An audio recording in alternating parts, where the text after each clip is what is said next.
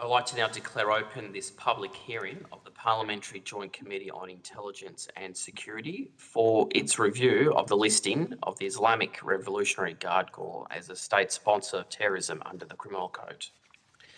I want to begin by acknowledging the traditional custodians of the land on which we meet today and pay my respects to elders past and present. This is the first time an entity has been listed under the state sponsors of terrorism framework. Under subsection 1110(7), subsection 2 of the Criminal Code, the PJCIS may review a listing at any time and report its comments and recommendations to both houses of the Commonwealth Parliament. These are public proceedings, although the committee may agree to request to have evidence heard in camera or may determine that certain evidence should be heard in camera. I remind all witnesses that in giving evidence to the committee, they are protected by parliamentary privilege unless you are giving evidence from outside of Australia. It is unlawful for anyone to threaten or disadvantage a witness on account of evidence given to a committee, and such action may be treated by the Parliament as contempt. It is also a contempt to give false or misleading evidence to a committee. Both houses of the Parliament have resolved that an officer of a department of the Commonwealth shall not be asked to give opinions on matters of policy and shall be given reasonable opportunity to refer questions asked to a superior officer or to a minister. This prohibits only questions asking for opinions on matters of policy and does not preclude questions asking for explanations of policies or factual questions about when and how policies were adopted. As Chair, I'll ensure the proceedings today are conducted in an orderly, respectful and courteous way, and I remind committee members of their obligations under the Behaviour Code for Parliamentarians and resolutions of both houses to treat witnesses with dignity, courtesy, fairness and respect. In accordance with the committee's resolutions of the 26th of August last year, this hearing will be broadcast on Parliament's website and the proof and official transcripts of proceedings will be published on the Parliament's website. The hearing today is being conducted with members of the committee and witnesses appearing in person and by video conference. Members and witnesses appearing remotely are reminded to mute your microphone when you are not speaking. On that note, I now would like to welcome witnesses before today's committee. Could I start off with each of the witnesses who are here to give evidence, and for the Hansard record, please state your full name and the capacity in which you appear before today's committee. I might start with Kylie. My name is Dr. Kylie Moore-Gilbert and I'm appearing in a personal capacity. Thank you, Kylie. Dr. Parisa. My name is Dr. Parisa Glass. I'm representing International Community of Iranian Academics, or ICOIA, and I'm an academic in Australia. And Tina, who's in Canberra. My name is Tina Kodrastami and I'm here on a personal capacity. Thank you very much. Although the committee does not require you to give evidence under oath, I should advise you that this hearing is a legal proceeding of the Parliament and therefore has the same standing as proceedings of the respective houses. The giving of false or misleading evidence is a serious matter, may be regarded as a contempt of the Parliament. The evidence given today will be recorded by Hansard and attracts parliamentary privilege. And due to the short time frame the committee is working within to complete its review to the Parliament, please try and answer all questions or provide information to the best of your ability in evidence today, as further written answers will have to be provided within 24 hours if you undertake to provide any. Now, on that note, I'd like to, in the same order, ask each of you to provide a brief opening statement before we kick off with questions, and I'll hand over to you, Kylie. Thanks so much, everyone, for this hearing and for inviting me to make a statement. As most of you probably are aware already, I'm speaking here in a personal capacity because I was a victim of the IRGC myself. I was taken hostage essentially by this group in 2018 following a visit to Iran of what was meant to be just 2 weeks at the invitation of an Iranian university to attend a seminar. And I was arrested by the IRGC at Tehran airport and was ultimately thrown in prison and given a 10-year prison sentence, which was then instrumentalized by the group to compel a prisoner swap agreement involving 3 of their members who had committed or who were arrested whilst in the process of committing a terrorist act in Thailand. And these 3 individuals were released in exchange for me at the end of 2020. And during the 2 years plus 2 years and 3 months I spent in the Iranian prison system, I was largely in the custody of the IRGC for most of that time, the IRGC intelligence organisation.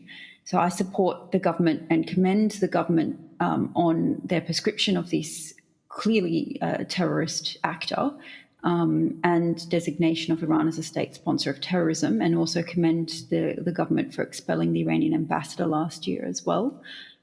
My remarks really are less around the imposition of sanctions and of the prescription of the IRGC, and more speak to the enforcement of this. I think we can sort of combine the sanctions on Iran and on individuals who work for or are associated with the regime or the IRGC, and the prescription of the IRGC. We can perhaps bundle them together in this sense when it comes to, imposition of these punishments or enforcement.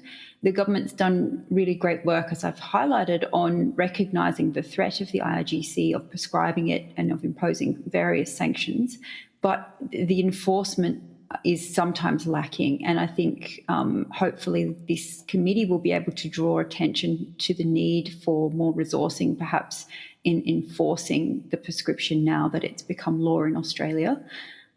We've seen, I'll keep my remarks brief, but I'll just point to 2 examples to illustrate.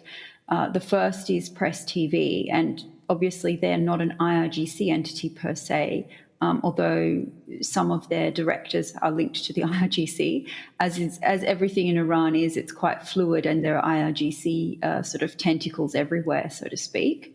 But, we sanctioned the Press TV in September 2023. Financial sanctions and travel bans were imposed, yet it was exposed that they'd been operating in Australia ever since, openly, with an Australia-based correspondent on the ground in Sydney, Shahana Butt, who was openly reporting from Australia, and this was being broadcast inside Iran, as recently as last year, despite clearly working for a sanctioned entity. So clearly no enforcement really was pursued following that designation, and it was only through exposure in the media that Ms. Shahana Butt's position in Australia was revealed, and the fact that the government clearly hadn't cracked down on Press TV's operations was revealed. And I know work has been done since then, but that's just one example of the fact that sanctioning is merely a symbolic act if we're not actually taking measures to enforce those sanctions after the fact. The second example, which I expect will be mentioned by a number of people appearing today, so I won't go into great detail over it, is the revelation that the daughter of one of the most senior regime officials in Iran and the former commander-in-chief of the IRGC, General Yahya Rahim Safavi, has been living in Australia since 2024, was given a student visa in February of that year and later granted PR in October of that year, despite being linked to someone General Safavi, who has been under sanctions since 2015 in Australia, first under UN Security Council Resolution 2231, which Australia signed up to, that pertained to Iran's nuclear and ballistic missile programs. And then from 2023, this general was sanctioned under our autonomous sanctions framework, meaning he was specifically by name sanctioned as an abuser of human rights and someone involved in those illicit weapons programs.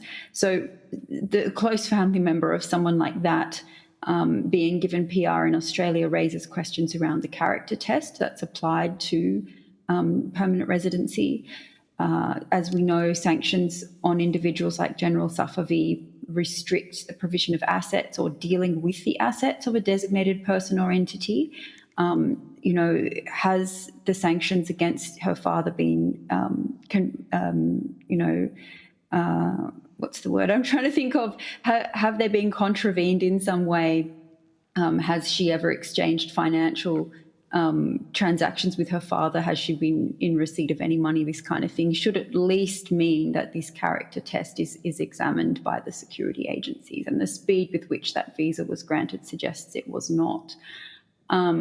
I'd also make the point that given the IRGC is now prescribed as a terror organisation, she has close family ties to the IRGC. That needs to be probed as well. And I'd note that she is not by no means the only individual here in Australia who has close ties to the IRGC, whose visa status should be examined by security agencies in light of the recent prescription. So to close, my argument here is that there needs to be greater focus on sanctions enforcement, particularly with the prescription of the IRGC, given there are a number of people present in Australia who have those ties or were or still are potentially members of the IRGC living among us. The fact that the Iranian Australian community has been so robust and taking it upon themselves to identify the children of senior regime members and others linked to the IRGC living in Australia shows that there's the widespread belief that security agencies have not been on top of this. I'm sure that there's some resourcing that potentially could be bolstered, and also a need for more Iran-specific expertise, including Farsi language expertise within Home Affairs and the security agencies. I think that avenues should be set up for the direct reporting of sanctions violations and of any individuals present with links to the regime or the IRGC by the community. I'm not sure that direct avenues for reporting currently exist beyond the more generic national security hotline, for instance. And in closing, I'll just mention one slightly related point that's come to my attention as well. As you know, Canada has already prescribed the IRGC, as have a number of other jurisdictions. And from talking to advocates in Canada about the success or otherwise of their efforts to list this group, the issue of forced conscripts has also come up, repeatedly. It's been on my radar for a couple of years now. Basically, there was no recognition within the Canadian prescription that some Iranian citizens are actually forcibly, conscripted to the IRGC during their 2 years of compulsory military service. And these people, under the threat of being sent to prison should they refuse to be conscripted, it's a mandatory service in Iran.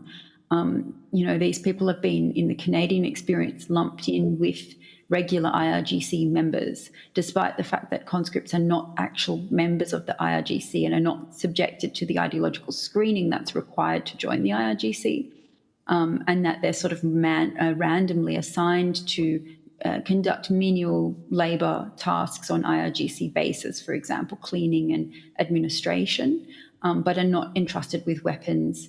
And in fact, we've seen in previous rounds of unrest in Iran, rounds of protest, which the IRGC has been active in putting down, such conscripts are routinely sort of expelled from their bases because they're not actually trusted, during such a sensitive time when the IRGC is undergoing the various rights abuses that it's perpetrated against the people of Iran. So that's just one thing I would flag, that in learning from Canada's experience, where people like that have been captured within the broader prescription framework, and therefore their visas have been thrown into limbo and they've been stuck in the system and unable to leave the country. It's important that we maintain that nuance when we're looking at revising the prescription as well. Right. Thanks a lot for that, Kylie. Thanks now so much. I'll go to Parisa. Thank you, Senator. I've written a statement. If that's okay, I'd like to read that out. Yes, please. Thank you again for the opportunity to appear before you today on behalf of the International Community of Iranian Academics, or ICOIA. Between 22 and 26, Iranian universities experienced an unprecedented escalation in state repression. Following the Women Life Freedom protests in 2022, the Iranian regime intensified its control over higher education through ideological oversight, administrative sanction, campus closures, criminal charges, and deliberate demographic engineering. These measures have systematically eroded university autonomy and deeply undermined the academic freedom in Iran. During this period, students were suspended, expelled, surveilled, and criminalized for peaceful protests, or for expressing dissenting views. Academics face intimidation, job insecurity, and severe restriction on research activity and international engagement. Together, these pressures triggered another wave of forced migration among Iran's brightest students and scholars, further accelerating the country's well-documented brain drain. At ICOIA, we remain closely connected to many of these displaced academics and students. They carry not only the trauma of past violence and intimidation, but also continuing fear for their safety of their families and their loved ones in Iran. Many remain silent even in their host countries to avoid attracting the attention of IRGC-affiliated elements abroad, who have been known to intimidate, monitor, and pressure the families of dissidents. Here in Australia, over the past 2 years, members of Iranian diaspora, including academics and students living in exile, have encountered IRGC symbols and supporters at public demonstrations. For many, these encounters are profoundly re-traumatizing and reinforce the reality of that IRGC's reach extends well beyond Iran's borders. Inside Iran, repression is driven by long-standing ideological policies under the authority of Supreme Leader and enforced by IRGC. These policies rely on a coordinated set of coercive measures across schools and universities to silence dissent, eliminate independent inquiry, and prevent educational institutions from serving as catalysts for political or social change. In recent months, Iran has witnessed mass killings of protesters on a scale unprecedented in its modern history, with multiple reports indicating that the January crackdown resulted in the deaths of tens of thousands of civilians, included an estimated 30% who were under the age of 20. As we meet here today, students across major Iranian universities are again being subjected to violence by Basij forces deployed to crush even the smallest expression of dissent, including the issuing of death sentences against student protesters. The most recent case is that of Armin Nur Mohammadi, an architect student at Amir Kabir University who now faces a death sentence for his involvement in the protest. I also wish to acknowledge Abbas Deljoui, an 18-year-old science student who died suddenly and under suspicious circumstances only days after his release from custody. Additionally, Aida Haidari, a 21-year-old medical student, and Zahra Balulipour, a 19-year-old language student, were shot and killed during recent demonstration, tragically exemplifying the lethal forces used against Iran's youth. As the representative of ICOIA, I respectfully urge the committee to maintain Australia's principled stance against the IRGC, including its continued listing as a terrorist organisation. I further urge the committee to ensure this listing is accompanied by robust measures to protect the law-abiding Iranian diaspora in Australia and to safeguard the broader Australian community from the influence, intimidation, and transnational repression tactics of the Islamic Republic, the IRGC, and its proxies. Thank you. Thank you very much. And Tina, you have the call. Thank you for having me, Chair and members of the committee. I will be echoing Dr. Gilbert and Glass today as I appear before this inquiry not as a foreign policy expert, but as someone shaped by lived experience. I am an Iranian-Australian architect, a local elected councillor in New South Wales, and a human rights advocate who has spent years working with diaspora communities. My advocacy is grounded in people, in families, in young women, in ordinary Australians who carry the weight of a regime that extends far beyond its borders. But I am also here because I have personally experienced intimidation. Several years ago, I was followed and confronted by an individual believed to be linked to the Iranian regime. That incident was later covered by 60 Minutes. It was a moment that transformed abstract fear into lived reality for me. It showed me very clearly that the reach of the Islamic Revolutionary Guard Corps is not theoretical. It is real and it does exist here. However, what happened to me is nothing in comparison to hundreds of Iranians living within the diaspora. Around 162 to 360 targeted assassinations in 19 different countries. I have provided information on a handful of these individuals in my submission today. My conclusion within this document is simple.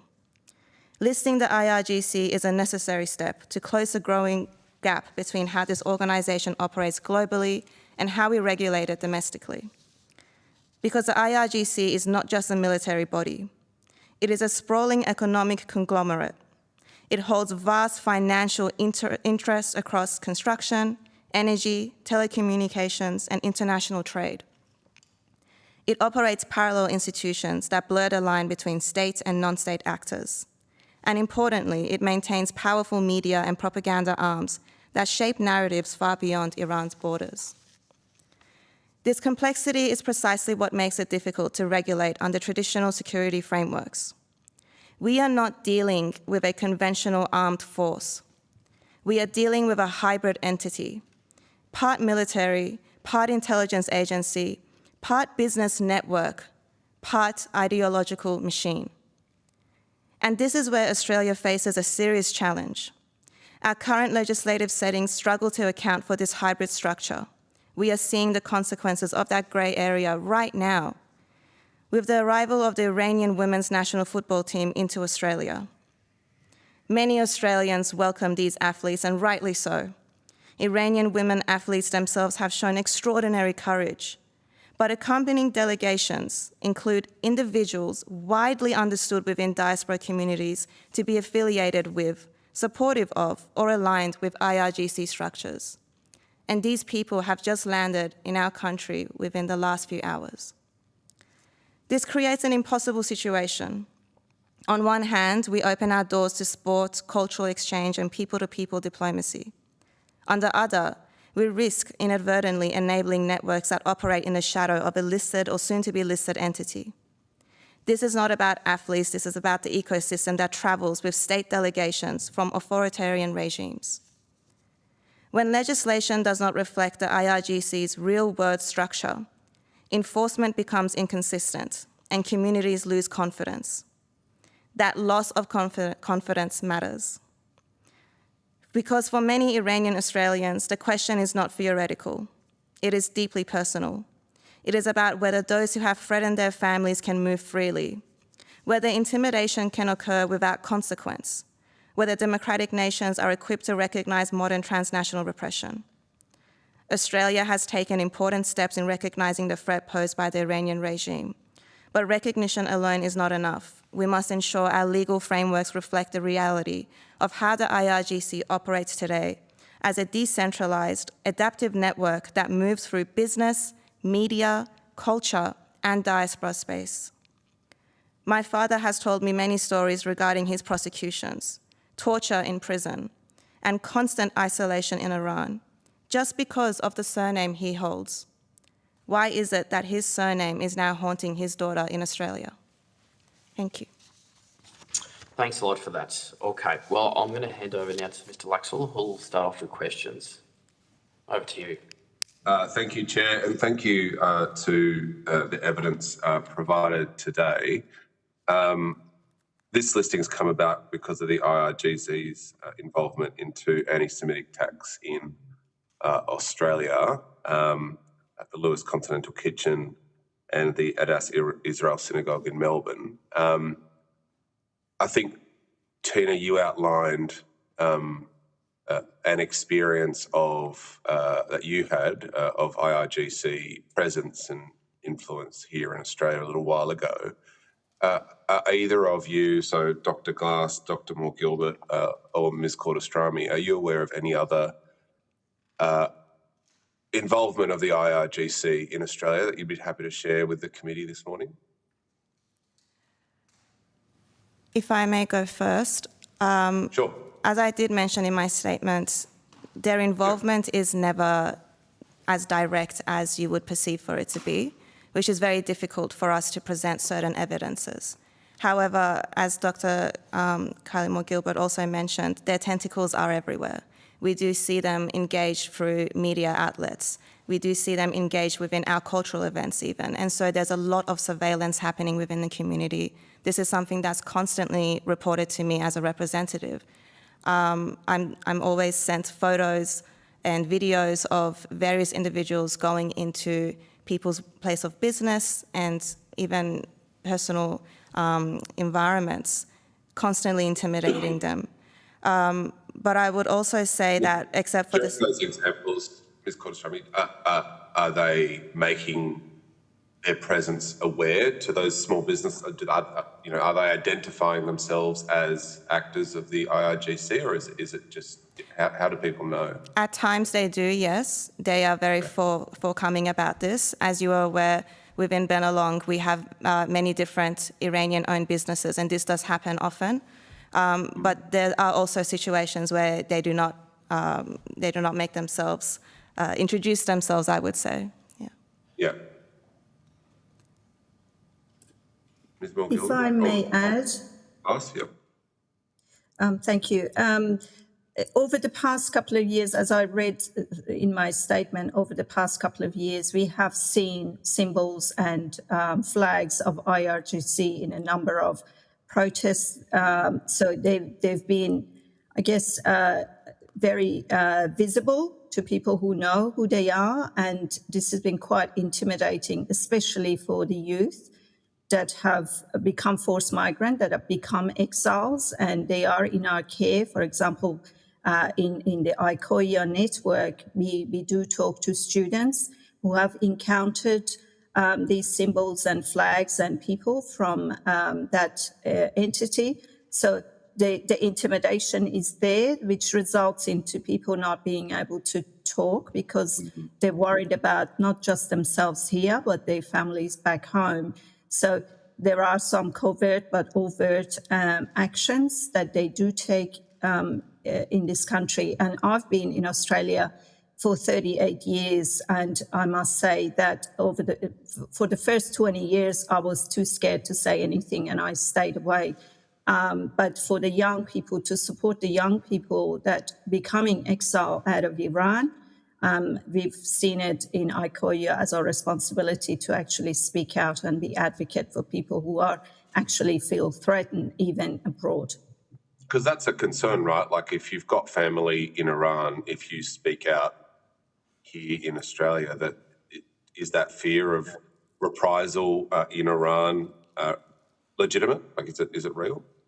Oh, absolutely real. And we know that. We've seen it many times. And I guess on social media as well, they do engage with people on social media and they threaten with various messages. So it is not a very, although we feel Australia is free and democratic, I feel for the Iranian students and academics that I work with, they don't feel that they have that freedom to speak out because they are fearful for themselves and their families back home.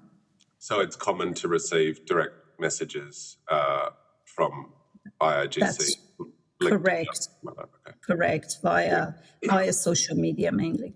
Yeah. Dr. Moore-Gilbert, did you have anything to add on that question? I just add that it's often impossible to determine which group within Iran is making the threats because, the IRGC is not the only intelligence actor. There's also the Ministry of Intelligence, and there are also other forces operating on behalf of various other factions that conduct surveillance abroad and transnational repression, including, the use of information obtained in Australia back in Iran during interrogations and this kind of thing. So, from my understanding, they never identify themselves explicitly as IRGC. You understand that they are agents of the regime, but which group or which faction of the regime these people belong to is often unclear, deliberately so, I'd say.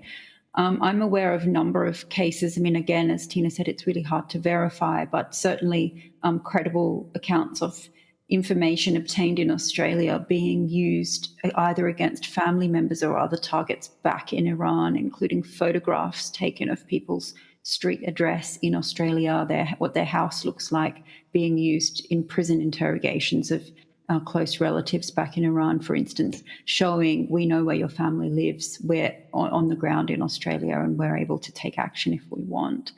I myself made a complaint to the National Security Hotline last year when I was approached in person by a supporter of the Iranian regime and implicitly threatened.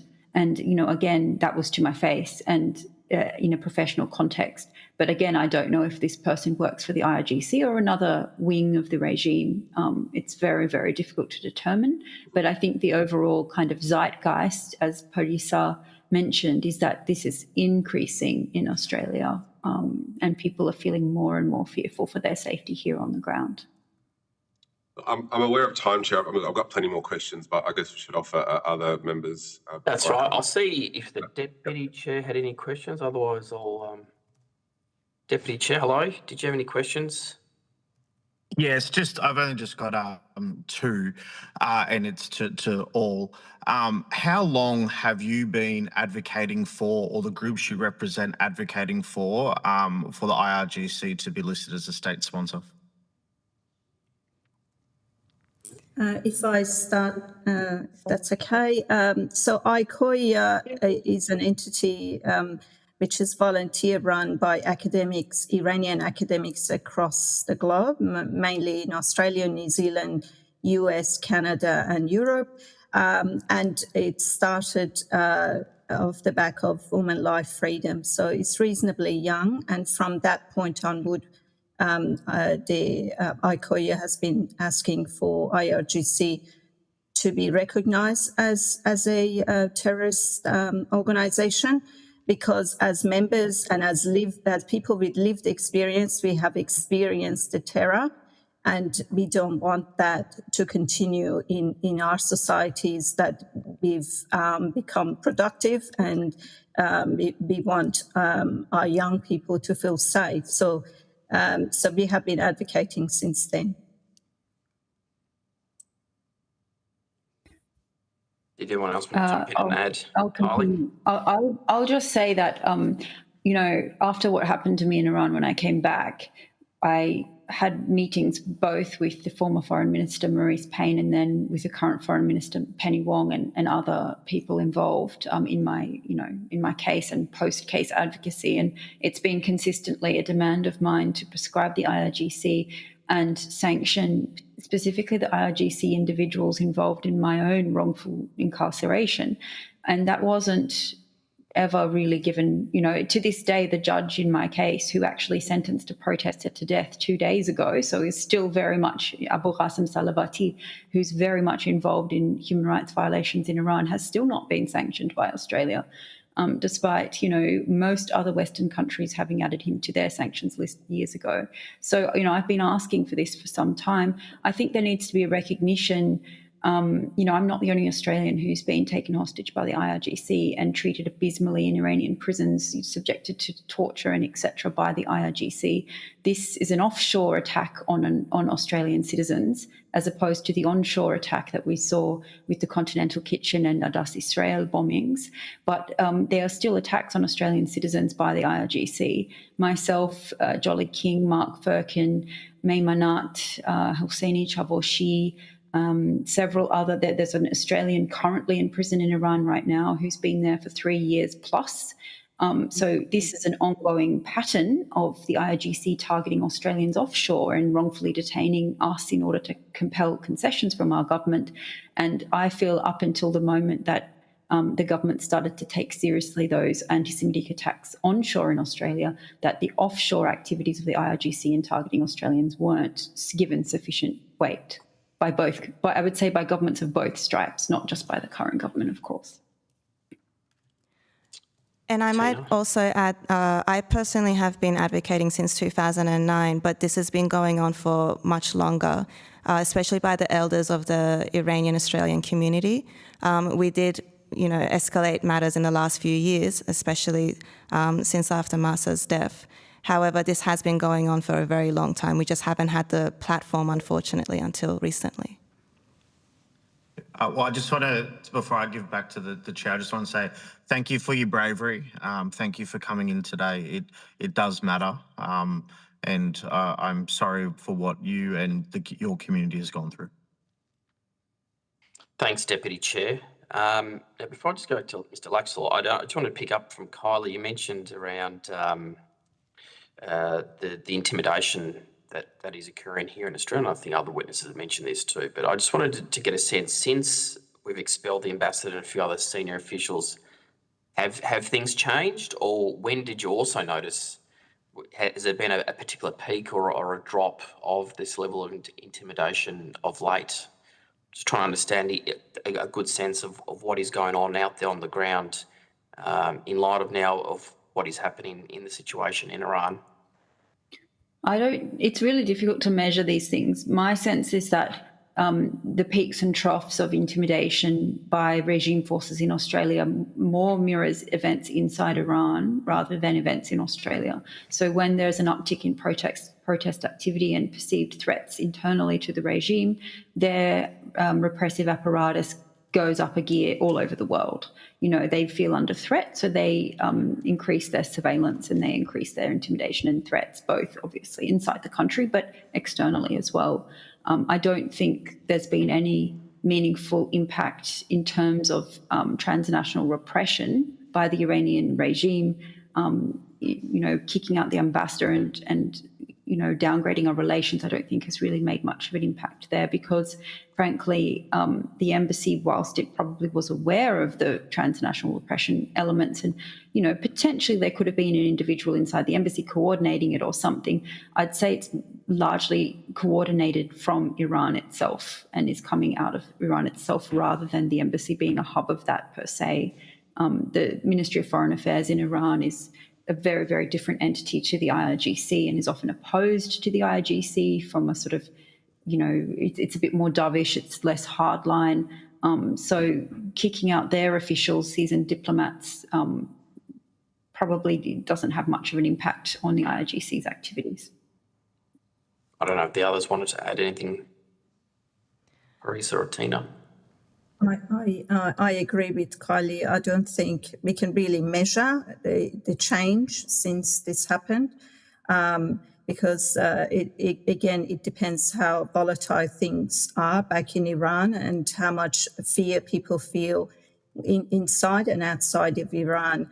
But what we know is that by prescribing them as a terrorist organization, it has given the Iranian diaspora some hope that there will be some changes made that will impact the people's lives here and also be the voice for people inside Iran that are obviously fighting for their freedom.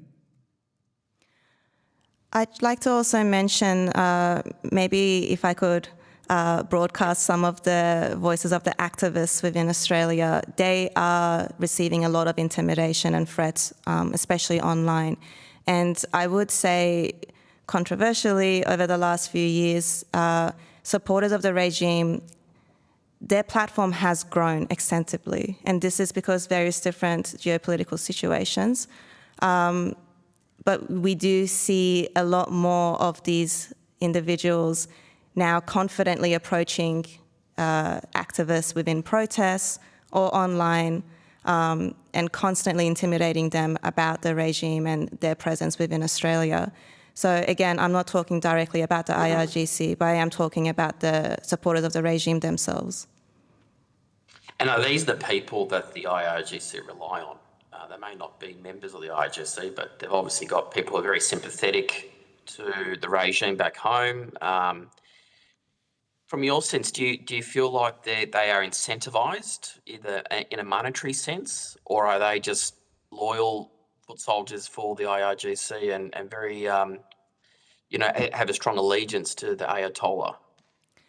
There have been evidences provided of gang-affiliated members. And so they do make, financially, they do gain from these relationships and encounters. But again, it could also be something that they are just personally tied to on a spiritual level because they support the regime. So as Kylie mentioned, we can't really be specific about these things. However, I'm not going to deny the fact that both the supporters of the regime have grown stronger within Australia and the fact that our activists are constantly being intimidated and threatened, both in person and online, when they are advocating for the removal of the regime. And you say stronger, are they becoming louder, or are they, like their numbers are growing? Like, I'm just trying to get a sense of, because I'd imagine the vast majority of the community here in Australia are very much opposed to the current regime back home. But I'm just intrigued to unpack what you just said about why they're getting stronger. Are they just becoming louder, or are they a lot more active within community? I don't know if you can elaborate. I briefly alluded to this being controversial, and I'll go into a little bit more detail. Within the pro-Palestine rallies, and again, this has nothing to do with my personal opinion about the geopolitical situation with Gaza, there have been tables and booths provided to supporters of the regime within these rallies. And so I can't tell you if the number of supporters of the regime in Australia have increased, but I can tell you their confidence has definitely increased because of this support provided to them, the platforms provided to them, and the opportunities that they have been given constantly on a weekly basis even to attend these rallies, speak at these rallies, and just know that if they do decide to attack one of our activists within our own, pro-democracy rallies, they will be supported by non-Iranians who are providing them with this platform. And are you finding, and that was my next question, are the people who are usually in support of the regime are from a non-Iranian background? People mainly connected through these other protests that are occurring?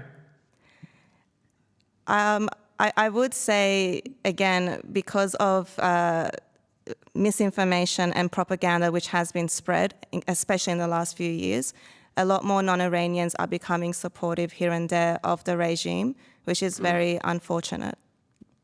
Yeah, that's right. Look, and I appreciate you got to be careful what you'd say too, but I don't know if the others wanted to quickly touch on that point that we just raised. Yeah, so I echo what's already been said, and as I was saying in my opening statement, they become more visible. And because we are aware of the existence in our community and with higher visibility, the intimidation has intensified.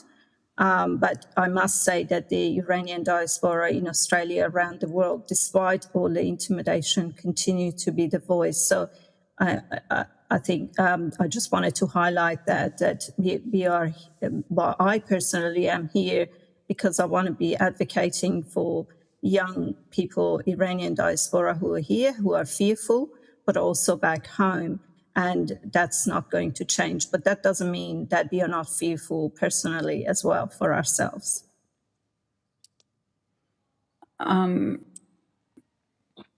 I'll just add that there are a number of high-profile non-Iranian Australia-based individuals online who have become mouthpieces for the Iranian regime, essentially propagandists.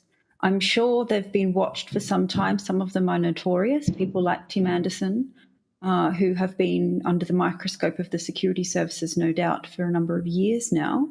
But such people have hundreds of thousands of followers and have been promoting propaganda for the regime, including whitewashing the massacre that we saw occur of tens of thousands of innocent protesters in January of this year, promoting misinformation around that. And this has a really dangerous sort of flow-on effect within the community more broadly, casting aspersions as to the veracity of, you know, these events happening on the ground and sort of whipping up hatred for the broader Iranian community's attempts to advocate for democracy in their home country. It's really concerning, and I think there's a lot of offline flow-on impacts of that we've seen in other movements here in Australia. And many of these individuals are not Iranian background at all, but have sort of latched on to the cause of the Iranian regime. I would assume mostly without financial compensation, although in the case of that individual whose name I mentioned, I think there's credible, there's some credibility behind the idea that perhaps money has changed hands there, but often it's, ideological sympathies because of broader geopolitical views on the Middle East. Therefore, my enemy's enemy is my friend, and that kind of alignment with the Islamic Republic of Iran, exists, and these people are bolstering their narratives online as a result. But there is, this is extremely dangerous, I think, for social cohesion more broadly and for national security here in Australia, frankly. Yeah, indeed. Now, Mr. Laxell, did you have any last-minute questions before we wrap up with this panel of witnesses?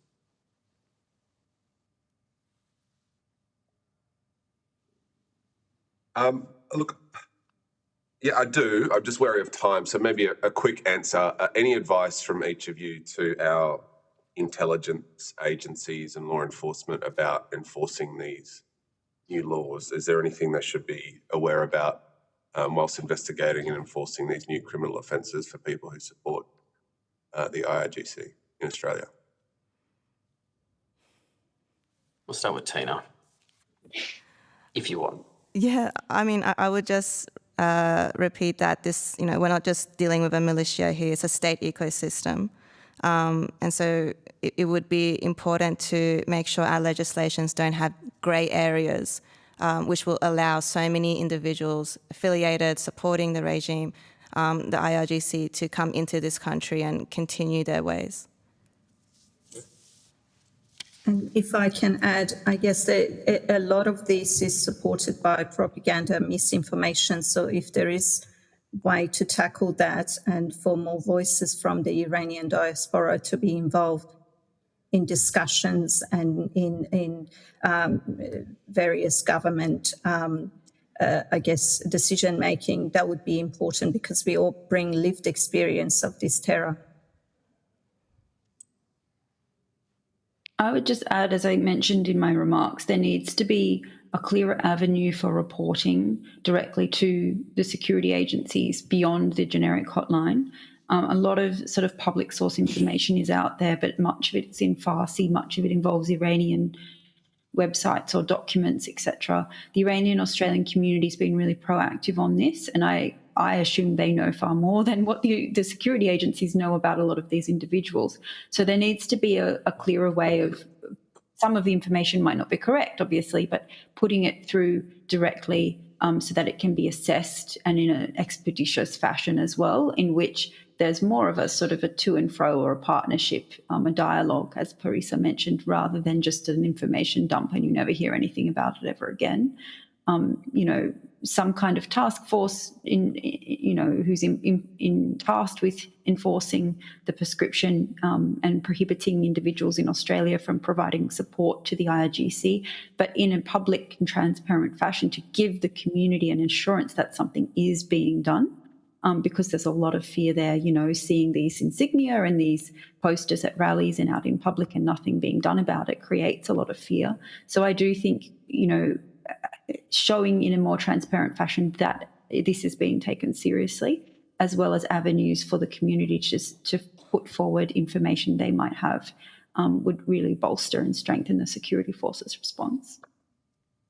Okay. All right, on that note, thank you very much. Can I thank the three of you for making time today? Thank you, Tina, also for making your way to Canberra. No worries. Thanks for having me.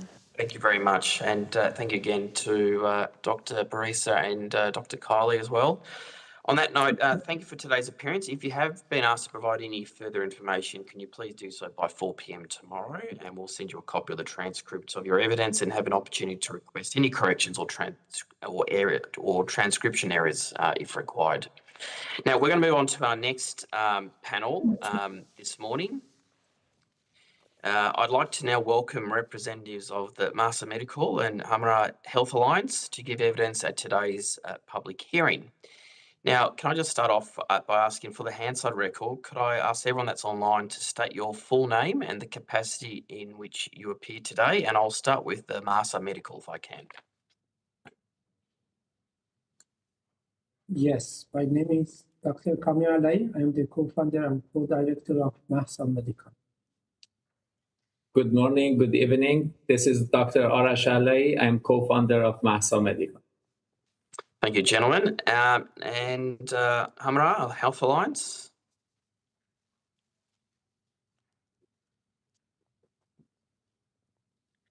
Good morning. My name is Dr. Solmaz Sharaka. Morning. And Professor?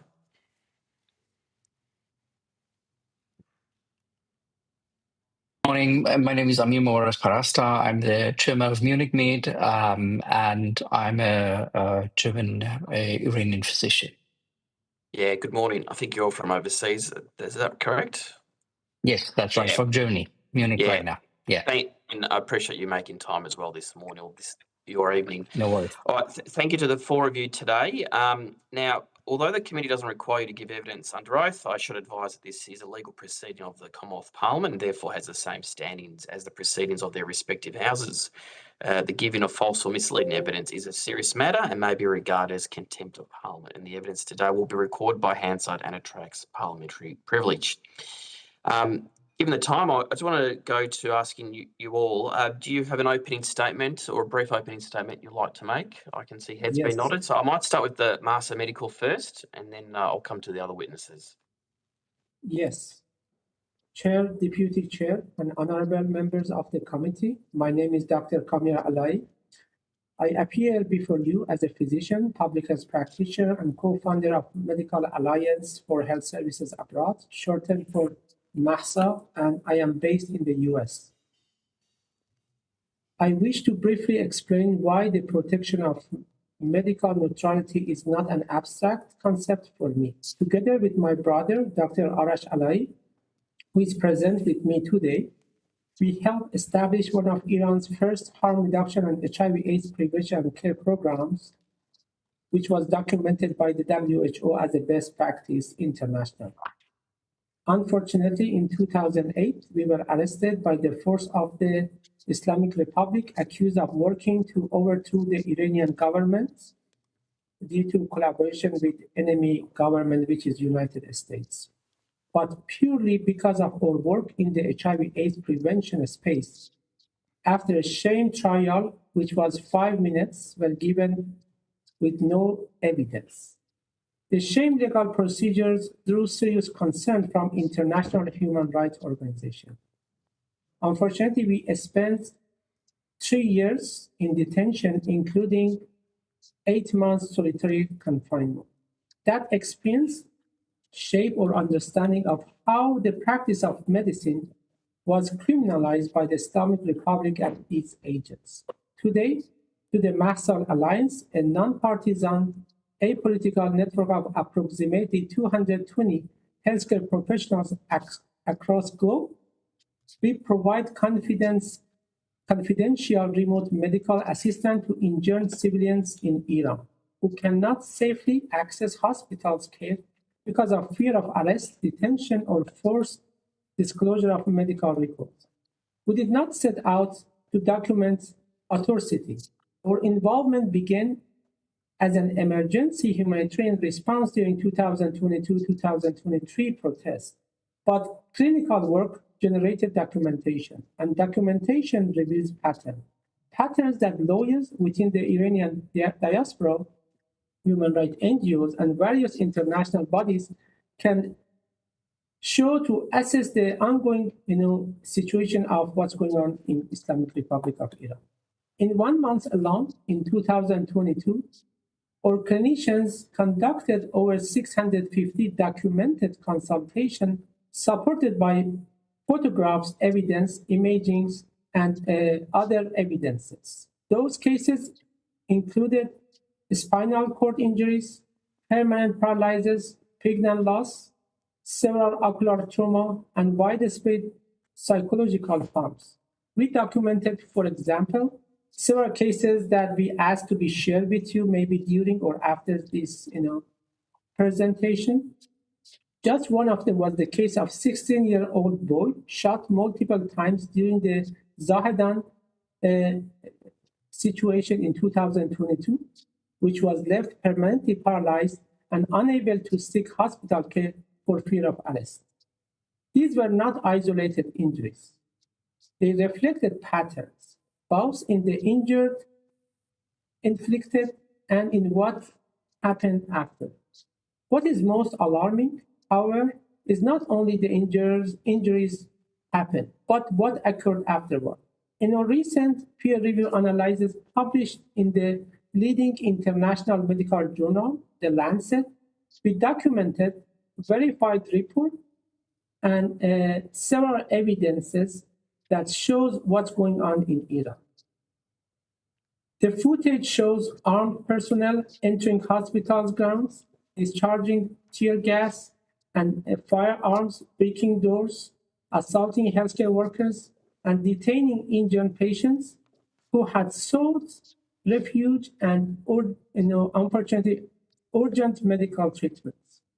Reports also describes interference with urgent surgical care, confiscations of medical records, pressure on administrators to disclose patients' identities, and misuse of ambulances for detention rather than patient transport. These acts do not represent incident disorder. They reflect direct interference with life-saving care by way of systematic and state-sponsored support. Hospitals are protected spaces under international humanitarian law, including the Geneva Conventions, and are further safeguarded by international medical standards. Medical neutrality requires that patients, healthcare providers, ambulances, and hospitals remain free from attacks, intimidations, and coercions. The Islamic Republic does not care for such universal concepts. Interference with life-saving medical treatment violates fundamental protections, including the right to life, the prohibition of cruel or degrading treatments, and safeguard against arbitrary detention. These atrocities are occurring in ordinary civilian hospitals, not on a battlefield. When violations occur outside armed conflict, the obligations under international human rights law are heightened. The recurrence of such incidents from 2022 to 2023 protests through to January 2026 demonstrates patterns, reputations, and intent. Even during the early protests, healthcare facilities were attacked, clinicians were threatened or arrested, and, for example, Dr. Aida Rostami, a physician who just treated injured protesters, was killed under circumstances widely condemned by international observers. From a micro-legal standpoint, pattern matters, and in this case, it speaks to the evil at play.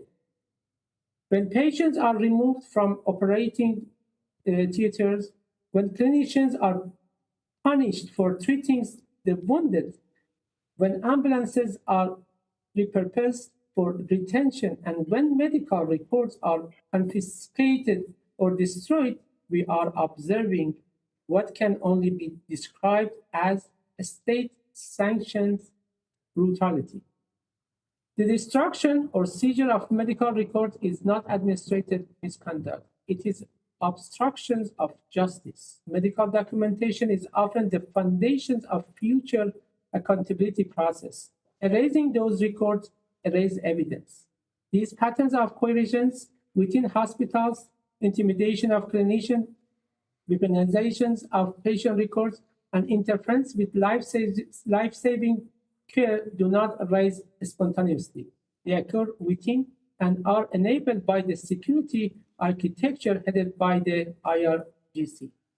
In 2024, the United Nations Independent International Fact-Finding Mission concluded that serious abuses during prior crackdowns amounted to crimes against humanity.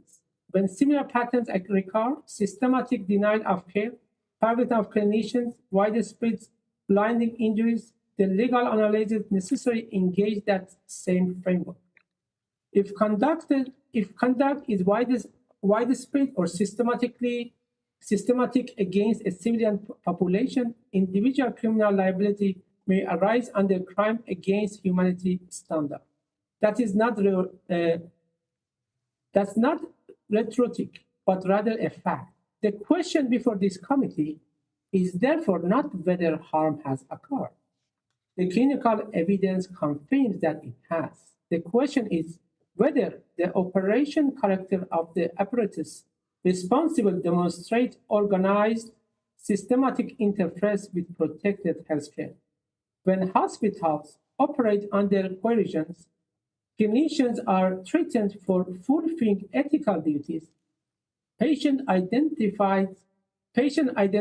are weaponized, ambulances are misused for detention, and these patterns repeat across provinces and years. This exceeds isolated misconduct. As physicians, we are bound to provide care without discrimination and without fear. When the practice of medicine is criminalized, silence undermines both professional ethics and international law. Maintaining the IRGC's listing is not symbolic or discretionary. It is necessary legal response to documented patterns of conduct that demonstrate organized, systematic interference with protected medical and civilian spaces. Upholding the listing affirms Australia's commitment to accountability, the rule of law, and the protection of fundamental legal standards. Medical neutrality is a fundamental pillar of any lawful society. If hospitals are no longer protected spaces where the wounded can seek care without fear, then the erosion exceeded beyond healthcare. It strikes at the rule of law itself and the integrity of civil society.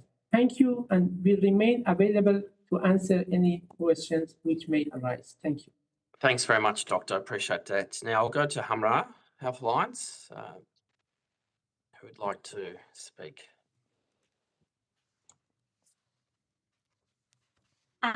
If it is okay, I will go after Dr. Parasta because he's going to present the statistics and numbers. Okay, off to you, Professor.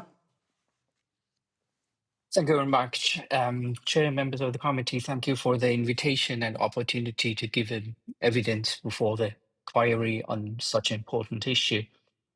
Well, as said, I appear before you as a physician and intend to giving an evidence-based data and figures on my professional experience as a medical doctor, as well as my work within my field of expertise within the Iranian diaspora.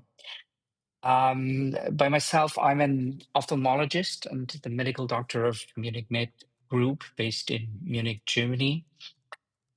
My work with the Iranian diaspora is not simply limited to research and analysis. My work, as it stands now, started some 3 years ago during the Women Life Freedom Movement, when waves of peaceful protesters from Iran were intentionally shot in the face and elsewhere in the body and required urgent medical treatment, which was denied to them by the authorities of the Islamic Republic, forcing them to flee to places like Turkey and northern Iraq and elsewhere to seek urgent medical care.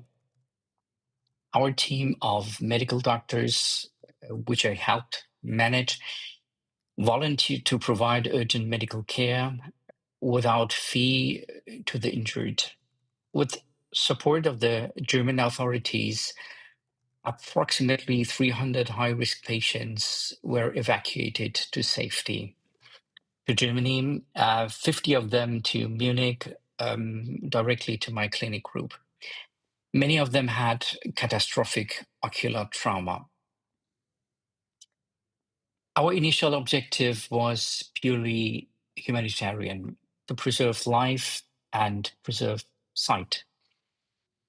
During that period, my team and I engaged in discussions with the UN Independent International Fact-Finding Commission on Iran, including exchanges with its chair, Mrs. Sarah Hossein.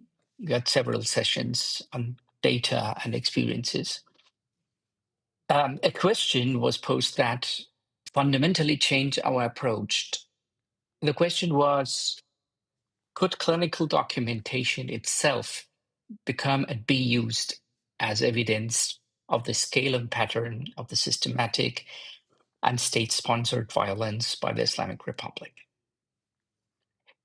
At that time, our network focused just on emergency humanitarian care. It was not yet structured for formal documentation or scientific data analysis.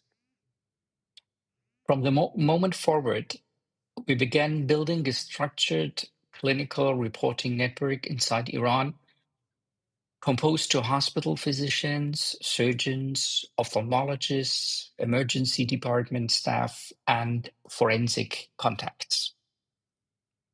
The figures I present today are the result of the checked and balanced work of that network.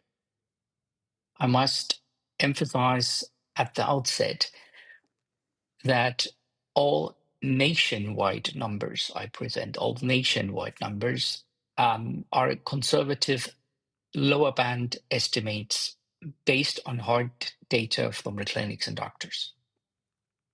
They are designed to avoid overstatement and to remain defensible under scrutiny.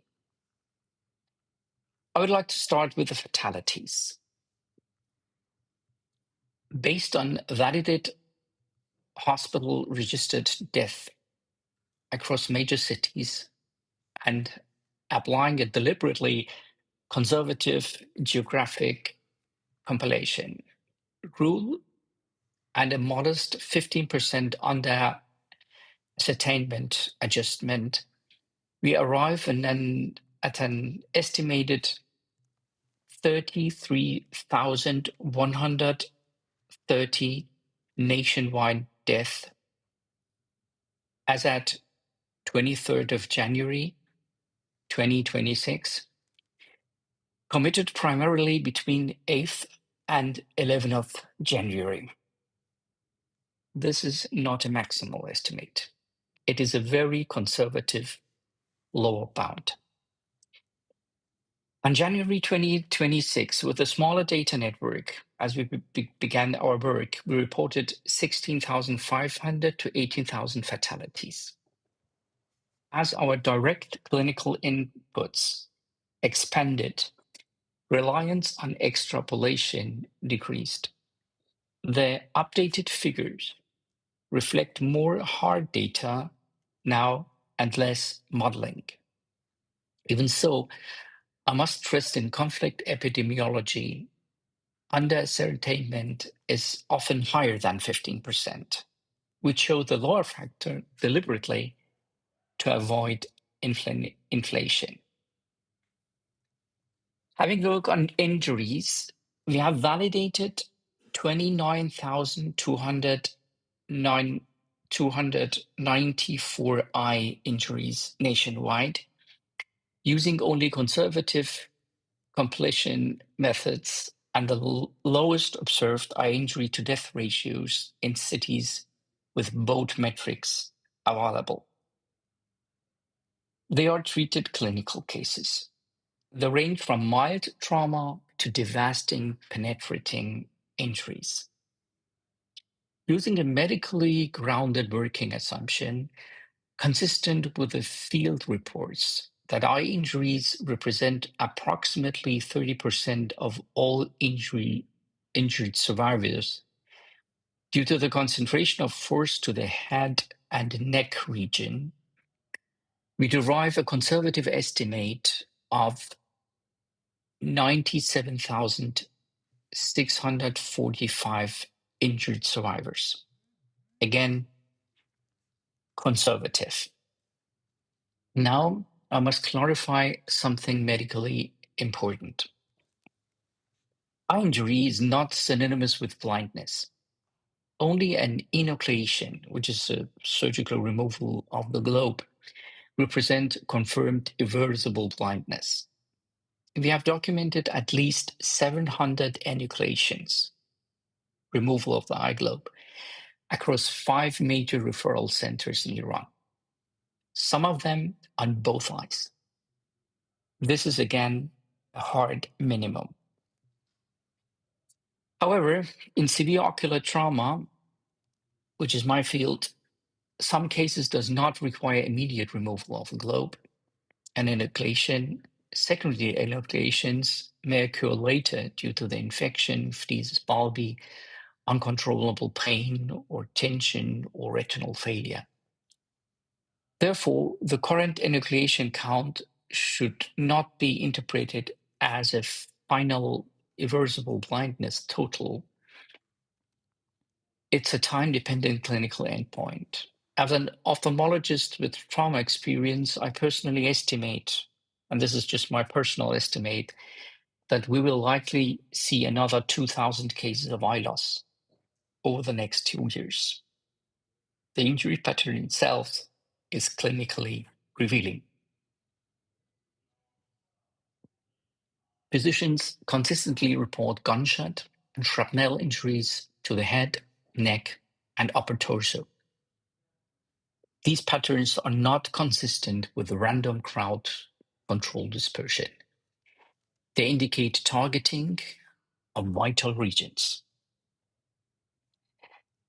We had also received some numbers on executions. We have received validated forensic medicine reported executions counts in specific cities.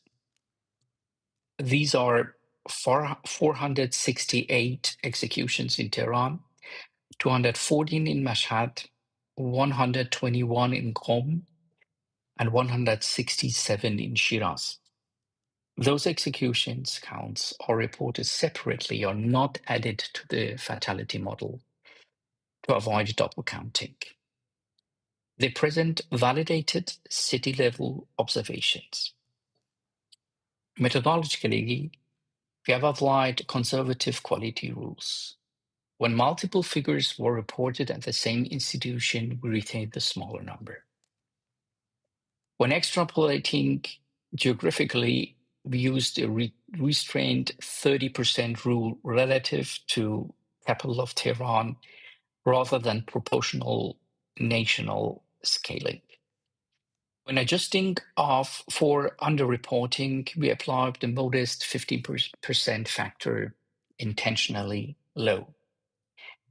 These figures are those structured to be defensible in judicial review. Independent international reporting has echoed elements of these findings. Media outlets have cited physician networks and internal health ministry tallies that align directionally with our conservative estimates. But behind every number is a patient, young individuals under 13, children, pregnant woman. Excuse me. That's right. I understand. Doctors reporting blood shortages, patients removed from operating theaters. This is not only a public health crisis, it's a mass casualty event, mass murder, unfolding under communication blackout. The figures I've presented today are not designed to shock, they are designed to withstand scrutiny. They are conservative, they are transparent, and they are medically grounded. They have been scrutinized, conservative. Even then, we have 33,130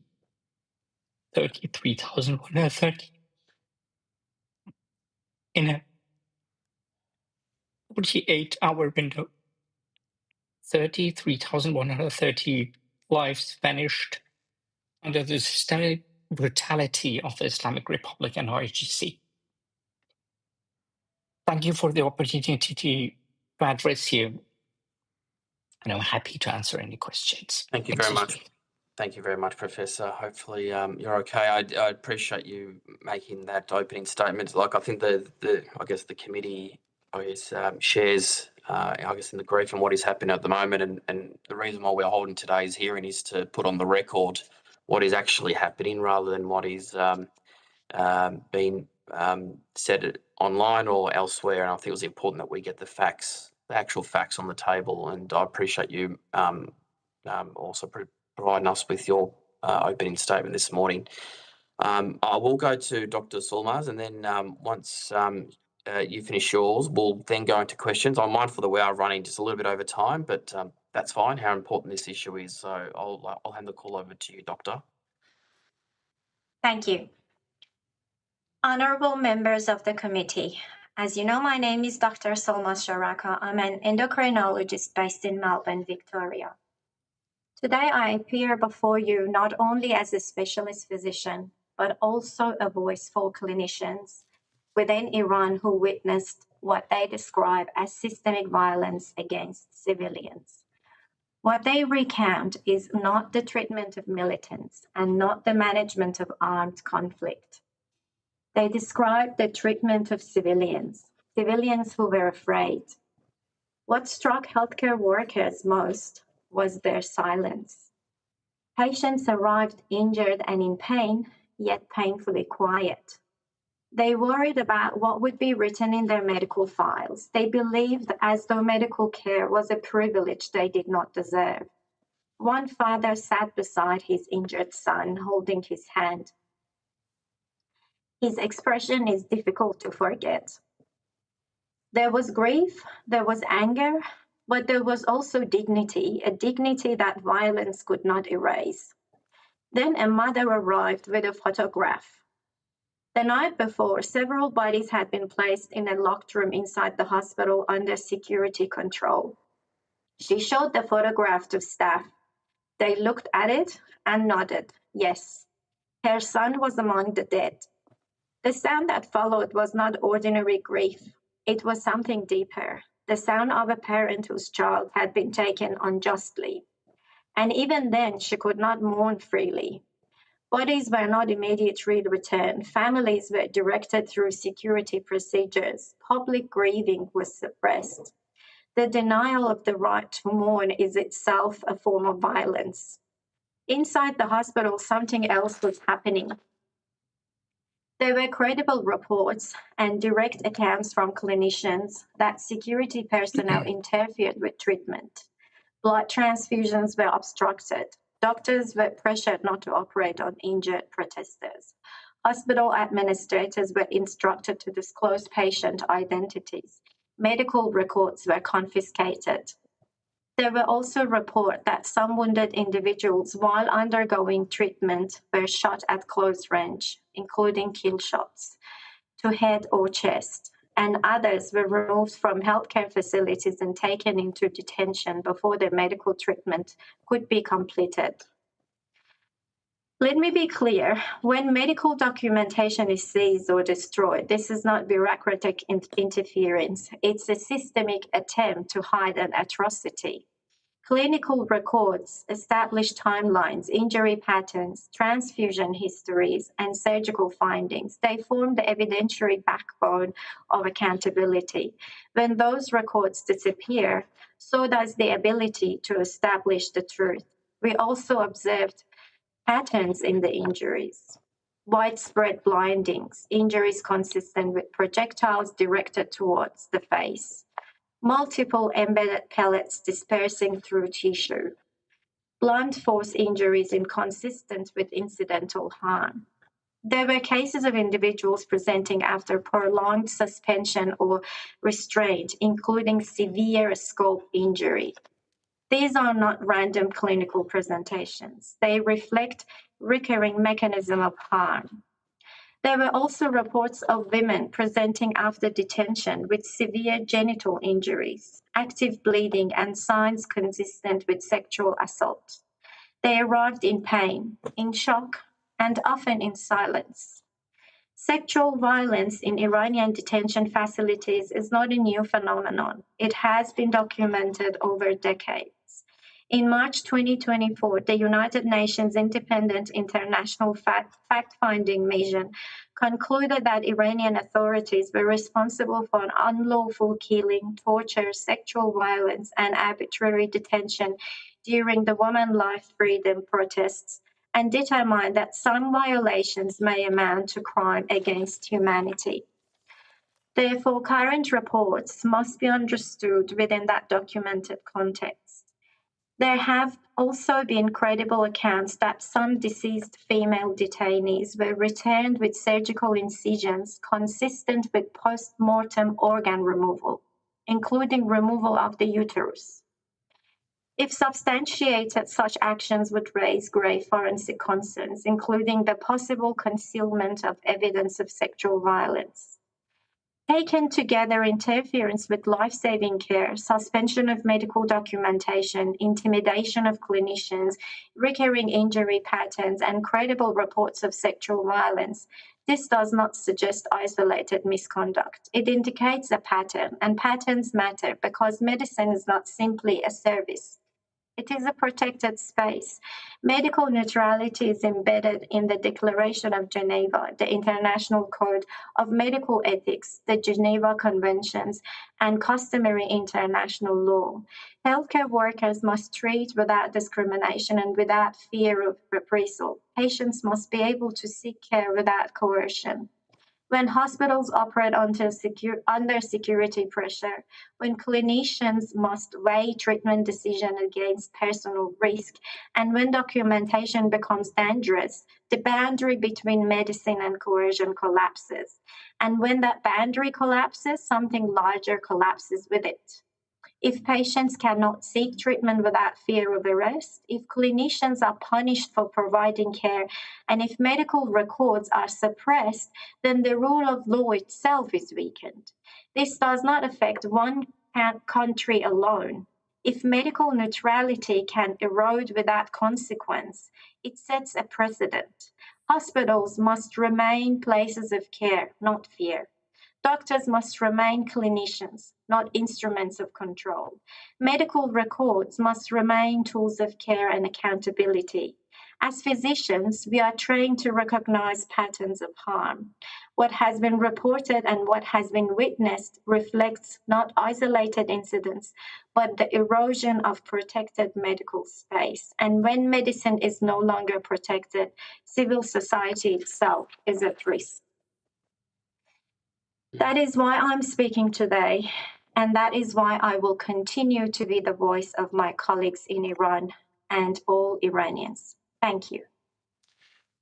Also, thank you to you, Doctor, and for that evidence. I'll hand the call over to Susan MacDonald, Senator MacDonald, to kick off with some questions.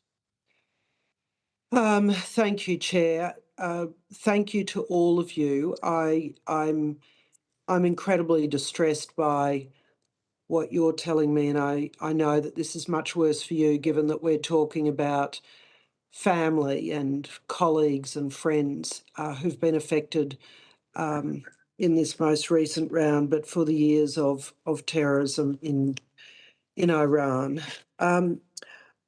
You have answered a number of my questions. I did specifically want to ask, though, in your submission, you refer to documentation of spinal cord injuries, permanent disability, pregnancy loss, intimidation of healthcare workers. And in your professional judgment, how do these injury patterns compare to what would normally be expected in a crowd control situation?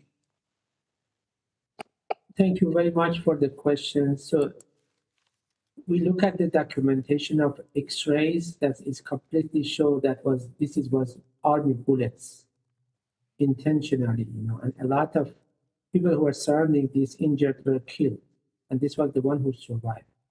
And they were during their praying. They were praying, and the militia came and they did mass shooting of several people. So I think there are more than 100 people they got injured, and more than 30 they got killed. We have three layers. So number one, the location that case has been, and the time of the demonstration and the attack, plus some medical imaging. So that's our documentation is not only imaging or medical record. It's validation of the time, location, and medical record that we have. May I ask, the independent clinical analysis estimates estimated at least 16,500 to 18,000 deaths, and Professor Parasta, you referred to 33,000 deaths in recent weeks. Could you explain to the committee how clinicians inside Iran arrived at those figures despite the internet shutdowns and the operational danger? Well, let's tell us the gap between the two numbers, because from the first estimates, we have several clinics having quite directly access to them through Starlink connections, even during the internet shutdown. After a while, even the connection between the clinics was difficult because the telephone, the network, and the internet inside of Iran got difficult. So we started to collect the data again with a gap of something about 10 days, because they need at least a telephone connection to give the data to those collectors or to those colleagues having the Starlink data to fill our shared document, which is in the cloud. Actually, it's very comparable with a Google Sheet, what we have used. So that was the way. So it was quite always difficult to gather the data without connections, but well, use telephone, you use Starlinks, whatever you have, and try to connect the data. So that tells us why the gap between the first estimate and the second estimate is so big, because of the timing between and the centers we added. How significant, in your assessment, is the likelihood of undercounting? Probably high significant, because we are working on the next report actually. And so our methodic is that we try to double check any figure in the same house with at least two sources to make sure that numbers are countable. And by now, I can say that probably the total amount figure of fatalities is nearby 45,000. So this report is highly underestimated. That's right. Okay.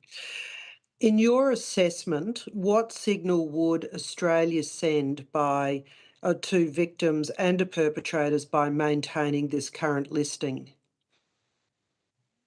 I'm sorry, didn't got the point.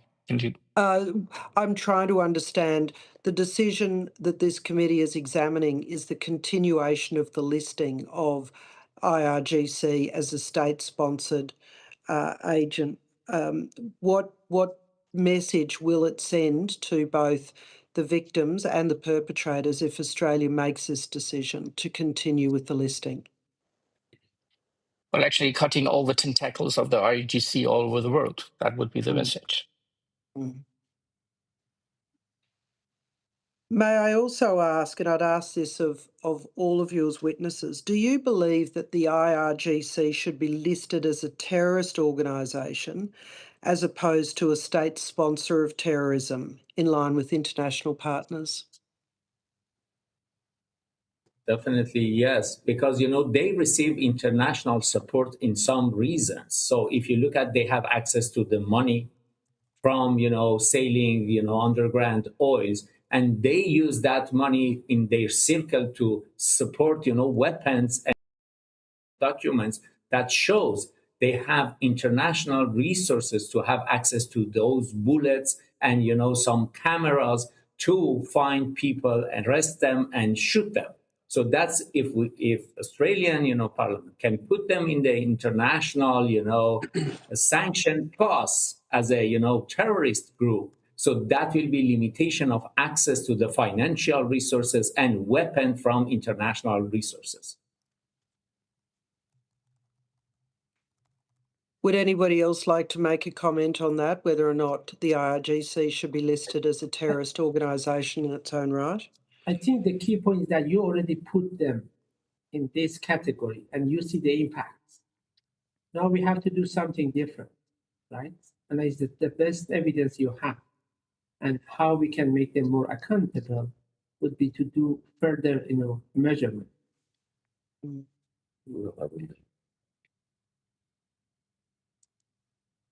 right. Um, Thank you, Chair. Thanks a lot, Senator. I don't know, Mr. Laxell, did you have anything that you wanted to add? No, I'm fine. Thank you, Chair. It was very comprehensive evidence. Thanks. It was. I just want to go back to what is occurring on the ground. So when the protests are occurring, so are the IRGC then playing a very active enforcement actions, I guess, at those protests, or is it once the protests have people have moved away, are they then targeting individuals, or is there a combination of both scenarios here? So you've got If I the may domestic police answer. force on the ground, and then you've got the IRGC. Are they working hand in hand here? Sorry, Doctor. If I may answer, it's a combination of both. Yep. So they get involved at the time of the protests, but we still hear reports from inside Iran that they're still tracing the video surveillance cameras, and they're still going after people who were present at the time of protests. One of the systemic actions that they are taking, unfortunately, inside Iran is that they are going inside the schools and they're examining inside the high schools, and they're examining the students and anyone with any scars of injury in line with being shot by a bullet, or which would suggest that they were present at the protest, and they are abducted from the school and taken into detention. So at the moment, a lot of families are even fearful to send their children to the school because they may go and they may never come back. And there has been reports of kids who were detained recently and were killed within a few days, and then they had to go and collect the bodies. So may I add on that? So there are numbers of report and evidence we have they attacked schools. In addition to that, our cases, Kamiyar and myself, as a doctor, we supported people living with HIV/AIDS without any political background, without any challenge about, opinion. Only as a healthcare providers, why we have been in solitary cell for months and in prison for years, because of only doing support which is not acceptable by ideology of this regime and Revolutionary Guard. That's not only people have been targeted as a protester, they have target for everybody they don't want it to follow them and their opinion. And if you look at that, in the same time, when they attack those people who have been in the street, they attacked other people. They have not been in that street, and they targeted them, they arrested them, they forced them. Look at doctors. They have been in hospitals. They provided service to those people who have been injured. They attacked them. Now we have, some report. Some of them, they are going to receive long sentence to be in prison for a long time. So this is combination of the opinion of Revolutionary Guard. And I know quite distressing, like the information that you've all provided. But as I also understand it too, when there are families, grieving families, who are either tried to pick up their children or their relatives' bodies, is it the case that the IRGC or government is asking for an exchange of money in order to collect bodies? It's been put to me that payment is required times for them to collect their deceased loved ones. Yes, it's correct. And in fact, they've actually made a fortune out of this, because another report came out of the country that the security forces were told that for each bullet they shoot, they will pay a certain amount, and the amount will be tripled if they kill someone. And that's actually the reason they went into hospitals and they shot the kill shots, because they could increase their income and they could increase their numbers that they could present to IRGC and the security guards, and in return, they charged families like 10 times the amount of the money they paid to those security forces for each single body. If you think about it, they actually made money out of this. And these are people from the IRGC making money out of this, or are they paying individuals outside of the IRGC? Some of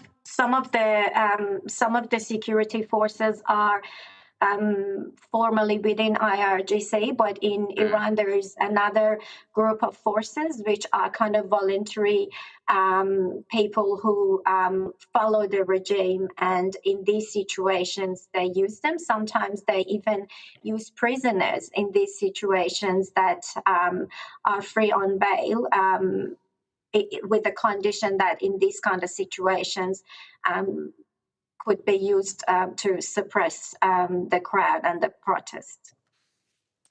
Are any of you aware if the IRGC is targeting certain ethnic groups within Iran? Are there particular communities that they are trying to seek harm? Or is it just a blanket rule for anyone that protests or stands up to the regime? Yeah, that's a great question. So during Mahsa, the pattern was completely different. 3.5 years ago, most of the mortality belonged to ethnic or religious minorities who belong to western part of Iran, Kurdish, Sunni minorities, or eastern part of Iran, Sistan, Baluchistan, who were Sunni minorities. But this time it was regardless. In the Mahsa, it was mainly in rural area or small cities. We had most of the mortalities. In main cities, they wanted to reduce mortality and increase morbidity. But this time it was regardless. During Mahsa, it was mainly concentrated among a younger adult, but this time was regardless. We have cases over 80 years old grandma that I shared the pictures. We have 17 years old grandson. Different cities, small, big cities, different genders, different ethnicity. So this is really shows it's crime against humanity, and that's very important. And it's very important if you look at the data during the first 7 days, the level of severity was not as high as the 8th day. Means on Friday, they intentionally shoot to kill people. This is the mandate they received. So that shows that we say it was systematically, with no discrimination and with intention. And that's the definition of, crimes against humanity. And I guess in terms of here in Australia, are you aware of the IRGC using contacts here in Australia to feed information back to Iran to target certain family members that might be active here in Australian protests, that then results in family members being back home in Iran being targeted by the IRGC?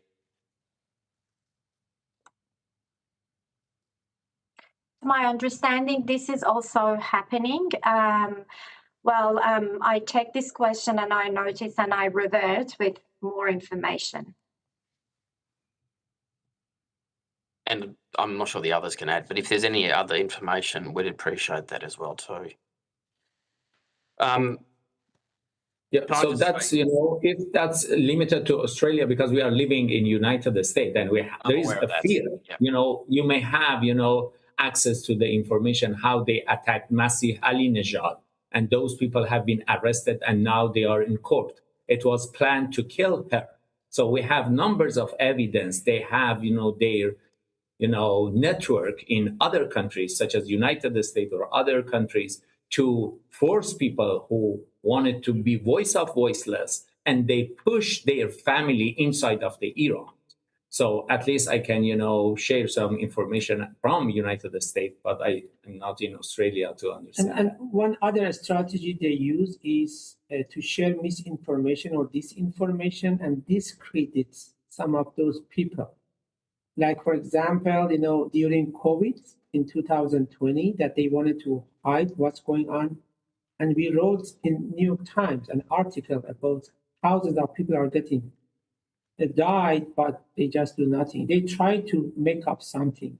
They use misinformation. This is not just for some of us, for everyone. They think that they could be a good source of evidence. They wanted to discredit them by using any, they have a cybersecurity, and they said it's in news. They have over 100,000 fake accounts on social media, and they targeted some of those individuals to discredit. Okay, and look, just before we finish, I just want to ask, what do you believe is the estimate of the death toll that is in Iran at the moment? I mean, I've seen reporting around the 80,000 mark, but I just wanted to ask you what you believe is the death and injury toll. Well, I think we will be very near to 45,000 during those protests. That would be probably the amount we will publish on the next report on the evidence-based data. All right. Can I just thank all four of you for making time today? I know this can be very distressing, and we all sort of grieve with you at the moment. We've all got either friends or family here in Australia, and I just can't thank you enough for making time, for sharing the evidence. It's important that we do get these facts on the record, because it helps us when we provide our report to the Parliament to get a full picture about what is actually occurring and the conduct of the IRGC in support of the government's listing of the IRGC as a sponsor of terrorism. And I appreciate your time, Professor, who's in Germany, and our other doctors in the United States, and obviously to you, Dr. Solmaz in Melbourne, for making time. I appreciate what you have done today, and support you wholeheartedly for the evidence that you've appeared before today's committee. Thank you for having us. No, Thank my you, pleasure. David. Thank you. Look after yourselves, please. Thank you. On that note, we are now going to move over to our next group of witnesses. We are running slightly over time, but that's fine. This is a very important topic, and we'll get through it. I want to welcome representatives today of the Australian Iranian Community Organisation and the Australian Iranian Community Alliance to give evidence at today's public hearing. Good morning. For the Hansard record, could I ask that you state your full name and the capacity in which you appear before today's committee? We might start with you, friend. Thanks, Senator. My name is Suran Edgar. I'm the Vice President of the Australian Iranian Community Alliance. Thank you very much. Do we have Australian Iranian Community Organisation?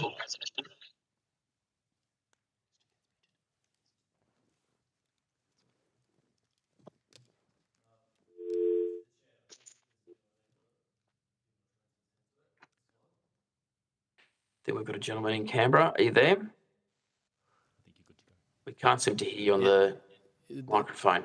Do you have my voice, Chair? I do now, yes. Thank you. Wonderful. I'm grateful. My name is Faraz Magami. I'm a barrister based in Sydney, and today I appear for and on behalf of the Australian Iranian Community Organisation, ICO.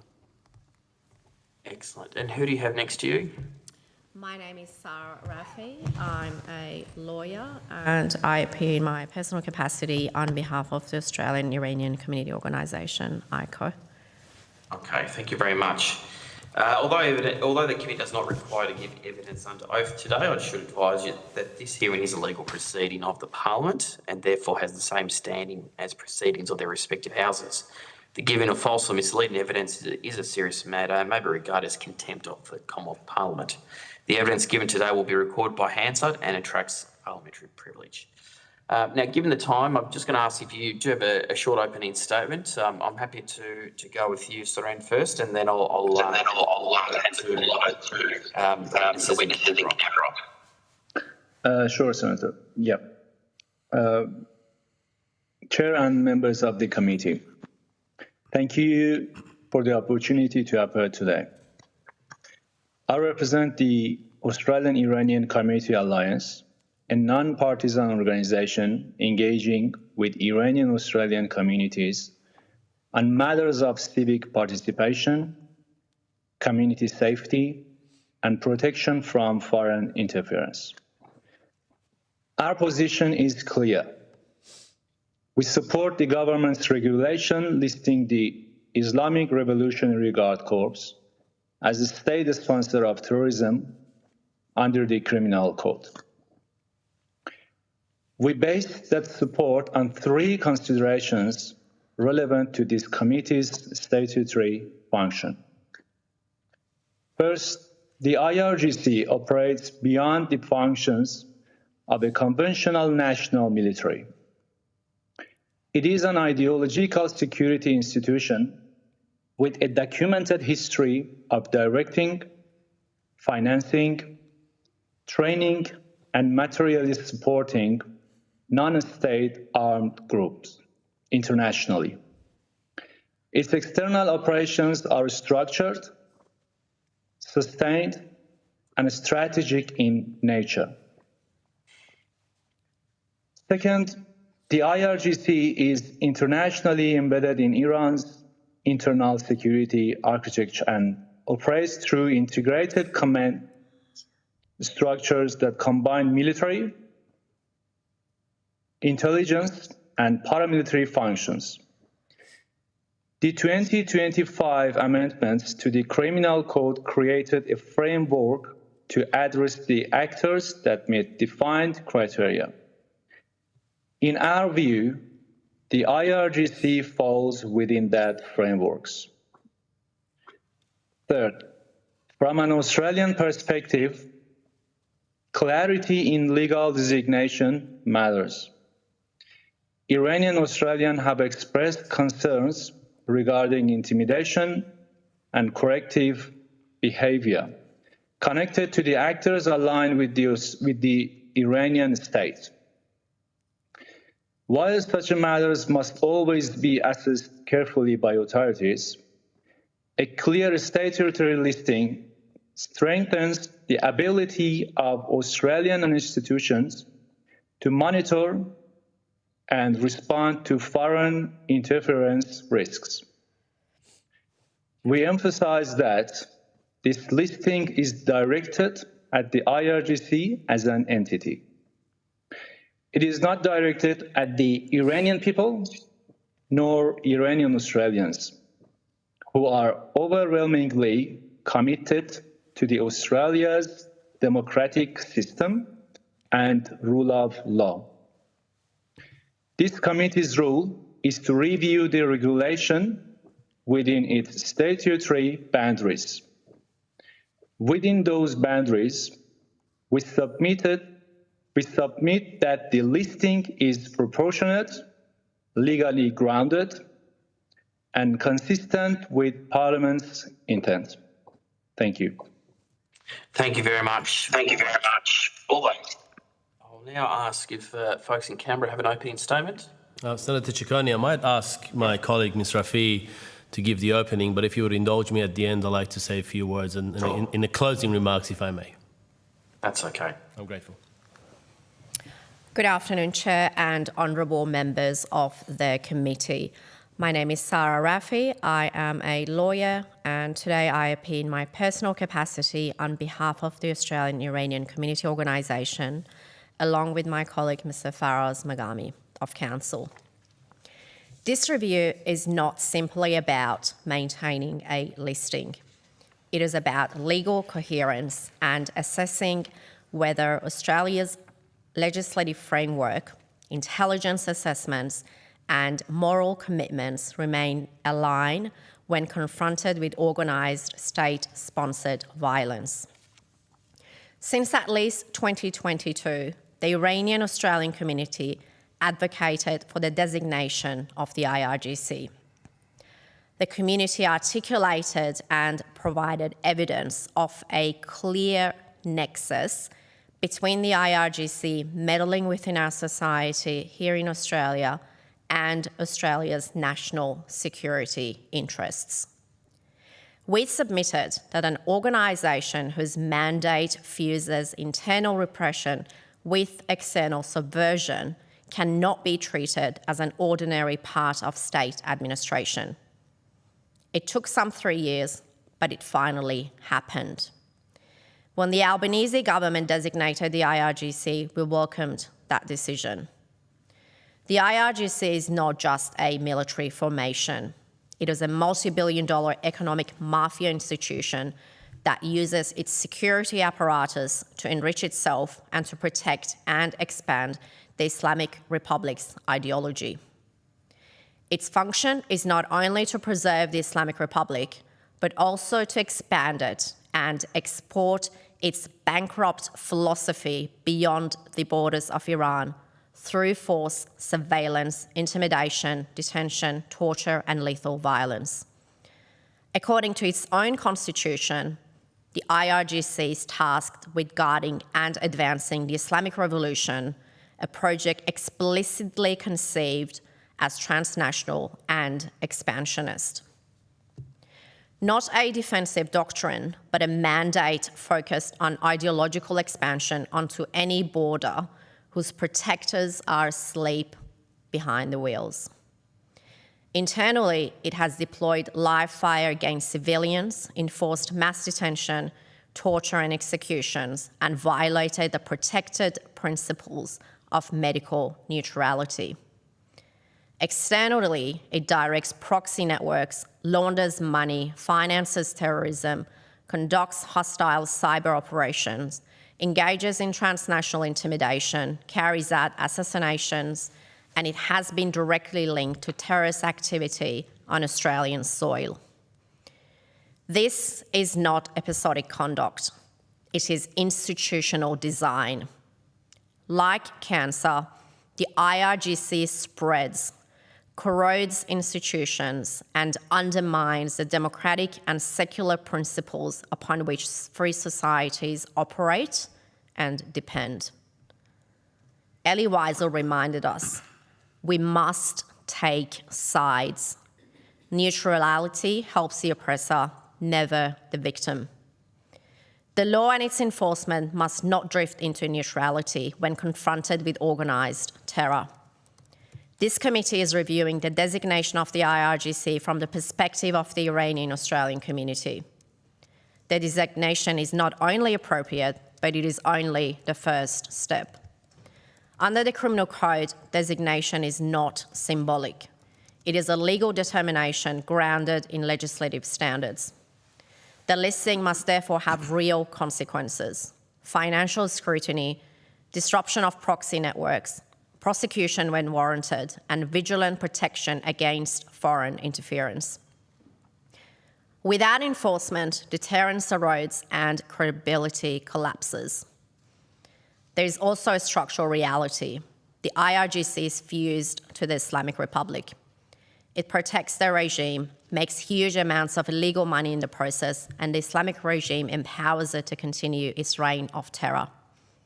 In 2024, the United Nations Independent International Fact-Finding Mission concluded that the Islamic Republic committed crimes against humanity. Its mandate was renewed this year, reflecting the continuing gravity of the situation. Credible reports of mass killings under communication blackout reinforce that conclusion. When a government relies on organised violence and terror against its own citizens to survive, the foundations for diplomatic recognition collapses. As Foreign Minister Penny Wong stated, a regime that requires the murder of its own people to maintain authority is not a regime of any legitimacy. Iranians have demonstrated at immense personal cost that they reject the Islamic Republic and seek a secular democratic transition consistent with the Universal Declarations of Human Rights. When legitimacy dies, recognition dies with it. Australia, together with its international partners, must revoke recognition of the Islamic Republic, dismantle the regime's machinery of violence, stand with the people of Iran, and support their transition to a secular democracy. But on IRGC specifically, for more than 3 years, we urged designation. When it came, we welcomed it. Now the responsibility is not only to maintain the IRGC's listing, but to enforce it rigorously and without hesitation. Because when the time comes to do what is right, The rule of law does not retreat from confronting organised terror. It draws the line and holds it. Thank you. Thanks a lot. Now, you had wanted to add something at the end there? Yeah, I was hoping to do it at the end of the evidence, but I'm happy to say it now. I'm in your hands, Chair. Probably best to do it now. We'll be aiming to finish up at 12:30. Certainly. Given that both Sarah and I appear on behalf of the community groups of the Iranian diaspora, I'm asked to say a few words, and I utter that on behalf of the community groups in Australia and also the Iranian diaspora more largely. The people of Iran are living through a nightmare.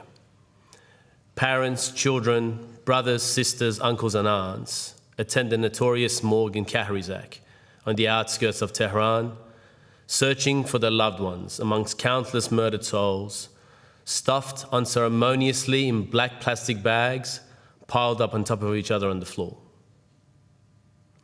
Those lucky enough to be able to find and identify the remains of their loved ones are told to pay exorbitant sums for the bullets used to kill their loved ones. Others are forced to sign waivers, foregoing their rights to seek justice, simply so they're allowed to take the body of their loved ones away and bury it.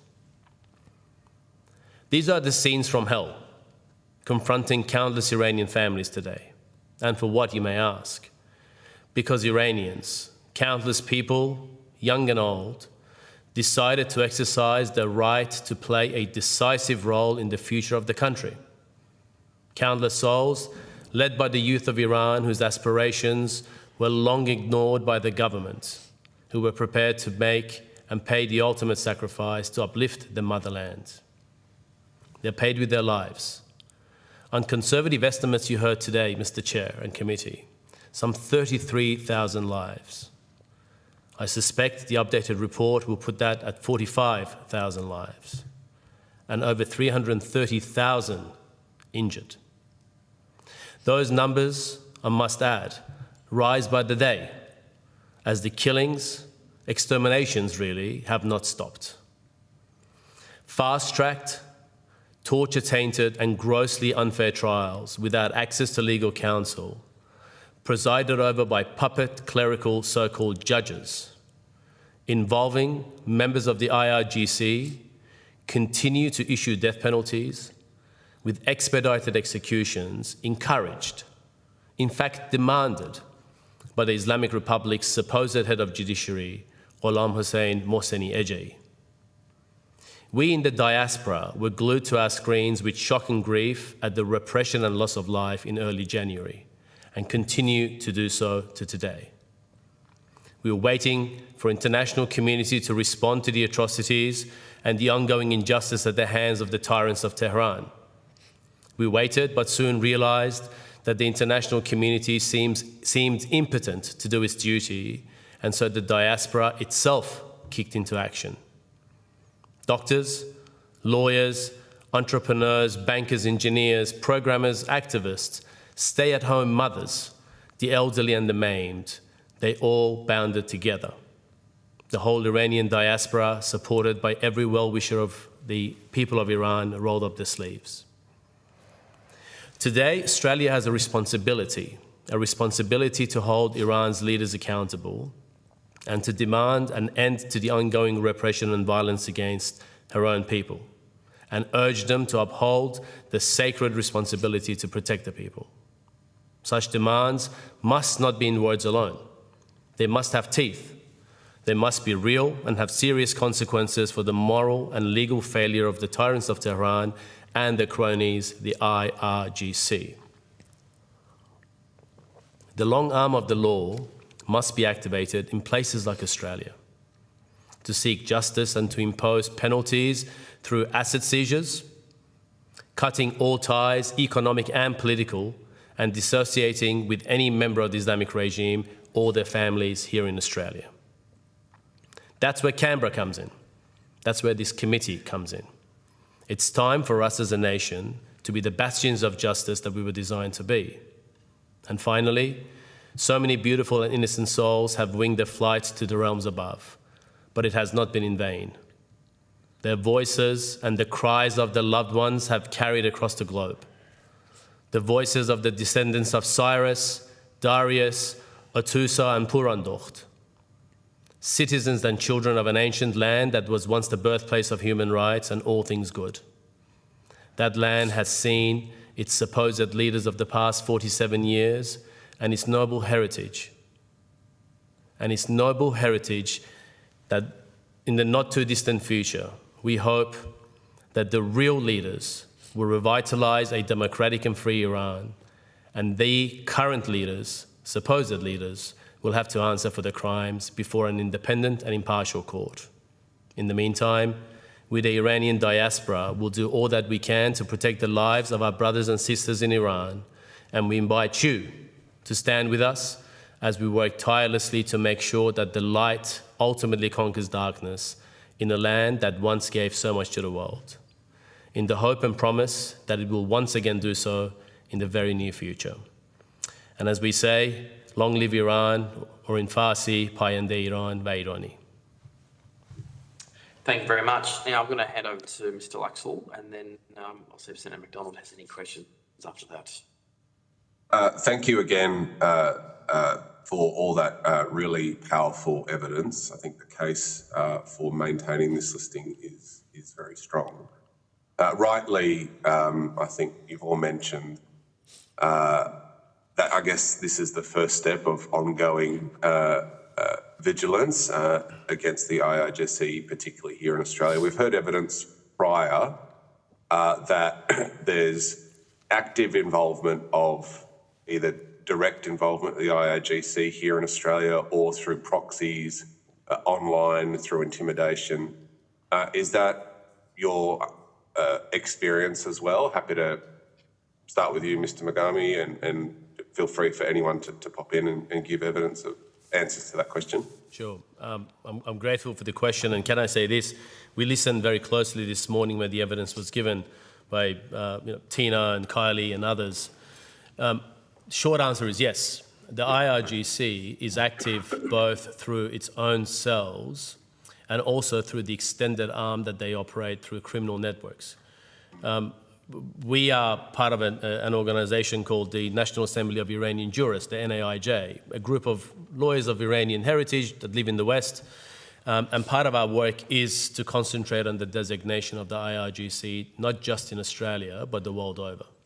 We were involved in Canada, we were involved in the European Union, and are currently actively engaging in the United Kingdom.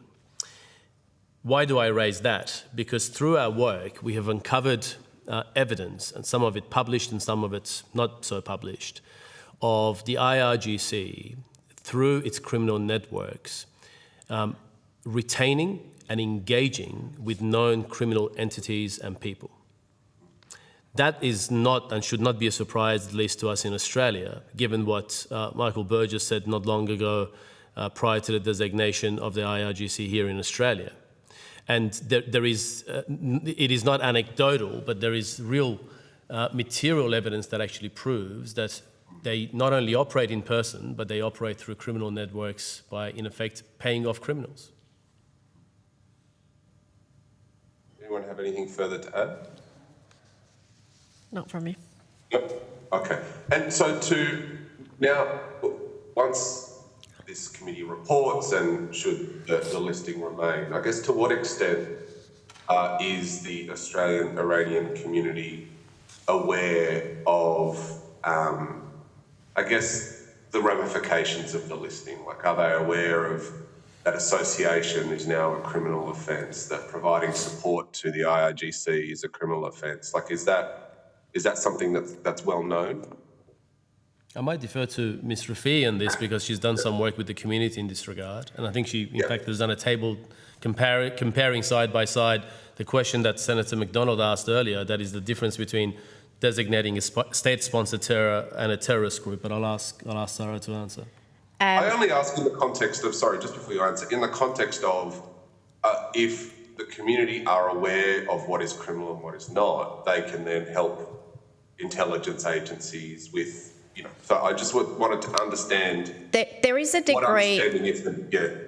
There is a degree of, I guess, disheartening by the community because they feel like previously they've contacted the authorities, they've contacted the National Security Hotline, and they have made the authorities aware of IRGC operatives here in Australia, and they feel that not much has been done about it. So that's why in my opening I kept emphasising the word enforcement, because without enforcement, designation is only symbolic. And I'm very grateful to Senator McDonald for the question that she kindly raised during the previous session, which is state sponsor of terrorism is not enough. IRGC has to be designated as a terrorist organisation in its own merit, not just as a state sponsor of terror. So the community is very motivated to help Australian authorities for these IRGC operatives to be, number one, identified and to face the full force of law, essentially, under Australian law. And the main thing that... Sorry, you mentioned previously information was given to authorities. Do you mean like since the listing, or are you talking about 3, 4, 5, 6 years ago? We have, through various social networks, attempted to bring it to the community's attention post-listing, but the feedback that we get from the community, they feel that the authorities are not acting quickly enough, or they are not engaging as much as they should. So that's why through the Australian Iranian Community Organisation, we are trying to essentially be the liaison between the authorities and the community in terms of exchanging the information and to assure the community that the concerns are being taken seriously, but at the same time asking the authorities to, if they need to dedicate more resources to this cause, that this is something they ought to take into account, because like we've said for 3 years, it's a matter of national security for Australia. It's very, very important work. And if there is need for more funding to be sought from the government, if there is need for more resources, those resources and funding need to be put in place in order for this work to happen. It's an important work. It's a matter of Australia's national security. And as I said in my opening, we must draw the line and we must hold it. So if it means, for example, having in place more resources, this is something that needs to happen, and to work with the community. The community is very, very motivated and very energised to work with the Australian authorities in order for enforcement to happen. And by enforcement, we mean not just identifying these individuals, but going after the assets, like asset freezings and financial sanctions, so that these individuals know that there is no place for them in Australia. Last question for me, Chair. We had a suggestion from previous witnesses that a more dedicated national security hotline or specifically for information regarding the IRGC be established rather than just the general phone number and the general email address. Would you agree with that approach? And to what extent is language a barrier? Like, do Australian authorities need to be able to provide assistance in Farsi or just to facilitate the flow of information? Yes, so to answer the first question, yes, absolutely. I think it's critical to have a designated national security hotline team for this particular cause and for more resources to be dedicated. In terms of the language barriers, yes, it would assist to have Farsi language translators available as well. But the most critical thing is, and what I feel is missing respectfully, is a feedback loop. Because I've heard from community that they provided very detailed reports that they've submitted to National Security Hotline and they've never heard back. So what is missing is that feedback loop that the community needs to be made aware that, yes, we have taken your report seriously and yes, we are working on it. Because without it, the community, as I mentioned, feels disheartened because they feel like they are gathering, they're putting time and resources into putting together these very detailed reports and then they never hear back. And I understand that as far as the authorities are concerned, they're not able to disclose, research methodologies or their investigation methodologies, very conscious of that. But I feel like what is missing is that feedback loop. So it would be very good if we can work together as Iranian Australians with the authorities who do the investigations. We collaborate together in order to be able to identify these individuals, and number two, in order to be able to confiscate the assets and freeze their assets. And for visa cancellations to happen, as it was mentioned in the first session, the community is very, very disappointed that the daughter of a top IRGC official is living freely in Australia and has been given a visa within, I think, a space of 8 months from. These things are just unacceptable. And the community is very energised and very happy to help the authorities and the government in order for enforcement to take place. I'm very happy to ask Home Affairs that question this afternoon, Chair, in regards to the feedback loop. I would imagine that sort of confirming investigations might be, a problem. They wouldn't want to reveal that they're investigating or the methods in which they use and stuff like that. But I very much take on your feedback. And we'll ask Home Affairs a question of that nature this afternoon on your behalf, just to kind of see what their official response is. I would very much appreciate that, because essentially that is what's missing. But the community, I can assure you, is very, very energised and very motivated to work with the government on this task. And people are spending hours and hours doing research in order for this particular enforcement to happen. Thank you. Thanks, Chair. Thanks, Mr. Latcher. Now, Senator McDonald, did you have any last-minute questions? I'm sorry, I do have. That's okay. Thank you, Chair. That's fine. Yeah, thank you. Look, I thank you so much for the evidence that you've provided this morning. It has been incredibly powerful and distressing.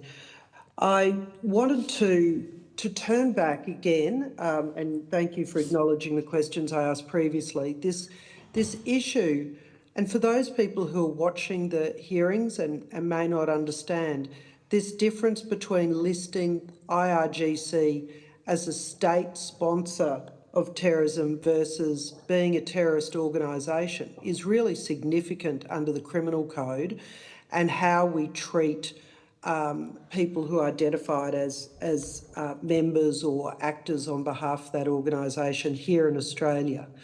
So whilst the actions in Iran are despicable and unbelievable to hear, I think the Australian community is seeking to understand how we maintain security in this country and how we ensure that we have the strongest measures for an organisation that has behaved so badly against Iranian citizens in Iran, and we are aware of issues here in Australia.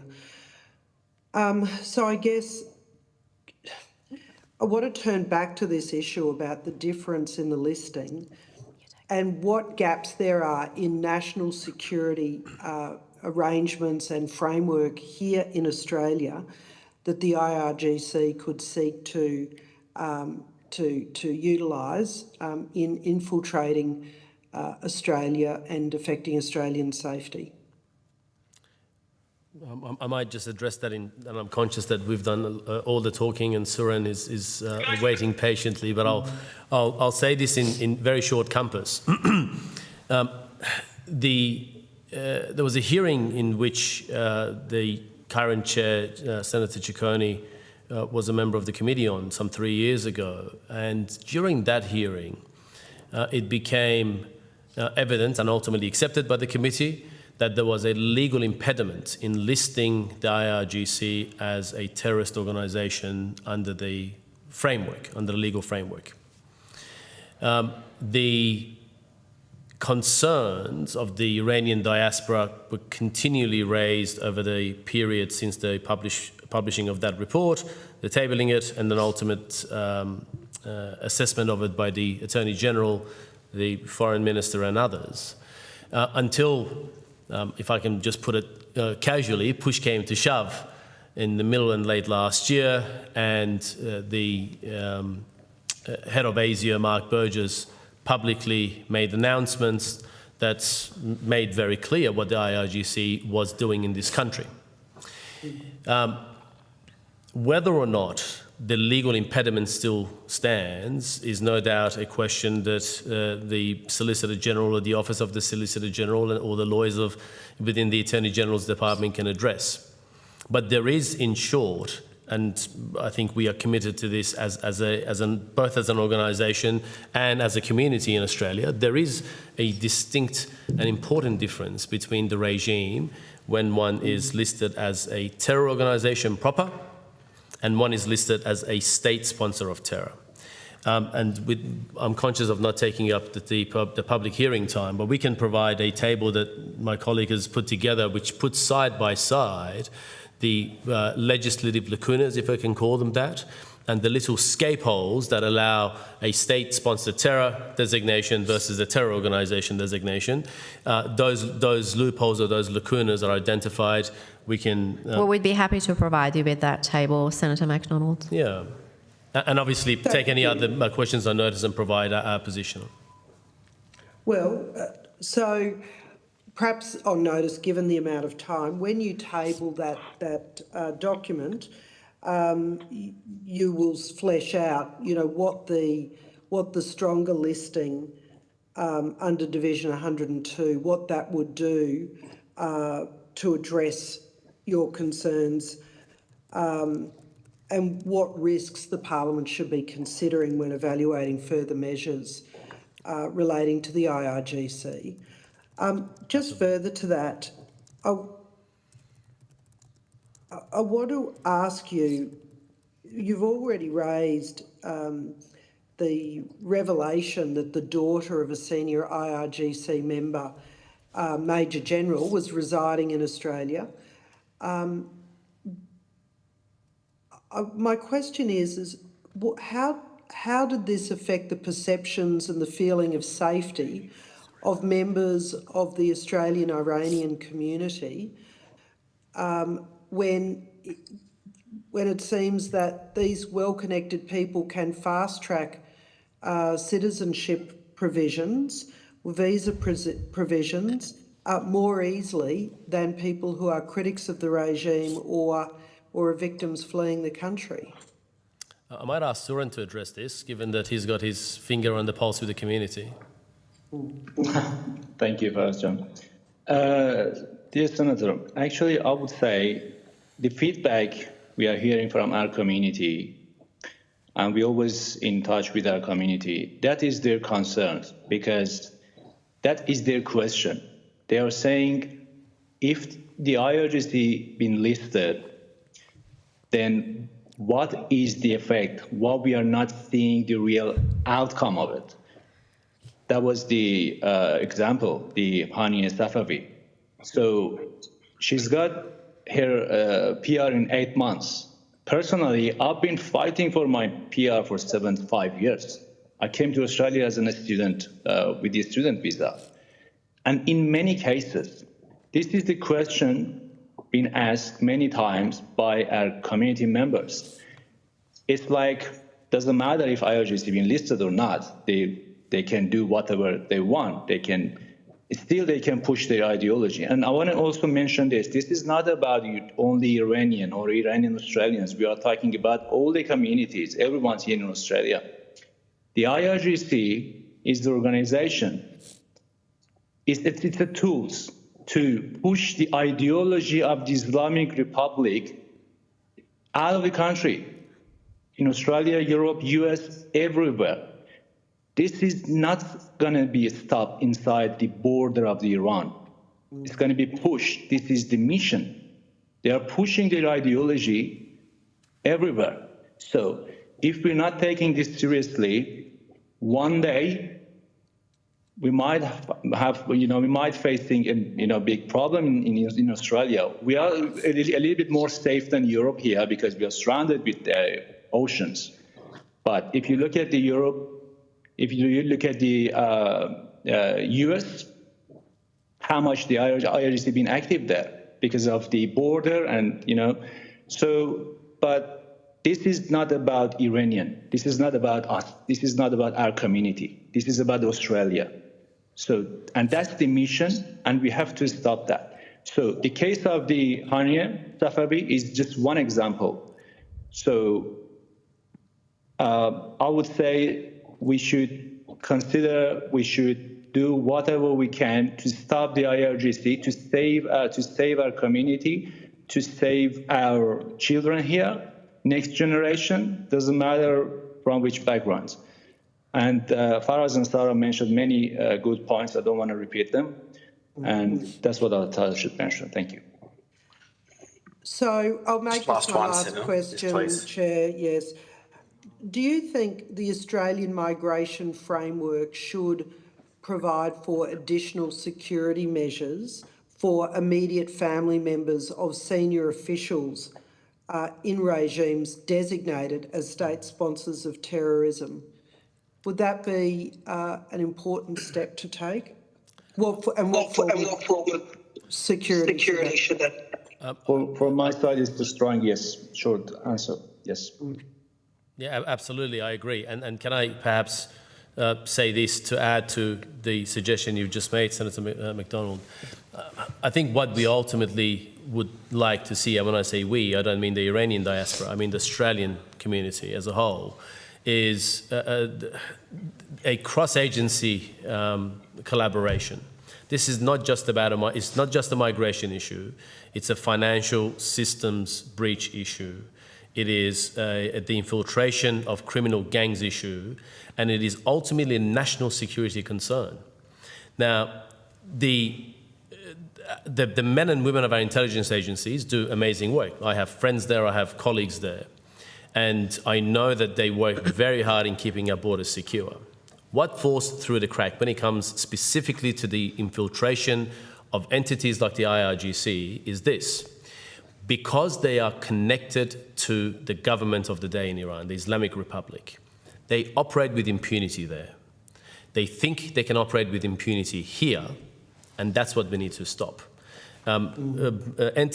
Organizations rather like OSTRAC, the ACIC, the Crime Commission, for example, in New South Wales, and the other agencies working together collaboratively and with the AFP can really make a dent in what the IRGC is doing, which is ultimately, in very simple terms, funneling money, washing money, laundering money for their own criminal and terroristic purposes. So it's not just a migration issue, it's a combination of migration and the matters that are raised. Senator McDonald, if I may also refer you, please, to submission number 14 that we made on the review of the Criminal Code Amendment Bill. So that was back in October.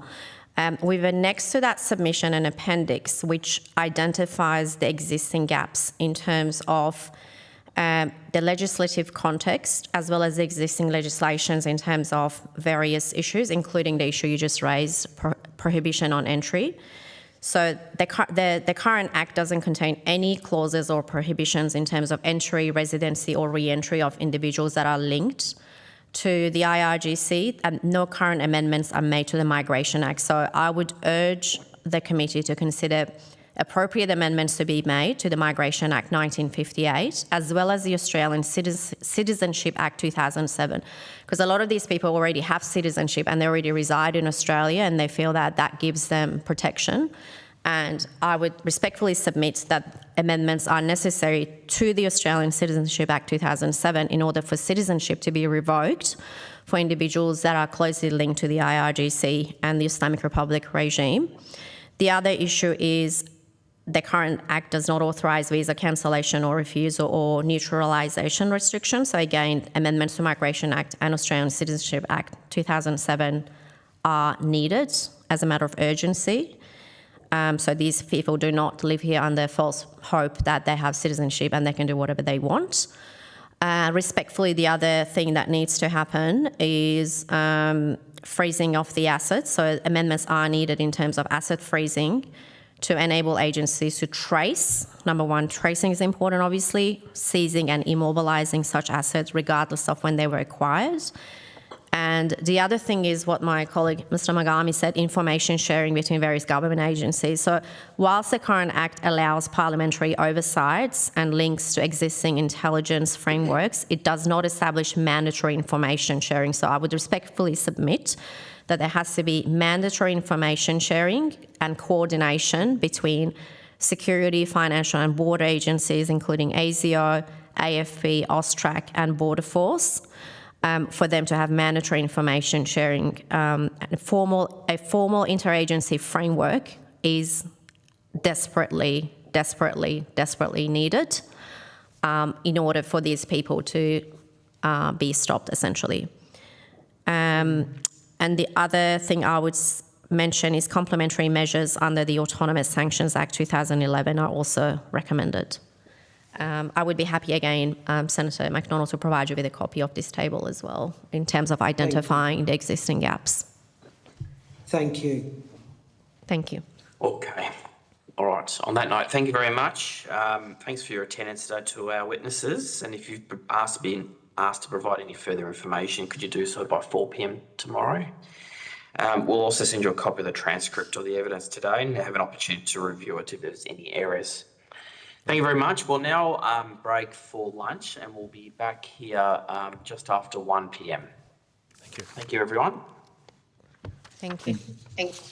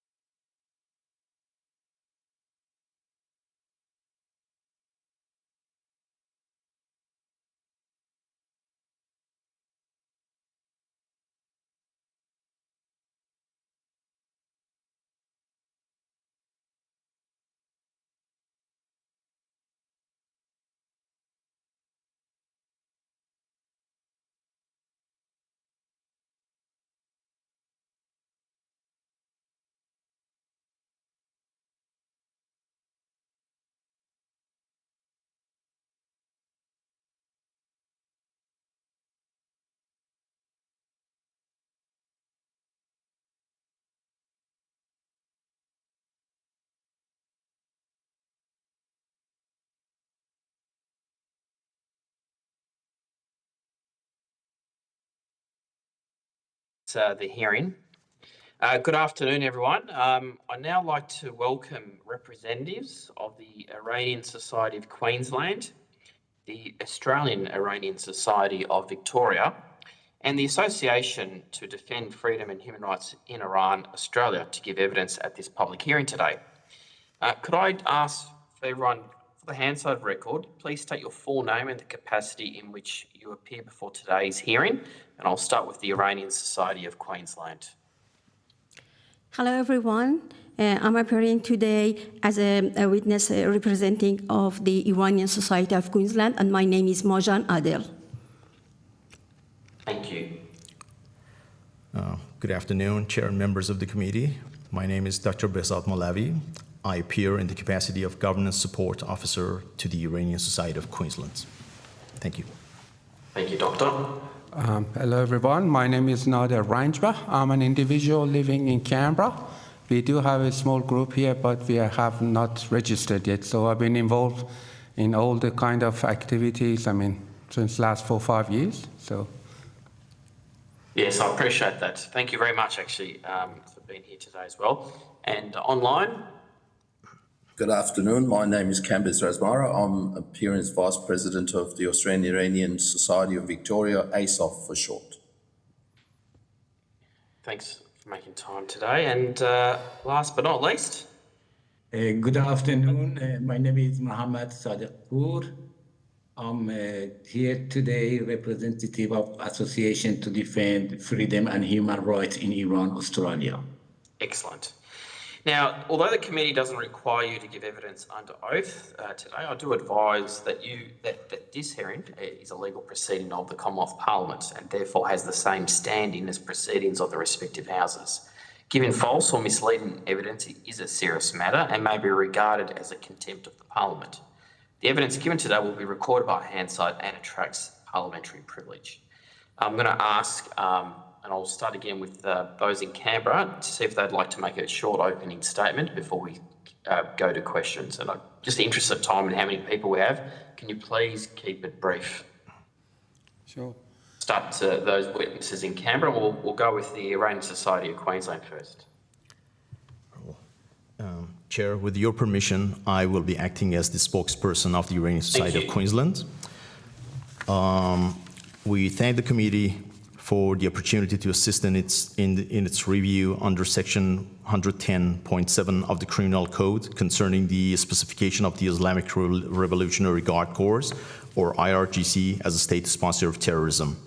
Our submission supports the listing. We do so on 3 interrelated bases: statutory sufficiency, institutional character, and community security impact. First, on a statutory sufficiency, subsection 110.3 requires that the minister be satisfied on reasonable grounds that the entity is a foreign state entity and that it has directly or indirectly engaged in, prepared, planned, assisted in, fostered, or advocated the doing of a terrorist act targeted at Australia. The statement of reasons provided to this committee records that Australian security agencies assessed the IRGC to have directed, assisted, and fostered 2 anti-Semitic arson attacks within Australia during 2024. That finding, reached through classified and unclassified holdings, satisfies the jurisdictional nexus required by Division 110. This listing is therefore not symbolic or geopolitical. It is grounded in conduct assessed to have been directed at Australia. Second, on institutional character, the IRGC is often described as a military or security organ. The description is incomplete. The IRGC was created in 1979 and not as a national defense force in the conventional sense, but as an ideological guardian of the revolutionary system of governance rooted in a specific doctrinal interpretation of Shiite political theology. Its constitutional mandate is to preserve the Islamic Revolution and its achievements and its exportation of terrorism. Its stated mission extends beyond territorial defense to the protection and export of the revolutionary model. This distinction matters. The name Islamic Revolutionary Guard Corps does not contain the word Iran. Senior IRGC commanders, including Major General Hossein Salami, prior to his death, have publicly emphasized that the organization's loyalty is to the revolution rather than to the nation-state in a conventional sense. As a foreign state entity, the IRGC safeguards an ideological regime and its transnational objectives rather than the territorial integrity of Iran. Its Quds Force, Basij apparatus, intelligence arms, and the cyber units are structured to project influence externally and to suppress dissent internally. The department's statement of reasons details its expeditionary operations, proxy relationships, cyber capabilities, and institutional penetration across economic and educational sectors. In short, the IRGC is a hybrid military security ideological institution whose design incorporates both coercive force and asymmetric operations beyond Iran's borders. Division 110 was enacted precisely to address this category of actor, a foreign state entity that engages in or fosters terrorist conduct directed at Australia. Third, on community impact. The Iranian-Australian community is not monolithic. Many members of the diaspora fled repression linked to the IRGC's internal security role. The Basij, in particular, has functioned as an instrument of surveillance, ideological enforcement, and suppression of civil protest. From a governance standpoint, the listing clarifies that the Australian legal system distinguishes between the Iranian people and a specific institutional actor of the Iranian state. The specification activates offenses under Divisions 111 to 113 of Part 5.3a, including directing activities, recruiting, funding, providing support, and associating with the state sponsor of terrorism. These offenses are preventative. They enable disruption of facilitation and support networks before harm escalates. Importantly, the framework contains safeguards. The minister was required to obtain the written agreement of the Minister of Foreign Affairs to brief the leader of the opposition. The regulation is subject to parliamentary disallowance and may be reviewed by the committee at any time. The Human Rights Compatibility Assessment recognizes proportional limitations on association and expression, with explicit exemptions for family, religion, humanitarian aid, and legal representation. This is therefore a calibrated legal response, not an unbounded designation. We also note that comparable assessments have been reached in allied jurisdictions, reflecting a shared recognition that the IRGC operates not solely as a conventional armed force, but as a transnational ideological security apparatus. In conclusion, the listing meets the statutory threshold under subsection 110.3, is procedurally sound, reflects the institutional reality of the IRGC as an ideological state entity with extraterritorial operations, and enhances Australia's capacity to deter and disrupt foreign state-linked terrorist conduct directed at Australia. During the recent 12-day conflict involving Israel, members of the ethnic Iranian community in Queensland reported heightened intimidation, online harassment, and reputational targeting when expressing views critical of the Islamic Republic, and expressed joy at elimination of IRGC commanders by IDF forces. We do not characterize these incidents as centrally directed. However, the timing, messaging alignment, and amplification patterns were consistent with broader regime narratives observable in international media ecosystems. Within diaspora settings, we have observed rhetorical convergence with official IRGC framing, including narratives portraying the IRGC as a national defense institution rather than an ideological security apparatus. The repetition of state-aligned messaging in civil society contexts can have a chilling effect on community members who dissent from the regime's ideology. Open source reporting internationally has documented the IRGC's extensive use of commercial and charitable fronts to project influence abroad. That structural pattern warrants vigilance when assessing influence operations in diaspora environments.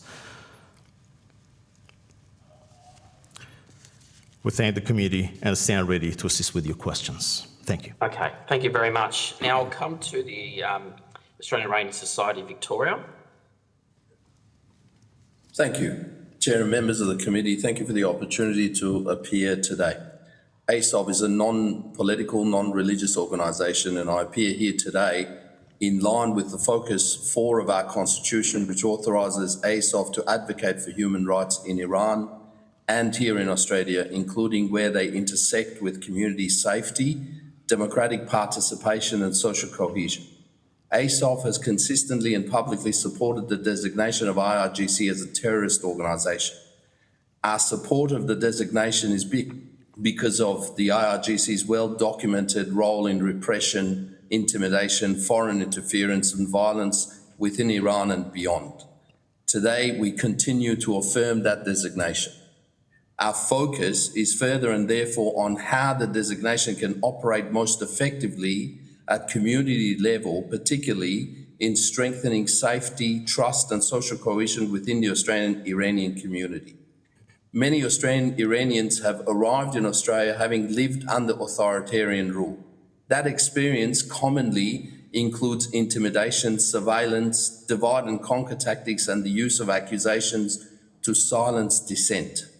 These experiences do not simply end when people leave Iran and arrive here.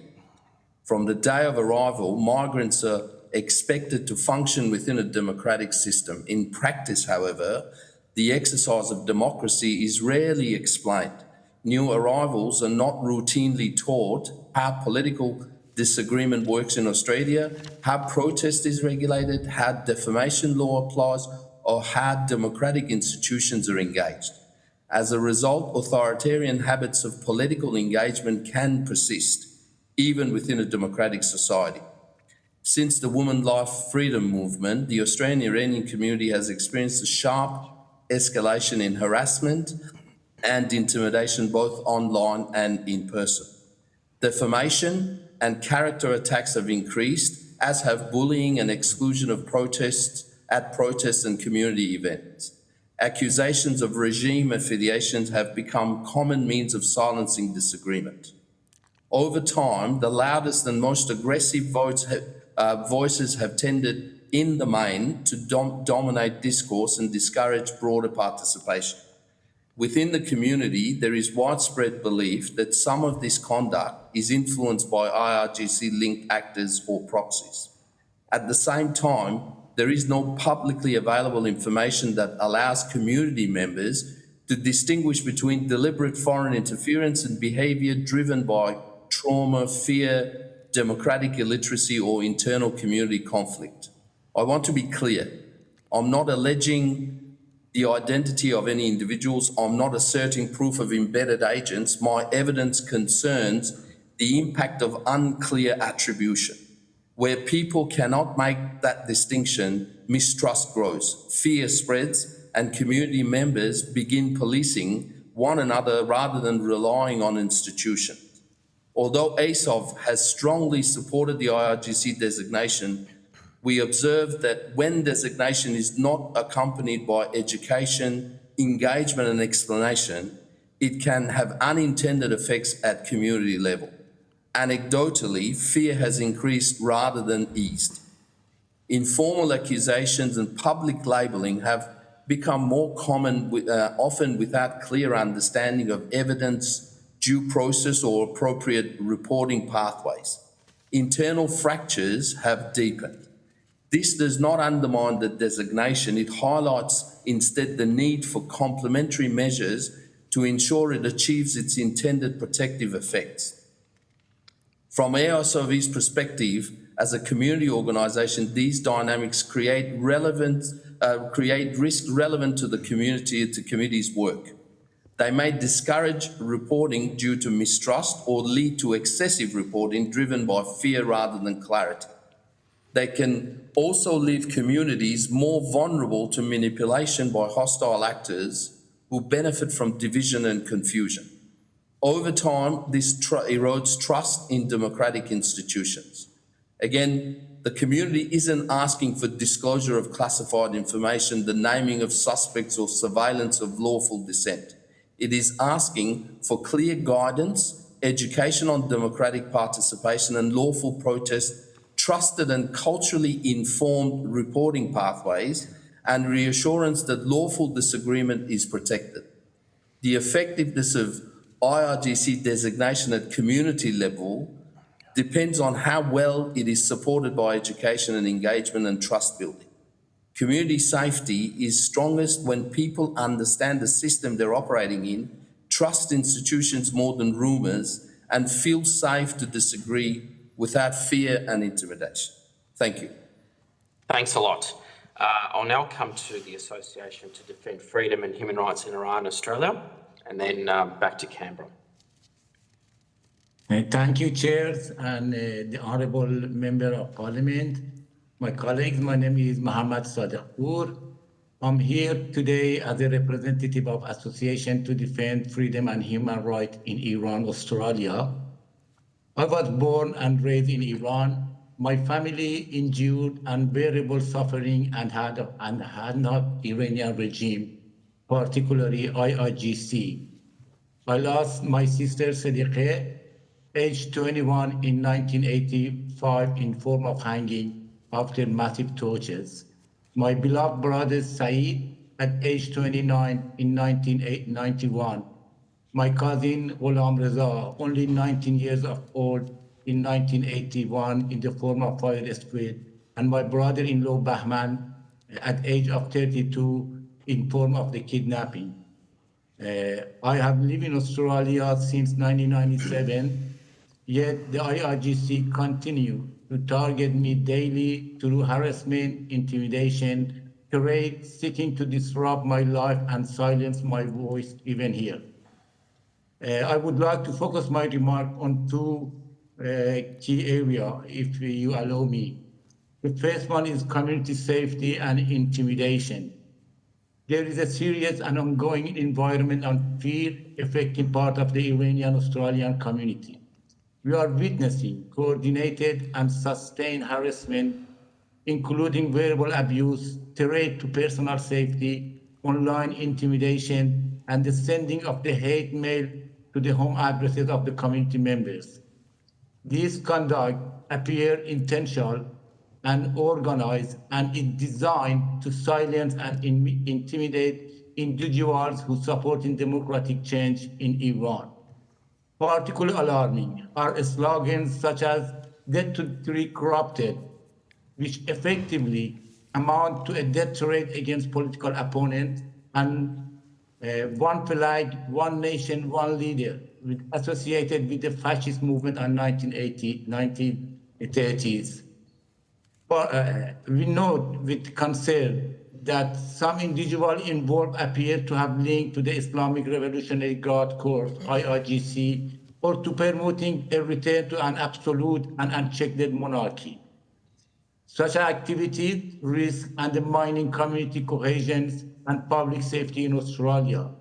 We believe there is IRGC involvement behind these provocation actions to safeguard community harmony and uphold Australian commitment to the rule of law. We urge that proper investigative and enforcement measures be taken in response to this radical and hateful conduct and against individuals and networks that are fostering fear and intimidation within our community. My second part is mostly recommendation. In light of the IRGC destabilizing activity and involvement in terrorism, we respectfully recommend the following measures to counter the IRGC involvement in Australia and internationally. We believe that Australia should recognize the Iranian people's legitimate right to resist repression by IRGC, consistent with international human rights law. Australia should advocate for referring document cases of the Iranian regime's serious human rights violation, including the killing of protesters, mass detention, internet shutdown, and other grave abuses to the United Nations Security Council, including considering of the responsibility of Ali Khamenei, the supreme leaders. Australia should support international initiatives to expand access to free and open internet in Iran and to secure urgent release of all political prisoners and detainees. Australia also should formally list the regime Ministry of Intelligence and Security for its role in domestic repression and espionage activity targeting the Iranian diaspora and take urgent lawful measurement against IRGC link and intelligent link operating in Australia. Australia also should strengthen monitoring and enforcement measures to identify and disrupt regime-linked financial network and businesses operating in Australia and the Oceania region. That support of or facilitate harassment, intimidation, threat of violence or related unlawful activities. And finally, Australia should maintain the IRGC on its list of the outlawed terrorist organization. All 27 members of the European Union recently supporting the listing of IRGC, including major countries like France, Germany, and Italy. This demonstrates that the designation now carries broader international legitimacy. Australia should therefore continue to stand firm in its positions. We believe that addressing IRGC involvement requires supporting the Iranian people in their call for fundamental political change and a democratic alternative. What is evidence today is that uprising and protests have become widespread and ongoing, and the IRGC bears direct responsibility for repressing the democratic demand of Iranians. Therefore, supporting the people inside Iran and recognizing their right to challenge the regime dictatorship is a crucial and effective way to counter IRGC influence. Thank you, Chair. Okay, thank you, Mohammed. Now I'll go back to Canberra with Nada. Thank you very much. Honourable member of Australian Parliament and our friends, Iranian Australian friends here. My statement today is much in the legal terms and language. It's come from people in the street, the people who vote, and we've been living here for years and years, and we've been, I think, very dedicated citizens and contributing to the society. So this has come straight from the street, what the people talking.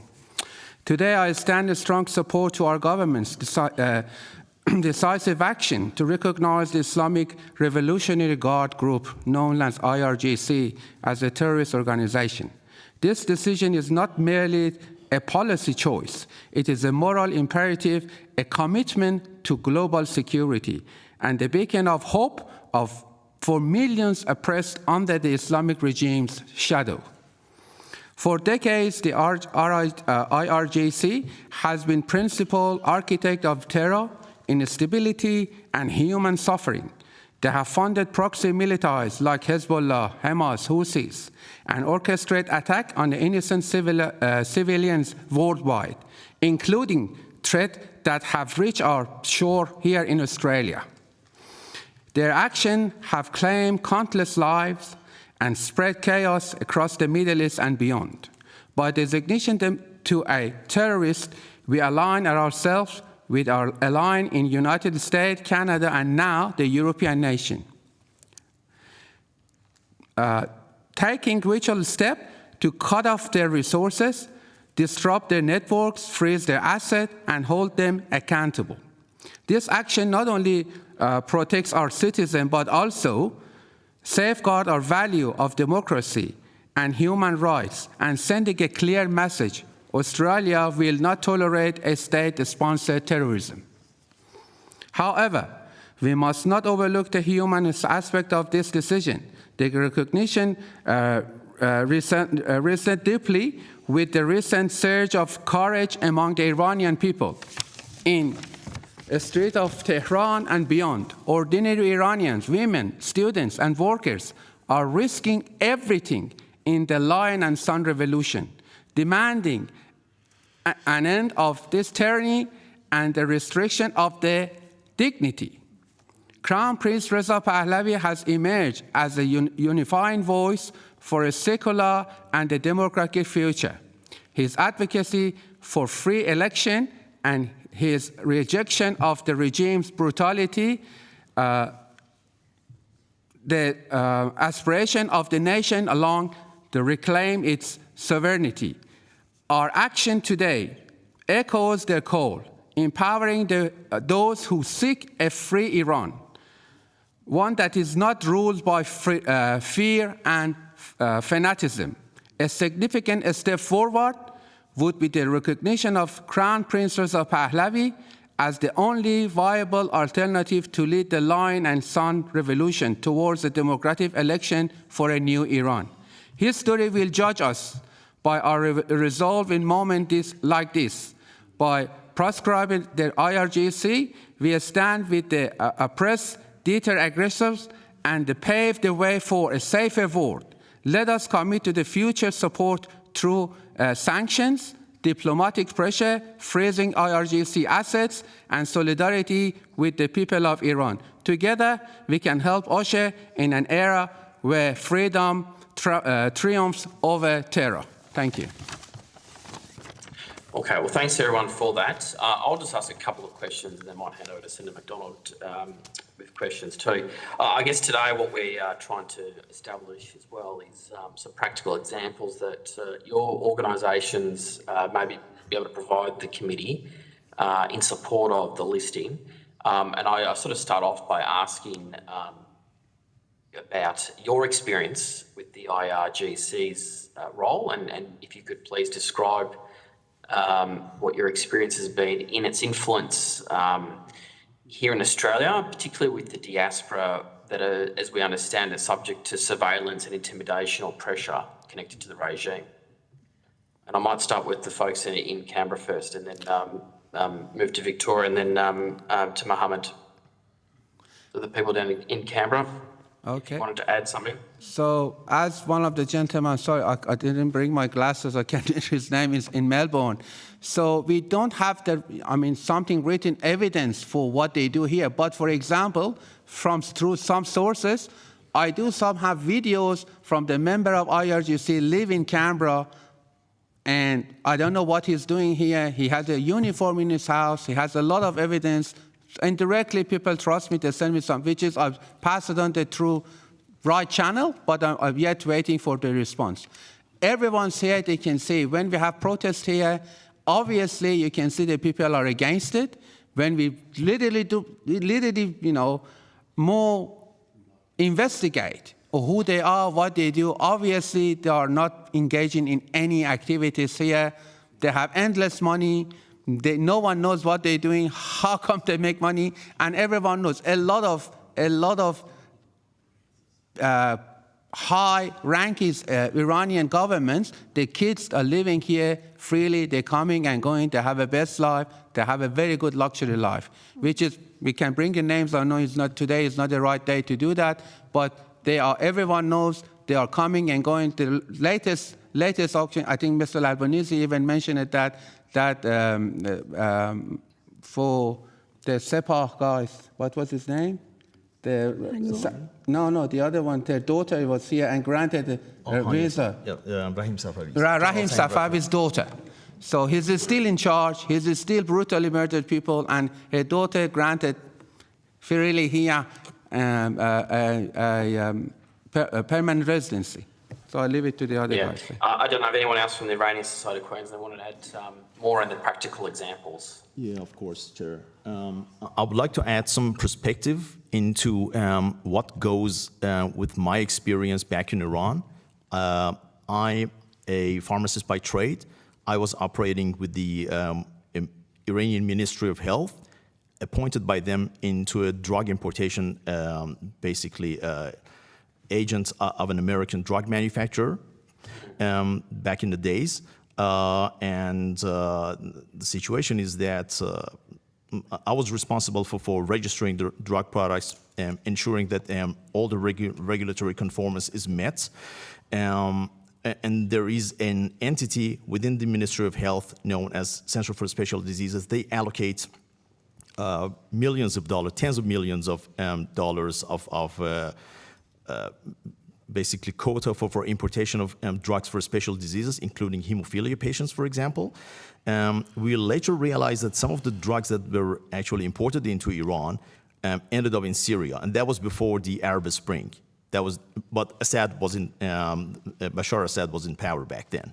And we actually found out that the bilingual labels on those vials of product that could be worth up to $400 each were actually basically done by Ministry of Health and by myself. And this was a security thing. We couldn't raise any alarms about it. We couldn't act as whistleblowers. It would jeopardize our lives. And then at some point, I had to leave that job for a research job at the University of Tehran, and then I realized that the gentleman that we knew had received a scholarship from the IRGC, and he was acting as the project manager.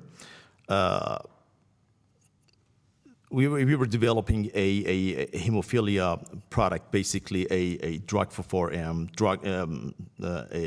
blood coagulation disorders. And when I left Iran for Australia, because I realized that it is basically a dead end. Whatever entity that you try to work with is somehow affiliated with IRGC. I stumbled upon a report by FBI that this gentleman, this project manager, has been collaborating with IRGC in development microbial weapons. That is how grave things are back in Iran. And back to Australia, we have both myself and Mojgan and our households, we have been subjected to severe threats online, and also my family back at home. They have been harassed for our political activism. My brother has been held at the airport, and the airport security in Tehran is basically operated by IRGC.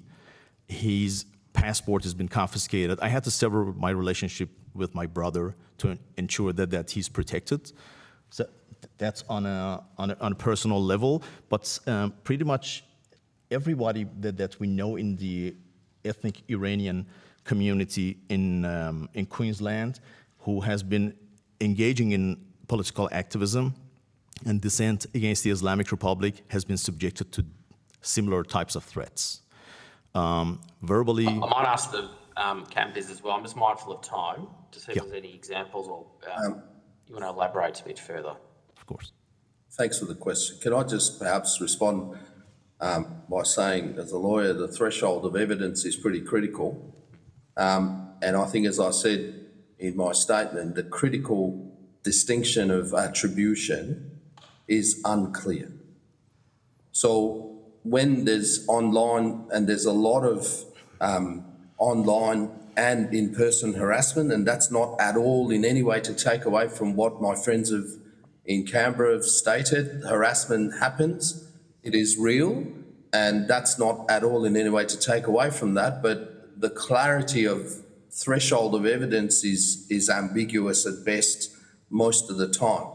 And our community need to understand how do you arrive at thresholds? How do you understand and identify what is foreign interference and what is democratic discourse and people's illiteracy in exercise of democracy?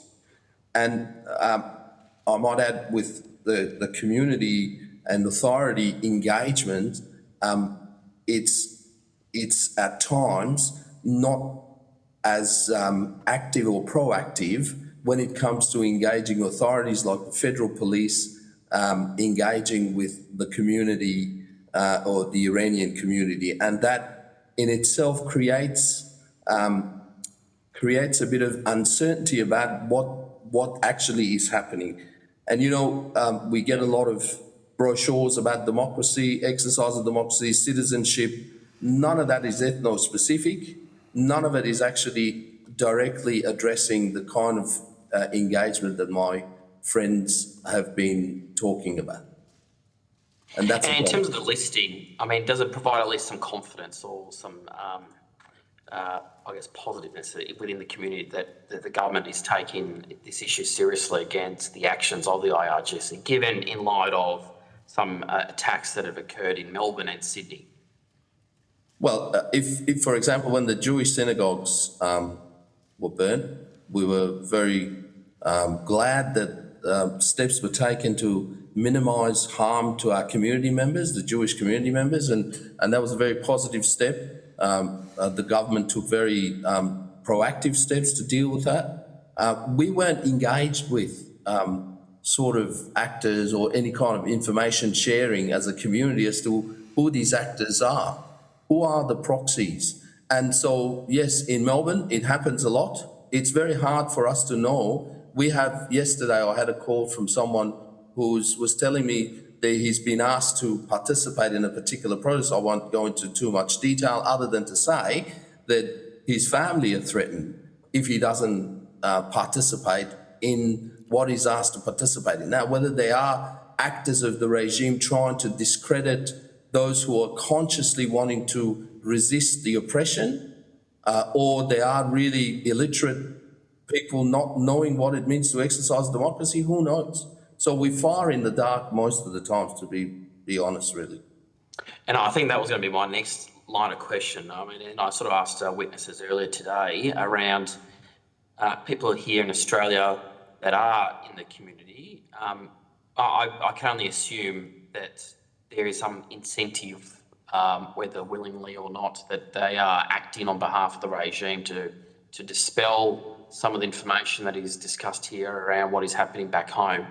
And I'm just intrigued to unpack, given some of maybe your role, and also this is more broadly for the others, to understand a better picture around the IRGC's influence within either cultural, religious, or other community-led organisations that you and others are involved with. I mean, how is it that this information is being spread, that, you know, what is being discussed in community here in Australia is being encountered by the regime?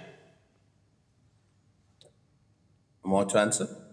Yeah, I'll start with you and then I'll go back to the others. All right. Well, certainly from what we know, they have their tentacles everywhere within our financial sector, business sector, and how they influence change is not as apparent. I mean, I don't think they're an organised group. I've anecdotally heard all kinds of stories about how they manage to transfer, for example, funds to bypass sanctions. I understand, for example, people receive funds either as trustees or proxies of IRGC elements here in Australia, or money is siphoned from China, for example, across to Germany through blind trusts. And then, you know, you hear all kinds of stories. Obviously, we act within the framework of our legal system. Without evidence, you can't really establish what's happening. They are very articulate. They use the best. And I think I've worked in international law for a period, and I've had personal engagement with law firms that have advised these people, and they are the best. So they're not the sort of people who are short of resources, and so they use the resources to their benefit. The problem is, how do you distinguish between the two? How do you distinguish that Mr. X is really IRGC agent? It's very difficult, to be honest. We know they exist. We are sure they exist and they disrupt. No question. But how do you actually, within the legal framework, establish that with any degree of confidence? That's where the education piece, pathways for reporting, and ethno-specific, not handouts. That's, unfortunately, this is perhaps a cultural and education piece that authorities need to engage in to understand how the community functions, so that we can then have proper pathways to report and then get data back so that people are also informed. Because the other side of the coin is people are not informed about who has been prosecuted. They're not informed about, you know, we've had some of our community members report that they've been harassed. Well, where's the outcome? Who's been prosecuted? How many people are actually found to have committed the crimes? They're the kind of things, and under the criminal code, you know, there are available sanctions. So all of those things are things that our community is missing and cannot make informed decisions or informed views as to, well, they are very active, or no, you know, and at the end of the day, we are, you know, we are right at the other side of the world, the bottom end of the world. And so how much emphasis would they have here as opposed to in Europe or in America when the numbers are bigger? You know, it's a numbers game at the end of the day. Yeah. How do you assess all of those? And there's little information within our community to guide us as a community. I appreciate that. I don't know, Mohammed, if you wanted to add something there before I go to Senator McDonald. Okay, no, thank you, Senator. I just said, personally, we have really on daily basis, we have confronting these people in Sydney. On Thursday, Friday, and Saturday, we have exhibitions and workshop mostly considering on human rights in Iran and what's happening. Every single time we've been subjected to verbal abuses. I still can hear them. They're coming to us and say, we're not finishing with you yet. Or taking photo of the people's faces, how this is the terrorizing and intimidate the public. Last year, my daughter, Roxana, she was born here. She grew up here. She has no link with Iran. They published my photo, my daughter's photo on one of these notarian websites that's run by the Ministry of Intelligence and call her a child soldier. Or my wife, my sister, my brother, every single of us who appear in these rallies. And they broke my wife's ribs in May 2024 during the Mahsa Amini protest and rally. So it is really ongoing. To name one person, I can name you many. That's directly working with the Ministry of Intelligence or with IIGC. Therefore, there is a lot of evidence on the ground could prove. And the main thing that some of these my colleagues indicated that the power of these financial empires they run. They really run a lot of businesses in here. And the money they made out of it, the revenue, God knows where it ending to. So that is the very serious concern about myself, my community, and those who we are working together for a betterment of Iranian people. Yes, please. Senator McDonald, do you want to just jump in now? And don't think we can hear you at the moment, sorry. No, you have unmuted, but do you want to just might be a setting there. No, I can't hear you. Do you want to just log off and log back in? And in the meantime, I'll just see if the folks in Canberra, our witnesses in Canberra, also had some other anything else they wanted to add further to what we were just discussing. Chair, if I may interject about the distinction between the individuals, elements that are radicalized, and we observe there is a bit of lived experience within the community, those telltale signs that actually tell us somebody is echoing the talking points of IRGC. In specific, the anti-Semitic rhetoric that we have kept hearing, especially it has been amplified after the 12-day conflict between the Islamic Republic in Iran and Israel. It has become so much more pronounced, and after the expulsion of the Islamic Republic ambassador in Canberra, Mr. Ahmed Sadiqi, this also became far more strong, and I would say that certain elements are there within the society that become suspicious for the community, and the public knowledge can only go so far. So why is it though the anti-Semitic group is sort of supportive of the regime here? Because is it because of Iran's position against Israel? I mean, I asked witnesses earlier this morning around the groups that are here protesting against members of the Jewish community, seem to be quite active in spreading the mistruths about what is happening in Iran. And I was intrigued to unpack that a bit more. I don't know if you've obviously had a bit of experience, or you obviously can talk to that a bit more. I don't know if you're able to share any information with the committee today. Yes, the talking points of anti-Semitism and the desire to wipe out Israel as a nation state, as has been declared on numerous occasions, even in the UN by Islamic Republic delegates, has been a pillar, a fundamental cornerstone of their ideology. To the extent that they would lose followers if they relent from that tenet. Do you think they're being funded by the IRGC?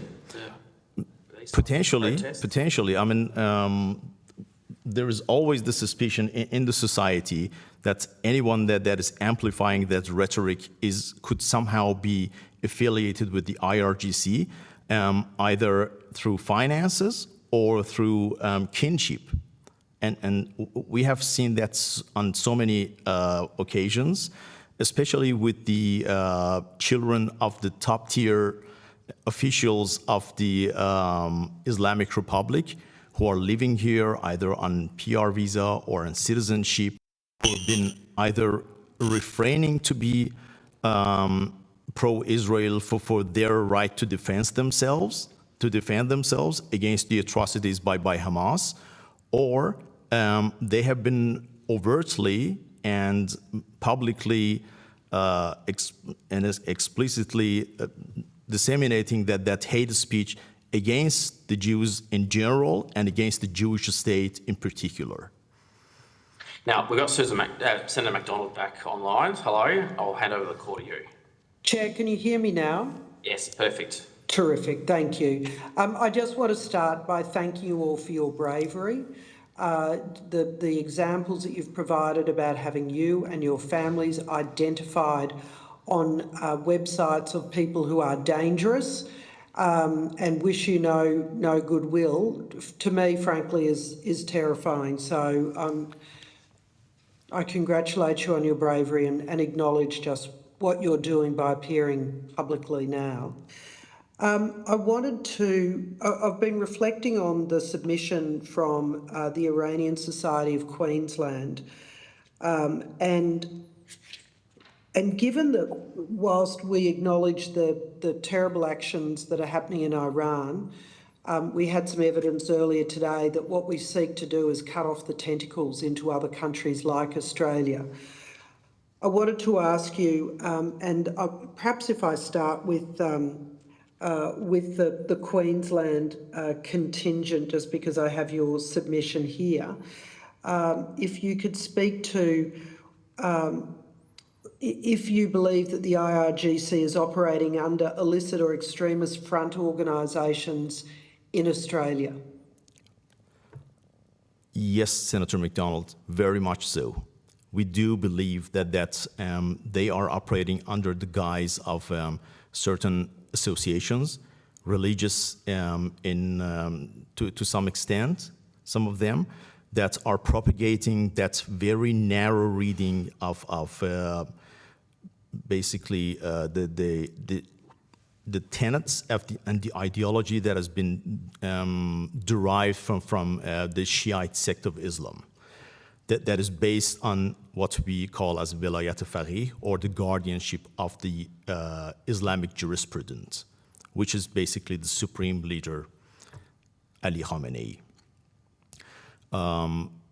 Those religious institutions could very well be, based on community testimony, be somehow affiliated with IRGC in spreading their ideology, their rhetoric, their hate-mongering speech, and in upbringing a generation of demoralized and radicalized individuals, and also in planting individuals in within the Australian academia and government as what we perceive as dormant cells that would activate at the whim of the regime. So that's the sort of soft power, soft influence that that is not so overt and so easy to identify, is it, if you see that kind of influence growing? I wanted to ask you, if you would, and perhaps I shouldn't ask you to do this in a public forum, given you know the worrisome state of your safety, but I will ask you to offline provide to the committee what fronts, what specific organisations you think are acting as a front for the IRGC. Chair, is that the appropriate way to go about this? I think that would be best. Something, yes, on a private capacity, private. Yeah.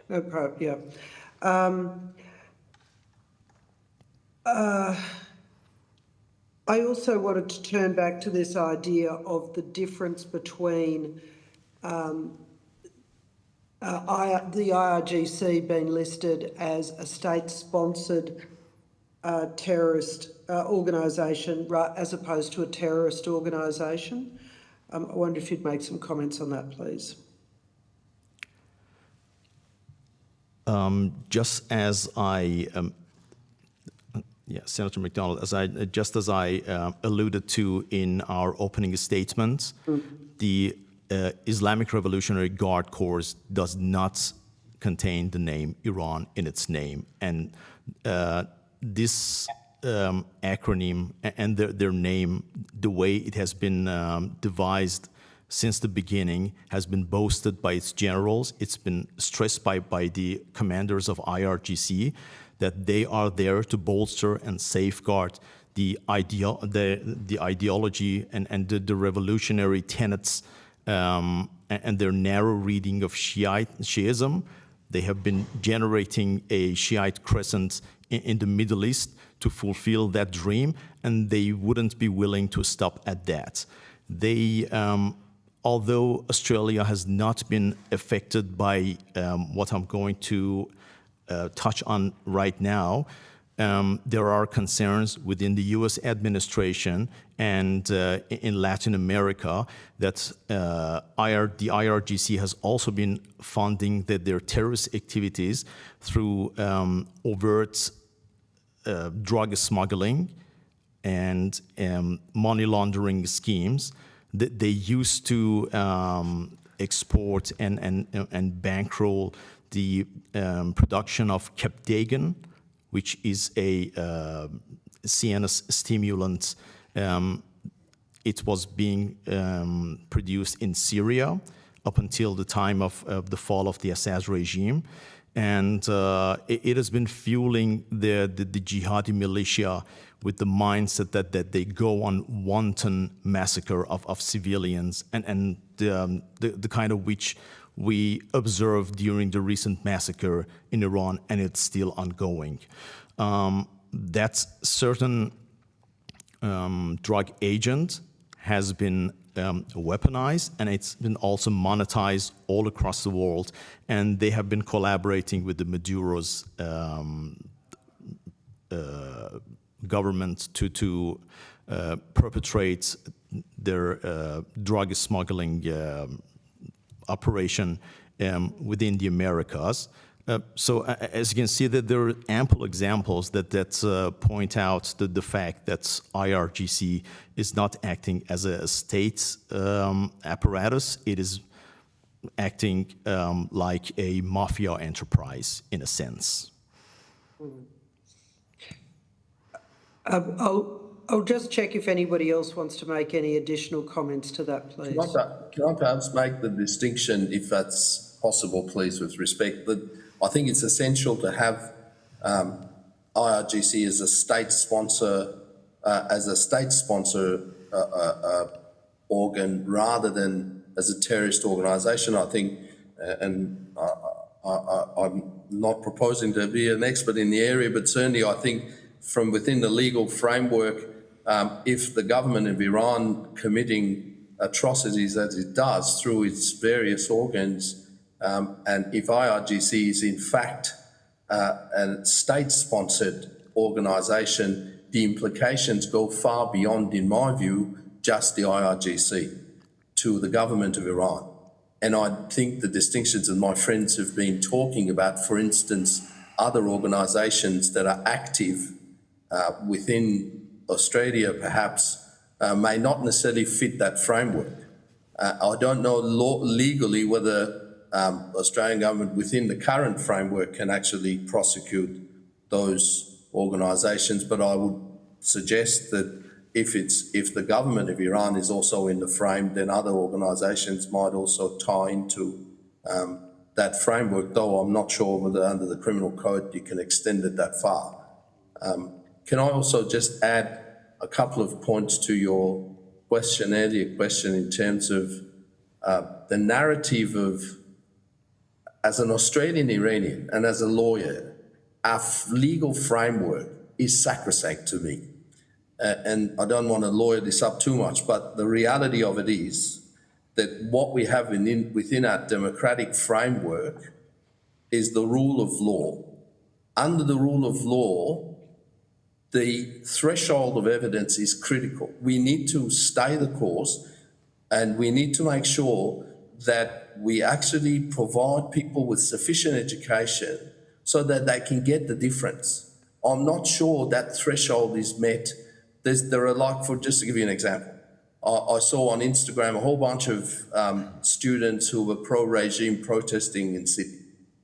Are they actually connected to the regime? Should you be prosecuting people under Australian law when they may just be people we don't agree with, but are actually protesting and expressing a view?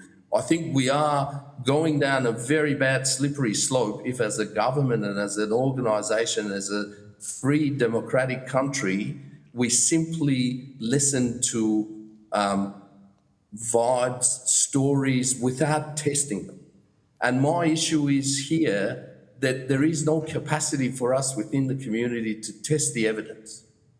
And we get away with things that I think are not fair. It affects our community. And we need to really address those very proactively, and that is not, unfortunately, happening. And I appreciate that this designation is critical. Our people need to continue their resistance in Iran, and I think it's important to do that. But we really need to be able to extend it beyond just the designation. Under the criminal code, what does it mean to have someone prosecuted? If, for example, there are people who've been traumatised, why are they not prosecuted? I'd love to know. We've had so many people saying that they're being harassed, and they are, no question. No one doubts the validity of their statements. I've listened to them many times. But how do you prosecute? How do you know they're actually regime elements or illiterate? How do you distinguish those? And without that distinction, that attribution, we are in trouble. Thank you. Is there any other questions there, Senator McDonald? No, in the interest of time, Chair, we could talk all day, but thank you. No, I appreciate that. And look, can I thank everyone for making time today? If there is any other evidence you'd like to give to us, even on a confidential basis, you can do so, and we'll be more than happy to review that material. Thanks again to all our witnesses. If you have been asked to provide any additional information, can you try and do so by 4 p.m. tomorrow? And we'll also send you a copy of your evidence and an opportunity to make any corrections to the Hansard if needed. Okay, on that basis, we're now going to move over to our next panel of witnesses. Thank you so much for having us. Thank you very much. Thank you very much for your time, Chair. I'd now welcome representatives of Oz-Iran, the Australian Iranian Council, Amnesty International Australia, Iran National Network, the Iranian Women's Association, and the Iranian Australian Republicans to give evidence at this hearing today. Now, for the Hansard record, could I ask that you all state your full name and the capacity in which you appear before today's committee, and we'll go in the order that I've just mentioned. So first with Oz-Iran.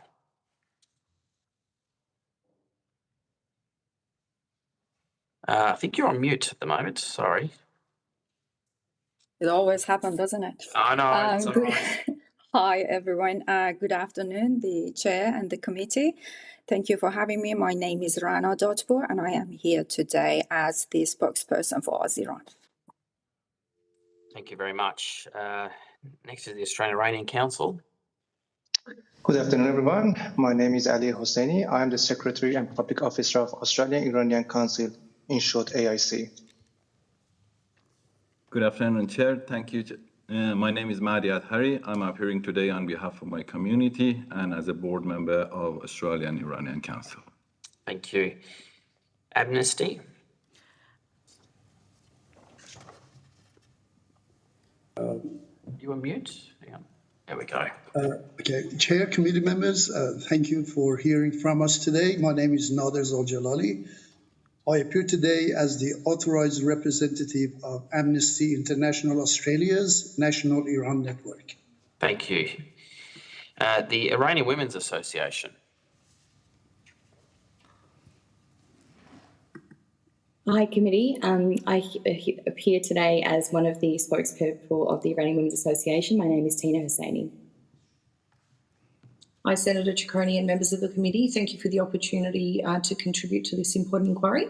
My name is Nos Hosseini, and I'm also a spokesperson for the Iranian Women's Association. And the Iranian Australian Republicans. Hello, everyone, Chair and community members. I'm Bahara Jamali. I'm here on behalf of Iranian Australian Republican. Thanks for having me. Okay, excellent. Now, although the committee doesn't require you to give evidence under oath, I should advise that this hearing is a legal proceeding of the Commonwealth Parliament and therefore has the same standing as proceedings of the respective houses. The giving of false or misleading evidence is a serious matter and may be regarded as a contempt of the Parliament. The evidence given today will be recorded by Hansard and attracts parliamentary privilege. Now, in the interest of time, I am going to ask you all to see if you want to make an opening statement, but can you please keep it very brief because there's quite a few of you online, and we'll try and get to questions as quickly as possible because we do need to finish this segment by 3 p.m. Okay, now I'll ask Ozzaran if you can kick off with a short statement, please. Sure, thank you so much. So I thank everyone again, the chair and honourable members of the committee for this opportunity. And before I start my own statement, I just want to salute everyone else who gave their brave, courageous and very moving statements before us. And the horror and terror that they described confirm what the Iranian Australian community has been advocating for several years. And it tells us clearly and loudly that the listing of the IRGC is not simply a technical matter. It goes to the heart of Australia's national security, the safety of our residents, and the strength of our legal system. The IRGC is not a normal military organization. It is a powerful and deeply embedded arm of the Islamic Republic regime with roles that reach far beyond defense. Its activities span military operations, intelligence work, and extensive financial networks, both inside and outside Iran. The IRGC's record has been widely reported. It includes support for armed groups, involvement in violent operations beyond Iran's border, and also participation in campaigns of intimidation and repression worldwide. These actions are not isolated either. They reflect the nature and the function of this organization itself. Now, for Australia, this issue has direct relevance. Members of the Iranian Australian community have raised serious concerns about harassment, threats, and intimidation linked to the Islamic Republic regime and its security structure, mainly IRGC. Such conduct has no place in Australia. No individual or community should feel unsafe or pressured of a foreign security body while living in our free country. The listing that we're talking about today serves a clear protective purpose. It strengthens the ability of Australian authorities to disrupt financing, address coercive behaviour, and prevent activities that may harm individuals or undermine our rules and laws. It signals that Australia takes state-linked threats seriously and will act within its law to protect people on its soil. There is also a broader policy dimension here that a number of people mentioned before me. Australia does not act in isolation in regards to IRGC. Our partners and allies have reached similar conclusions about the IRGC's role and conduct. Maintaining consistency supports cooperation, reduces ambiguity, and reinforces a united stand against state-linked violence and intimidation. So this review process is very important. It's an important safeguard, and it is right that such decisions are examined carefully. Now, the key question, I think, today for the committee is that whether the reasons for the listing remain valid. The statements made today, the available information, all of them confirm that the underlying concerns have not diminished at all, but they have intensified. For these reasons, maintaining the listing of the IRGC as a state sponsor of terrorism remains a measured, lawful, and necessary step in protecting Australia's security and democratic values. Thank you very much, committee. All right, thanks a lot. The Australian Iranian Council. Honourable Chair and distinguished members of the committee, thank you for the opportunity to appear before this committee on the review of listing of Islamic Revolutionary Guard Corps under the Criminal Code. Since Australia's listing of IRGC on November last year, subsequent developments have reinforced the security concerns that underpin that decision. The European Union followed with its own designation on 19th of February this year, signaling growing convergence among democratic partners regarding the IRGC's proxy activity, coercive transnational conduct, and threats to security. This international alignment underscores that Australia's action was not only justified, but also consistent with the evolving global assessments. Now, I try to be brief and to the point. Under Division 110 of Criminal Code, the legal test is whether there are reasonable grounds to believe a foreign state entity, directly or indirectly, has engaged in, assisted, or fostered terrorist acts, including conduct relevant to Australia. The statutory inclusion of indirect and proxy conduct is particularly important when we are assessing entities that operate through affiliated networks across borders. In August 2025, as we are aware, the Australian government publicly acknowledged that Australian Security Intelligence Organization, ASIO, assessed that Iran, principally through its security services, including the IRGC, directed at least 2 anti-Semitic attacks on Australian soil, involving targets in Sydney and Melbourne. The government responded by expelling the Iranian ambassador, suspending the operations at the Iranian embassy, and moving to strengthen legal frameworks to counter state-sponsored terrorism. Outside Australia, 6 years ago, on 8 January 2020, Ukraine International Airline flight PS-75G was shot down shortly after departing Tehran, killing all 176 civilians, including 15 children on board. Iranian authorities later acknowledged their responsibility, and international legal processes are ongoing in multiple jurisdictions. This tragic event highlights the IRGC's operational posture and the real consequence of its actions. The downing of a civilian aircraft demonstrates a readiness to employ lethal force with the catastrophic consequences for the civilians of multiple nationalities. When it comes to Australians, Australian citizens live, travel, reside, operate in regions where IRGC forces and its proxy networks are active. The relevance to Australia lies in the demonstrated capability and operational posture of IRGC. Now back to the main point of this review. For Australia, the risks of weakening and reversing this listing are stark. It would reduce the preventive tools that we now have available under our counter-terrorism, foreign interference, and financial disruption laws, at a time when hostile state actors are seeking to exploit networks beyond their borders. So we should not only reverse this decision, but also strengthen the measures even more than before.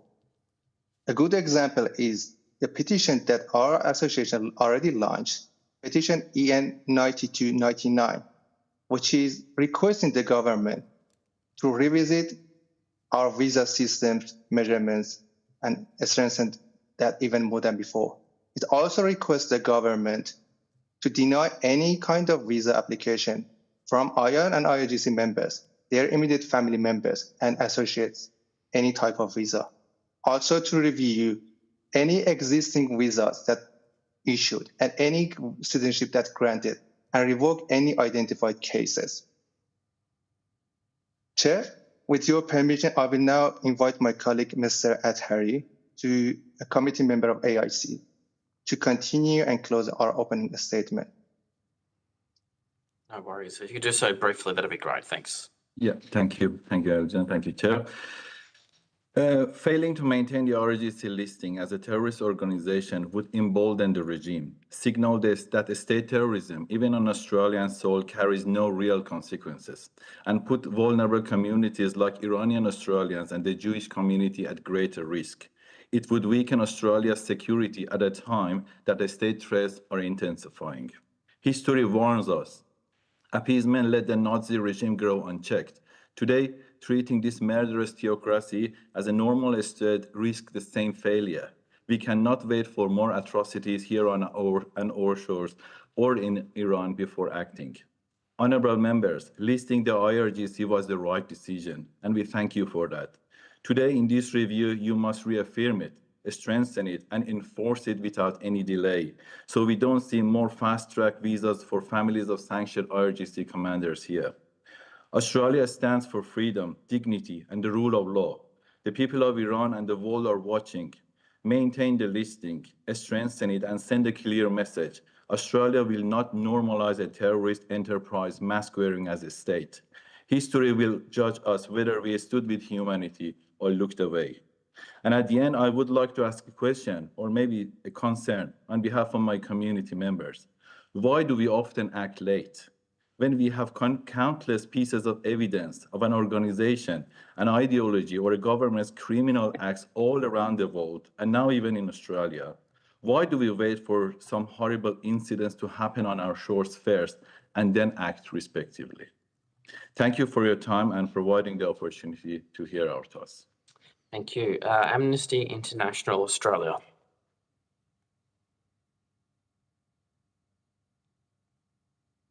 Okay.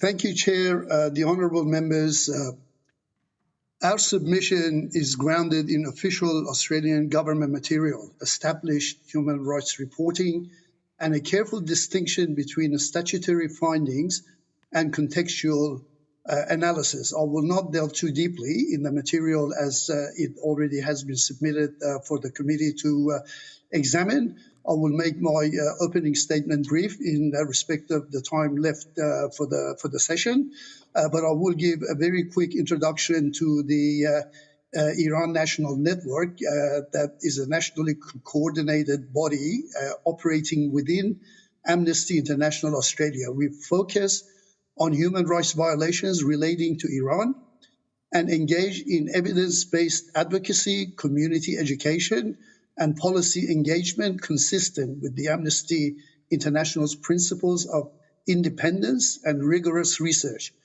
We also facilitate groups supporting victims of IRGC violence and activists both inside and outside of Iran in the diaspora and in the local communities.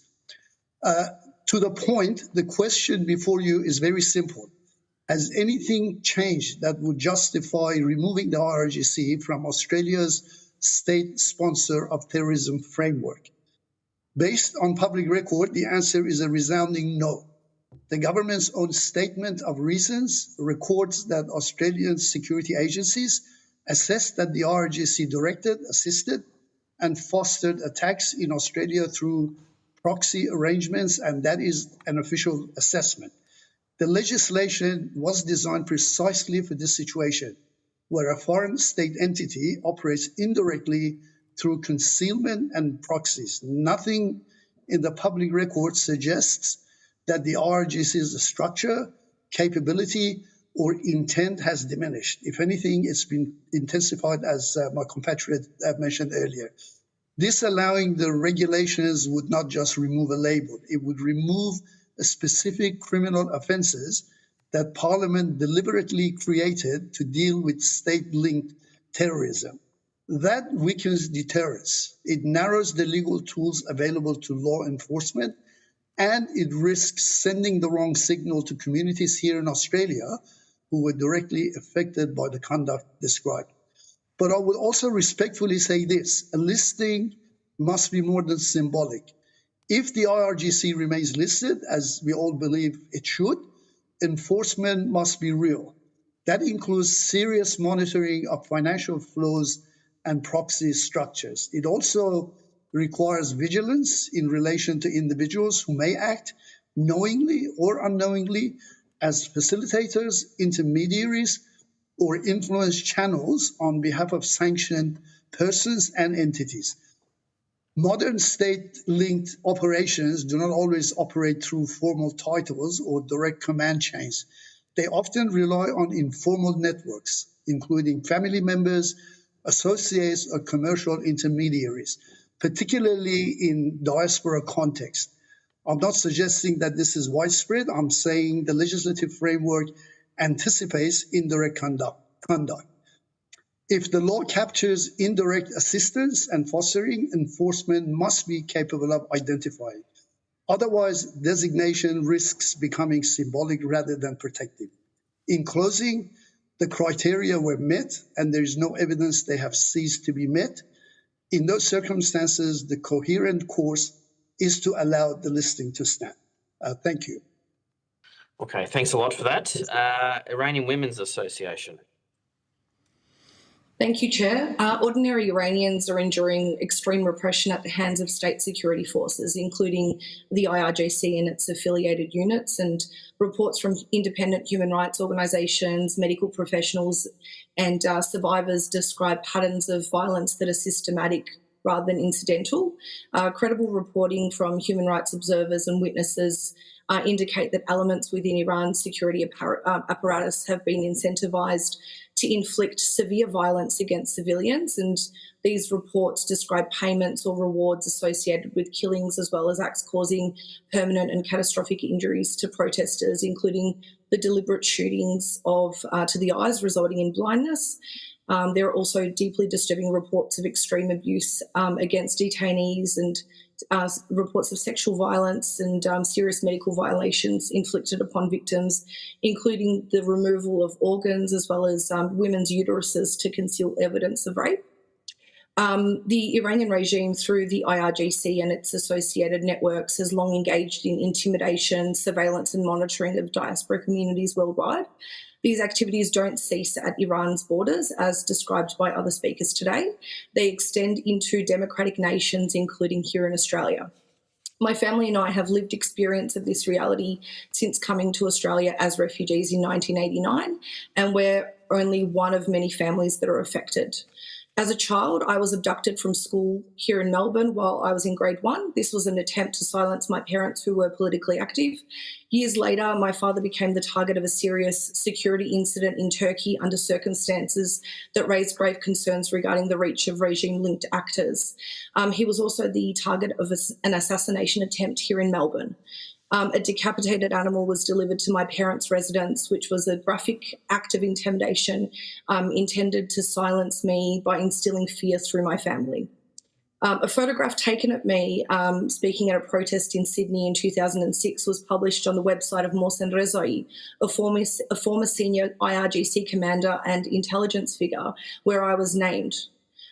These are just some examples of how the regime targets individuals who speak out, and members of the Australian Iranian community have reported similar patterns of fear and intimidation, and refugees who were active during the Green Movement protests in Iran have described being monitored, tracked and confronted here in Australia after being resettled here. And disturbingly, there are accounts of individuals presenting at private residences and brandishing weapons in attempts to intimidate those who had sought safety in Australia. And many within the Iranian diaspora report that their relatives that are living inside Iran have been summoned, interrogated, and shown images of their family members participating in protests abroad, including here in Australia.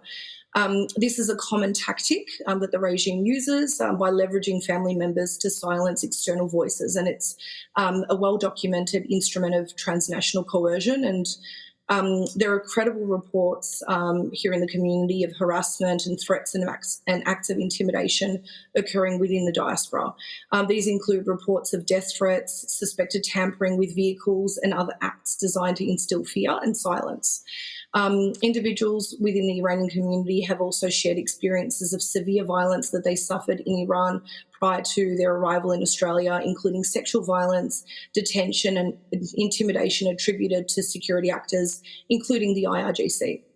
The regime's capacity for overseas operations are well established, and the IRGC and its extraterritorial branches have been repeatedly linked to activities beyond Iran, including over 453 assassinations abroad, abductions, terrorist attacks, targeting of dissidents, and coercive operations in third countries. And refugees, journalists, and political dissidents have been particularly vulnerable. And it's deeply disturbing that reports of regime supporters, agents, and affiliates are operating here in Australia.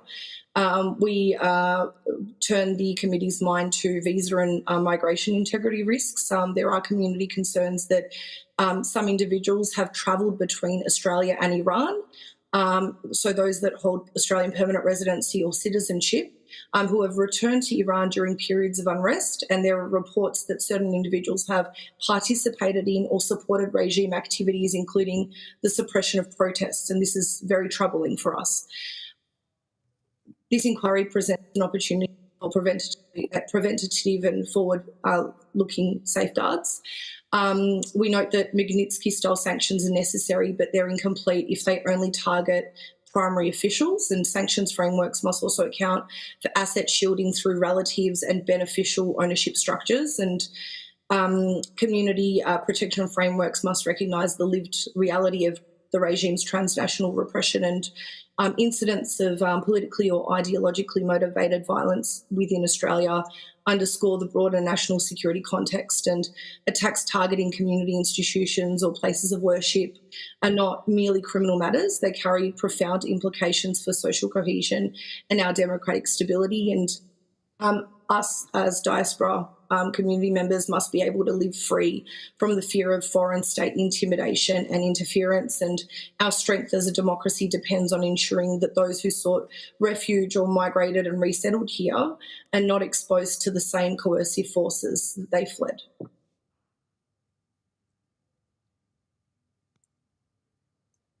Thank you, Senator Ciccone and members of the committee. I'd like to continue if that's all right. Building on what Naz has mentioned, thank you. I'd like to also outline that modern security threats linked to authoritarian regimes do not always operate in obvious or direct ways. So increasingly they work through less visible channels, often including financial systems, technology and international networks that are often difficult to detect. So internationally, it's been long documented that there are patterns of overseas operations connected to Iran's security apparatus, including the Quds Force, which is the foreign operations arm of the IRGC. This distinction is critical because any policy response addressing the IRGC must also account for the Quds Force and its extraterritorial mandate. So these patterns show that state-linked threats can adapt and they can operate through proxies or affiliated actors beyond their home borders. And for diaspora communities, these consequences are deeply destabilising. So a fear of surveillance, intimidation of family members abroad, and the persistent sense of being watched or pressured can discourage civic participation and really undermine the sense of safety that individuals sought in democratic countries such as Australia.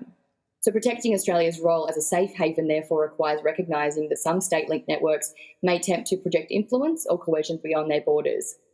Alongside these security considerations, we also draw attention to the financial dimension of those risks. So investigative reporting by the New York Times recently raised serious concerns regarding cryptocurrency flows involving Iranian-linked networks. The reporting described allegations that approximately US $1.7 billion in cryptocurrency transactions had moved through Binance accounts associated with Iranian entities suspected of links to sanctioned networks. The report further indicated that Binance's internal investigators had reportedly identified around 1,500 Iran-based accounts with transactions said to have been routed through intermediary entities and laid financial pathways. According to the reporting, certain transaction patterns were allegedly traced to digital wallets believed to be associated with regime-affiliated actors, including traces connected to networks linked to the IRGC. Such reports raise serious and credible concerns, particularly regarding potential sanction evasions, hidden financial channels, and regulatory blind spots. So digital currencies and international online platforms can make it a lot easier to move funds in ways that are harder to trace and harder to regulate.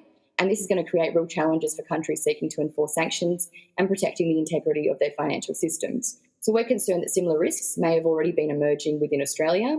There are community concerns that individuals associated with the IRGC have entered Australia and they're using legal mechanisms, including powers of attorney, for regime-linked actors in ways that could facilitate property acquisitions, assets transfers, things like that. While Australia's national security framework is strong, modern threats continue to evolve, and for this reason, we respectfully suggest policy considerations aimed at ensuring better monitoring of financial activity, including new digital technologies, stronger international cooperation and information sharing, regulatory systems that recognise indirect or concealed transactions, and more broadly, policy considerations should include sanction models preventing asset shielding through relatives and associates, visa integrity safeguards, community protection frameworks that recognise transnational repression risks. And I want to note that these measures are not directed at ordinary Iranians or diaspora members. These are directed at state-linked structures associated with repression, coercion and violence. And finally, we'd like to thank the Australian Parliament and this committee for their leadership in listing the IRGC as a state sponsor of terrorism under Australian law and for really recognising the seriousness of these risks by taking this important step. Thank you. No worries. Thank you very much. And now the Iranian Australian Republicans.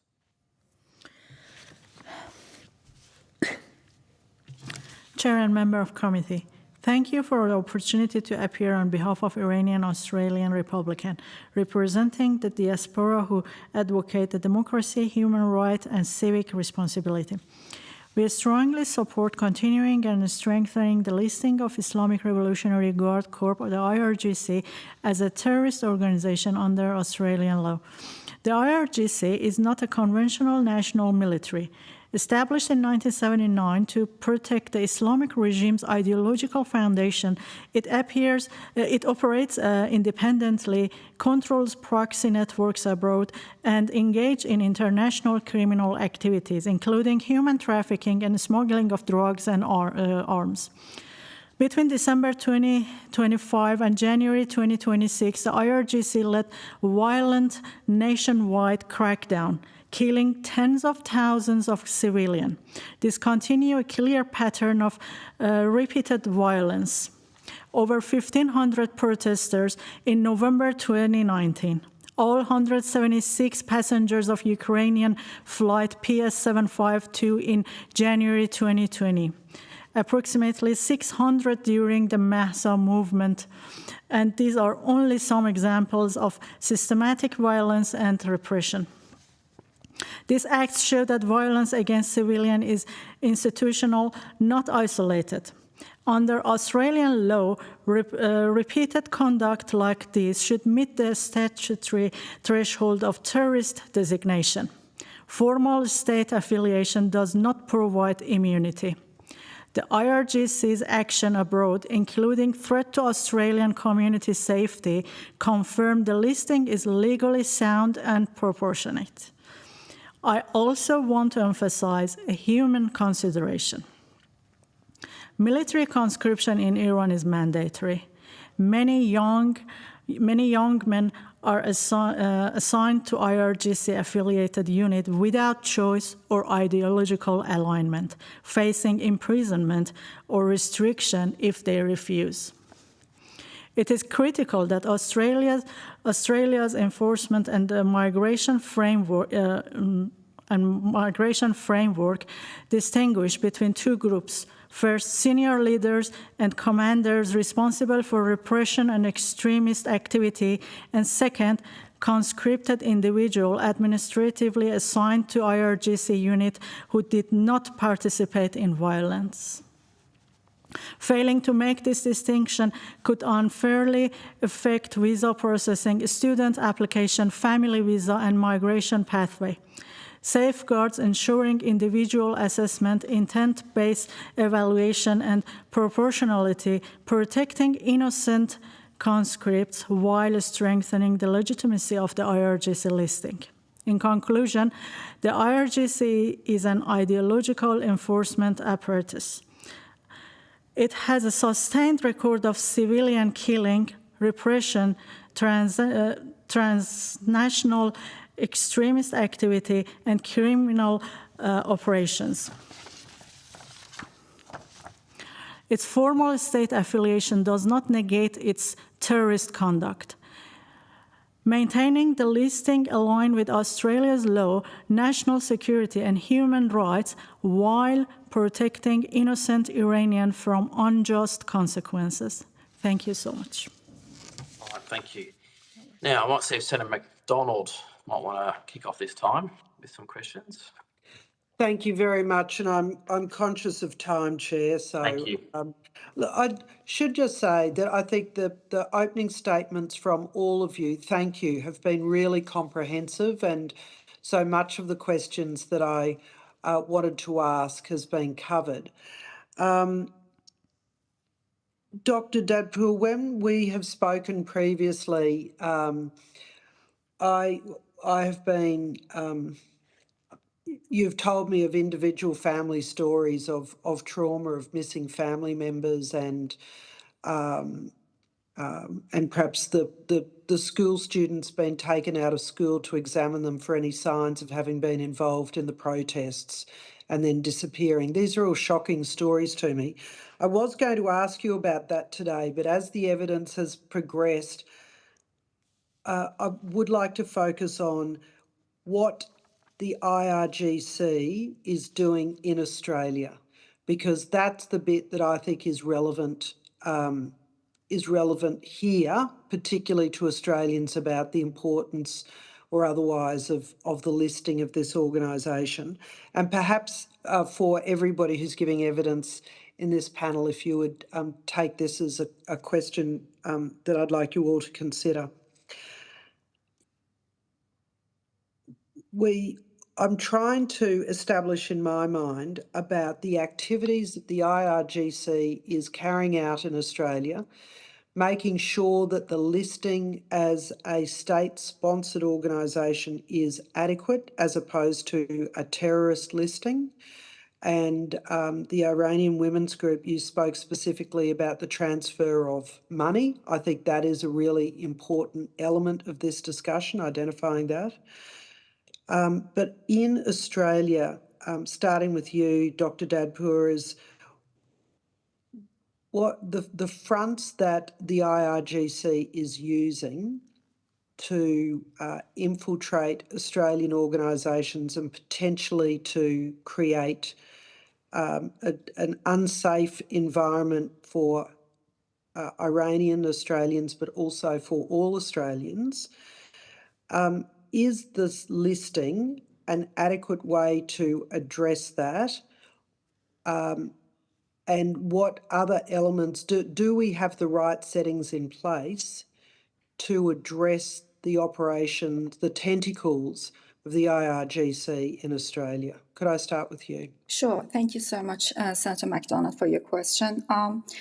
Look, IRGC has been proved to work through grey areas. So there are several reports and academic studies that show how systematically and by design IRGC work through areas that are not being considered completely illegal by democratic countries, and they are not completely, in that area peaceful situation as well. So I think we can categorized in 3 different groups what IRGC does inside Australia. So one of them is using, different groups.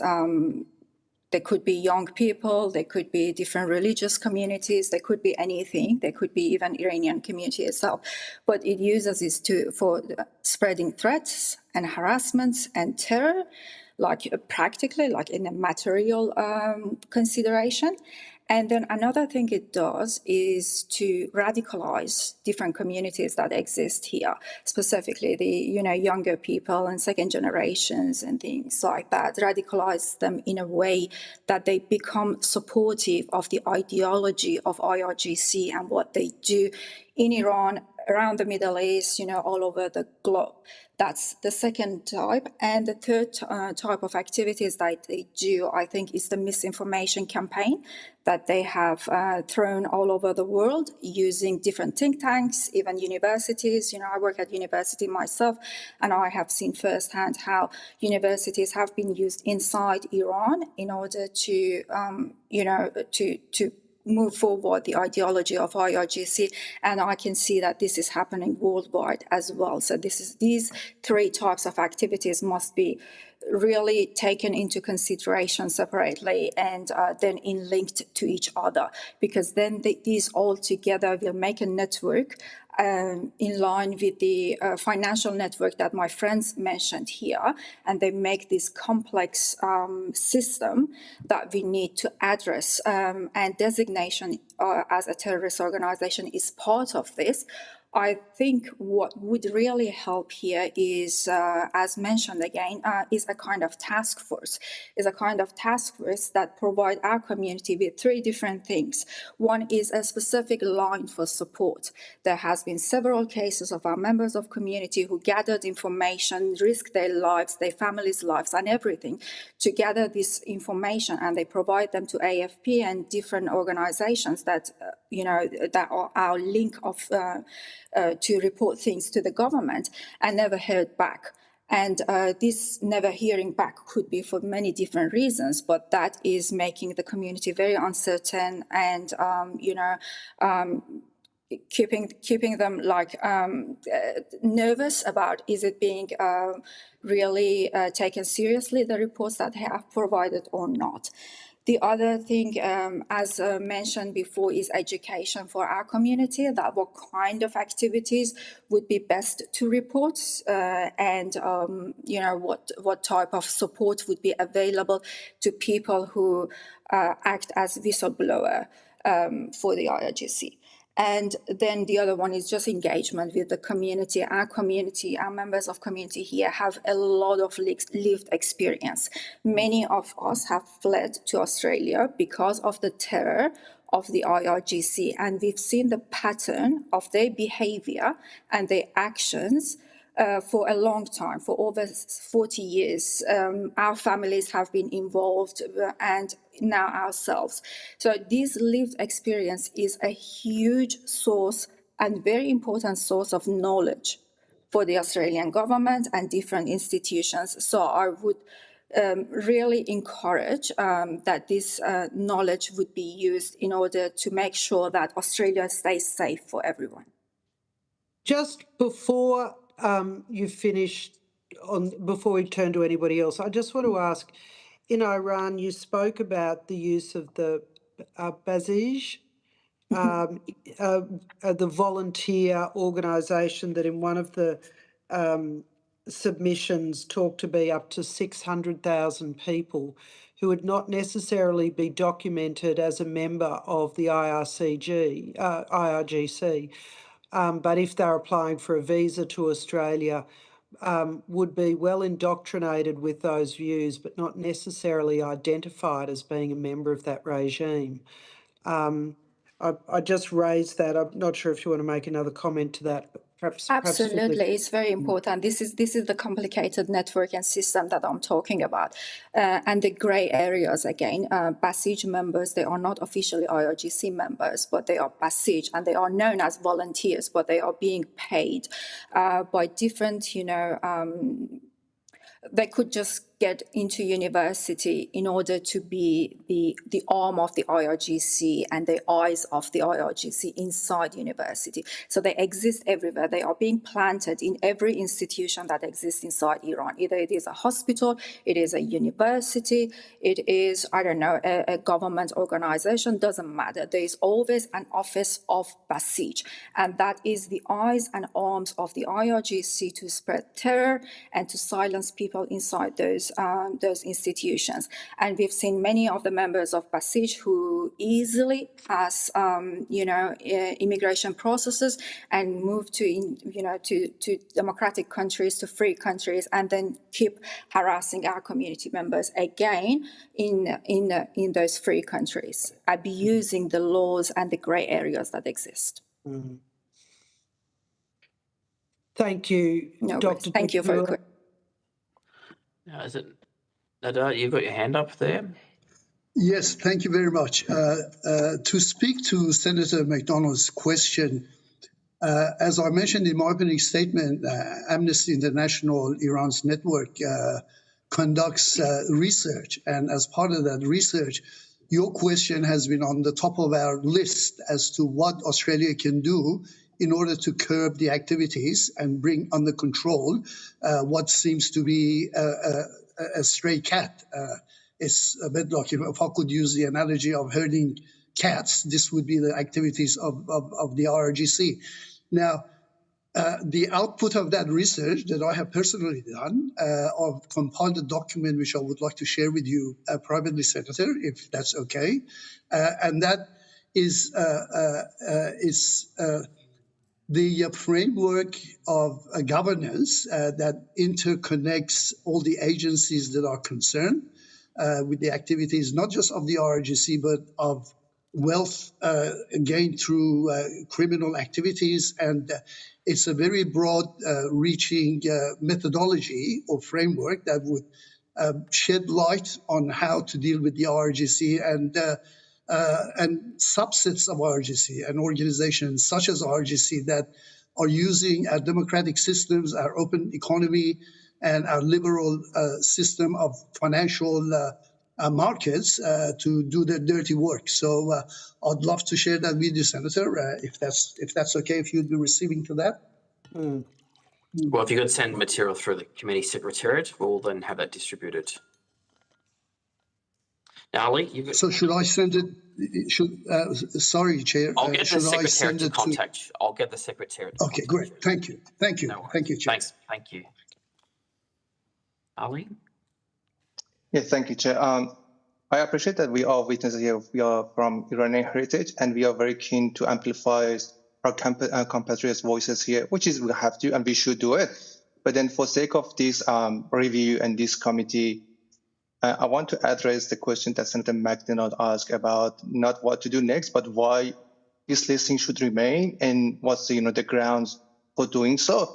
So I want to take us to the helicopter point of view to look at the bigger picture. So the whole goal and mission of the Iranian regime and IRGC, which is the long arm of the regime inside and abroad, is to basically develop and implement their ideology across the globe.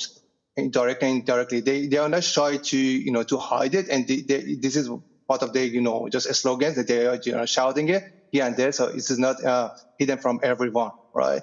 And when it comes to, I think I'm very bad in memorizing their names. That we had many witnesses that rightfully mentioned different aspects of what's IR, Islamic regime, Iranian regime, and IRGC doing. But I guess it was Soren which rightfully touched on the geographic aspect and dimension of this. So if you look at the US and Europe, we have a more stronger presence of the IRGC. When it comes to Australia, because we are very lucky and because of our geographic location, we have less presence. But now, why they should basically seek to come to Australia and establish their presence here, right? But not like East Asia or somewhere else. And I guess, again, some other people pointed to this point that, hey, we are living in a democratic country, which is, we have a rule of laws. We have, established systems. We have, great financial systems. We have all those things that every entity like IRGC and Iranian wish to have. Right. And then if you look at the timeline and the pressure that is on the Iranian regime and IRGC in the Europe and in the US, I guess Australia is the next haven for them to basically seek. And if we talk about, petition to review the visa system, if we talk about implementing measures to strengthen, we impose sanctions, which is great, and we appreciate it. But then we talk about, different people talk about strengthening the measures, and controls and systems to enforce those, sanctions, is because now we know as a community, because we live there, we know them.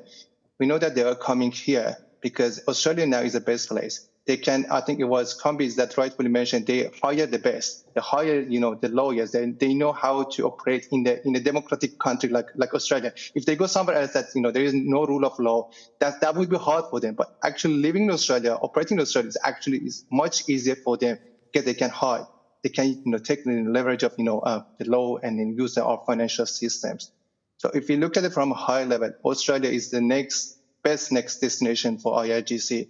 And that's why we should not only keep this, IRGC in the listing, but also strengthen add more measures to enforce that.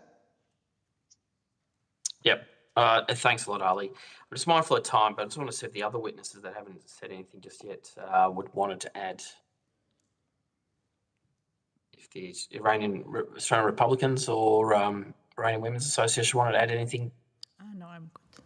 Yeah. Okay. Thanks. You're just online now there. Yeah, may I add, anything? Just a review of incidents happened. Back in 2023, we sat on the same parliamentary hearing, and Iranian community came with the help of Senator Kılıçdaroğlu back then, and expressed our views about IRGC and why we need to put IRGC as a terrorist organization. Unfortunately, nothing happened. 1 year later, we had attacks. Kosher restaurant at Sydney, and arson attack on Adas Israel synagogue. And only 1 year after, the Australian government put the IRGC as a terrorist organization. My question back to my opening as well, why we are always so late? We have countless evidence, and even back then, since we already listed, the evidences are piling up back right here in Australia and abroad. In Iran, countless evidence. All around the world, countless evidence. We shouldn't wait. Actually, today we should not just talking about this. We passed this point. Iranian community, humanitarian organizations asking way more than this. We are past this point to name IRGC as a terrorist organization. We are now talking about the regime, the entirety of the regime. As Senator Penny Wong mentioned the other day, this is an illegitimate regime. They are ordering mass killing of people. We are past, way beyond this sort of conversations, I think, and we need to take decisive action right now. Thank you. Thank you very much. Now, was there any other witnesses that wanted to either share anything before we have to move on to our next group of witnesses? No. I did want to say thank you very much for everyone for making time today. I think it's fair to say that everyone's evidence is very, very valuable and helpful for us to present our report to the Parliament. I know Senator MacDonald and I have asked numerous questions today, but we are looking forward to presenting, I think, a unified report back to the Parliament in the coming weeks before the deadline for disallowance for our colleagues to look at. So can I just say thanks again for everyone for making the time today. I know all your opening statements and responses to questions are very valuable, and look forward to receiving any further information that you may want to pass on to the committee. I do want to say that if you do have anything additional information, please try and do that by 4 p.m. tomorrow if you can. The Secretariat, the ones who have contacted you, will be able to assist if you do get stuck, but you can email that information through to the team in Canberra. We'll also send you a copy of the transcript of your evidence and have an opportunity to request any corrections if there's any errors in the transcript. Thank you very much. We now have to move along to our next panel of witnesses today. And I want to welcome representatives of the Kurdish Lobby Australia and the Assyrian National Council Australia to give evidence at today's public hearing. Now, for the Hansard record, could I ask you could state your full name and the capacity in which you appear today, and I'll start with the Kurdish Lobby Australia. Hi, my name is Zurian Fatah. from Kurdish Lobby Australia. I'm the president of Kurdish Lobby Australia. And the Assyrian National Council Australia. Hello, my name is Dennis Soro and I'm here as the community manager. Thank you very much. Although the committee does not require you to give evidence under oath, I should advise you that this hearing is a legal proceeding of the Parliament and therefore has the same standing as proceedings of their respective houses. The giving of false or misleading evidence is a serious matter and may be regarded as a contempt of the Parliament, and the evidence given today will be recorded by Hansard and attracts parliamentary privilege. I'll ask both of you, do you have an opening statement you'd like to make? And I'll start off with the Kurdish Lobby Australia. Yes, thank you. Good afternoon and thank you for the opportunity to speak today. My name is Zirian Fatah. I address you as an Australian of Kurdish heritage and as a representative of the non-partisan organisation Kurdish Lobby Australia. Whilst we do advocate and strive for human rights, justice and anti-terrorism, not only for people in Iran and the Kurdistan regions, but given that IRGC is ultimately the source that we have been constantly raising red flags about, and again, today raise to your attention the risks that this then affects the wider world and in particular Australia. In fact, it's too late. The needle ticked over from risks and are now events on Australian soil. Today's hearing is of utmost importance as the IRGC is ultimately a national security threat. Kurdish Lobby Australia have been advocating for IRGC to be listed as a terrorist organisation for over 10 years. I would like to highlight how disadvantaged and discriminated Kurds are in Iran. Jina Amini, whom is the symbol of woman life freedom, is not even recognised by her Kurdish name, but by Mahsa Amini, a Persian name allocated to her. This is the most basic of recognition, let alone human rights. However, I am glad that the woman life freedom movement has been a point of uniting ethnicities in Iran and diaspora to focus on the better future that we all are after. To put into context what we are talking about today, we also have to look back some years. Since the 80s, the IRGC have worked to terrorise and assassinate Kurdish political figures or their families internationally. For example, Efet Qazi, the daughter of Qazi Muhammad, was killed in Sweden in 1990 after opening a letter bomb. Leaders of the oldest Kurdistan party were assassinated. Dr. Abdul Rahman Qasimlo was assassinated in Vienna in 1989 by Iranian operatives. Sadiq Sharif Kandi was murdered in Berlin in 1992. The courts found the responsible individuals. However, they often slipped out of the countries they committed the crimes. For today's hearing, I am directly affected. For example, my father-in-law, whom is living in Australia, was involved in opposition political movements and has not travelled to Iran for 30 years, given the risk to his life. Of course, in Iran, this continues, where if you are from a Kurdish opposition party, your life is at risk. This risk of life also applies to innocent civilians, not just political figures. The recent protests were another gross page in the history books. Regarding examples in Australia, I echo the experience and events reported by the other presenters before me. I refer to an example of these operatives actually mixing in with the peaceful protesters and when amongst the crowd, gathering photographs and following individuals to their homes. One of our community members, whom I won't mention their name today, has reported the threats to Australian authorities. In some other cases, these people appeared at the protests and have requested, for example, clothing or to borrow something, only later to say, I will return it to your home, can you just give me your address? Of course, this has been refused, but this is the grey area they work in, they're very subliminal.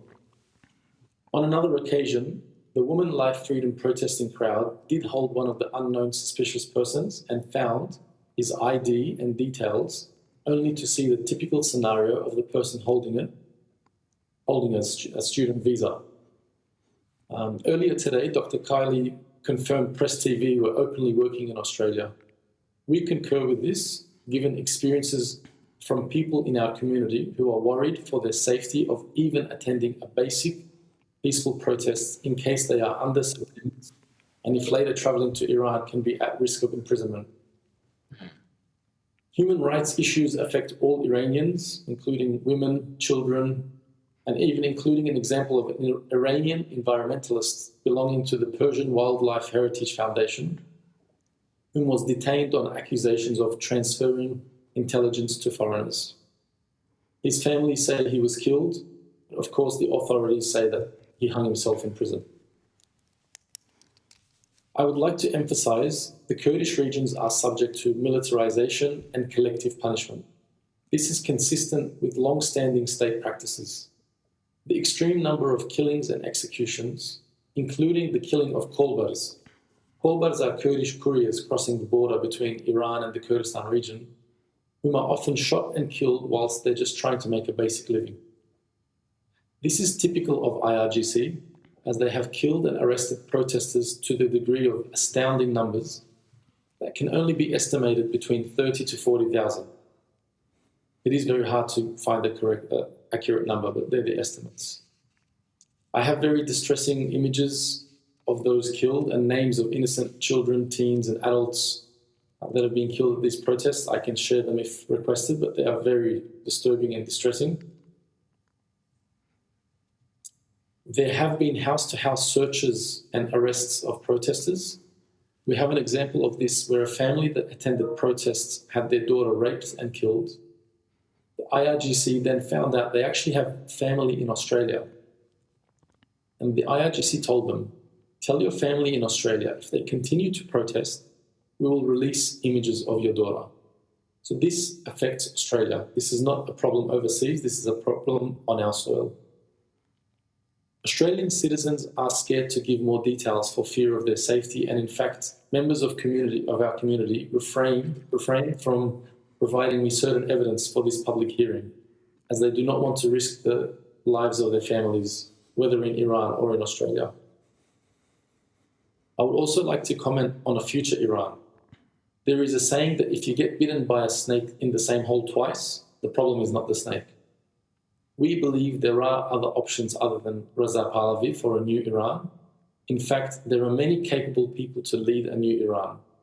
However, a future federal, decentralized, democratic, secular Iran, inclusive for the benefit of all the people of Iran, including the Kurdish people, is what will bring prosperity to Iran whilst allowing the right to self-determination of its peoples. Recently, the 5 main Kurdish parties have formed a coalition united to welcome a new reformed Iran, free from terror and tyranny, as the Iranian people have suffered for long enough. We believe Australia is in a good position to not only designate IRGC as a terrorist organisation, but to use political levers to enforce targeted sanctions against officials linked to IRGC and ensure Australia and our institutions are not used to shelter assets or activities linked to these abuses. Australia could demand physical access to Iranian courts and prisons, freeze travel rights for the individuals guilty of abuse, and more. I don't want to hold up the panel because I'm conscious of the time, but I appreciate that. I'd like to share that, yeah. Thank you. Now, the Assyrian National Council of Australia. Thank you, Chair, and thank you to the committee for the opportunity to appear today. I appear on behalf of the Assyrian National Council Australia, ANCA, the peak representative body for the Assyrian community in Australia. ANCA advocates for the cultural, economic and political rights of Assyrians in Australia and in our ancestral homelands across northern Iraq, northwestern Iran, southeastern Turkey and northeastern Syria. We engage with all levels of governments to ensure that the concerns of Assyrian Australians are reflected in public policy. My evidence is provided in the context of this committee's review of the listing of the Islamic Revolutionary Guard Corps, or IRGC, as a state sponsor of terrorism. Our submission makes 2 principal points. First, Australia should maintain the listing of the IRGC as a state sponsor of terrorism. Second, while the listing is necessary, Australia's response must extend beyond designation to addressing the broader operational and proxy networks associated with the IRGC and its affiliated branches. Turning to the first point, The IRGC is not merely a conventional branch of Iran's armed forces. It is an ideologically driven security and expeditionary institution with a well-established record of financing, training, and directing non-state armed actors beyond Iran's borders. Under Section 110 of the Criminal Code, an entity may be specified as a state sponsor of terrorism where it is a foreign state entity and has directly or indirectly engaged in, assisted, fostered, or advocated the doing of a terrorist act targeted at Australia. The IRGC is established under the Constitution of the Islamic Republic of Iran and has previously been recognized by the Attorney General's Department as a foreign state entity for the purpose of this legislation. The IRGC now extends beyond the Middle East and into Australia. This is reflected in attacks linked to Iranian state-aligned networks, including the attack on Lewis Continental Kitchen in Sydney, as well as the Adass Israel Synagogue in Melbourne. These incidents demonstrate that hostile activity associated with the Iranian regime can manifest on Australian soil. In Iraq and Syria, the IRGC has cultivated and supported aligned militias, providing weapons, funding, and operational guidance. These networks demonstrate a pattern of conduct consistent with fostering and supporting terrorist activity. The capacity for such networks to operate transnationally underscores why Australia cannot treat this as a distant issue. Maintaining the listing is therefore essential to uphold the integrity of Australia's counter-terrorism framework and to align with key international partners. However, listing alone is insufficient. Authorities must ensure that associated entities, facilitators, and financial channels operating within Australia are subject to appropriate scrutiny under existing legal mechanisms. I now turn to the Australian Assyrian community impact. The Assyrian community in Australia has experienced interference linked to entities aligned with or influenced by the ideological apparatus of the Iranian regime. In 2019, Australian representatives of the Assyrian Universal Alliance attended a conference in Israel focused on the revival of the Assyrian language. In 2020, an Iranian news outlet published an article condemning these Australian residents, accusing them of collaborating with the Zionist regime and declaring their dismissal from leadership roles. The language used reflected hostile ideological narratives associated with the Iranian state. The targeting of Australian citizens in foreign political media caused reputational harm and raised safety concerns within the community. The matter escalated into proceedings before the Supreme Court of New South Wales, culminating in consent orders in March 2021, requiring changes to organisational control and restrictions on the use of the term Assyrian Universal Alliance. Judicial intervention was required to stabilise governance arrangements in Australia. The Australian body was later formally severed ties with its Iranian counterparts and restructured independently as the Assyrian National Council Australia to safeguard its autonomy. This demonstrates how foreign political narratives aligned with the Iranian regime can be projected into Australian civil society, creating governance disruption and intimidation dynamics. It underscores the importance of vigilance regarding foreign interference risks. In conclusion, the IRGC satisfies the statutory criteria under the Criminal Code. It is a foreign state entity, and it has engaged in conduct that supports and fosters terrorist activity. Its activities abroad, combined with interference affecting Australian communities, demonstrates that this is not theoretical. Maintaining the listing is necessary to protect Australia's national security, uphold the integrity of our legal framework, and safeguard vulnerable communities. For these reasons, we respectfully urge the committee to recommend that the listing of the IRGC as a state sponsor of terrorism be maintained, and that Australia continue strengthening oversight of associated networks. I thank the Chair and the committee for your time. Thank you, gentlemen. I think it was important that we invited the two of you as well, because as a committee, I also wanted to make the point that this is not just, Iran is a very rich, has really rich history and rich ethnic communities, and the Persian community is obviously the more dominant of the communities, but I wanted to make a point that the other communities have been impacted by the IRGC and the Iranian regime, both over in Iran and here in Australia, and I sort of welcome that the two of you have taken up the opportunity to come and talk to us today. Like I've done with other witnesses today, I did want to ask the two of you, if there are any practical examples that you can provide. I think Lorraine mentioned earlier around people coming to protests and who were trying to be helpful with assisting individuals and then seeking information around where they live. Are there other examples that you can provide about how the IRGC has engaged with your community, how they have tried to suppress or intimidate or tried to persuade members of your community to believe the propaganda coming out of the regime back in Iran?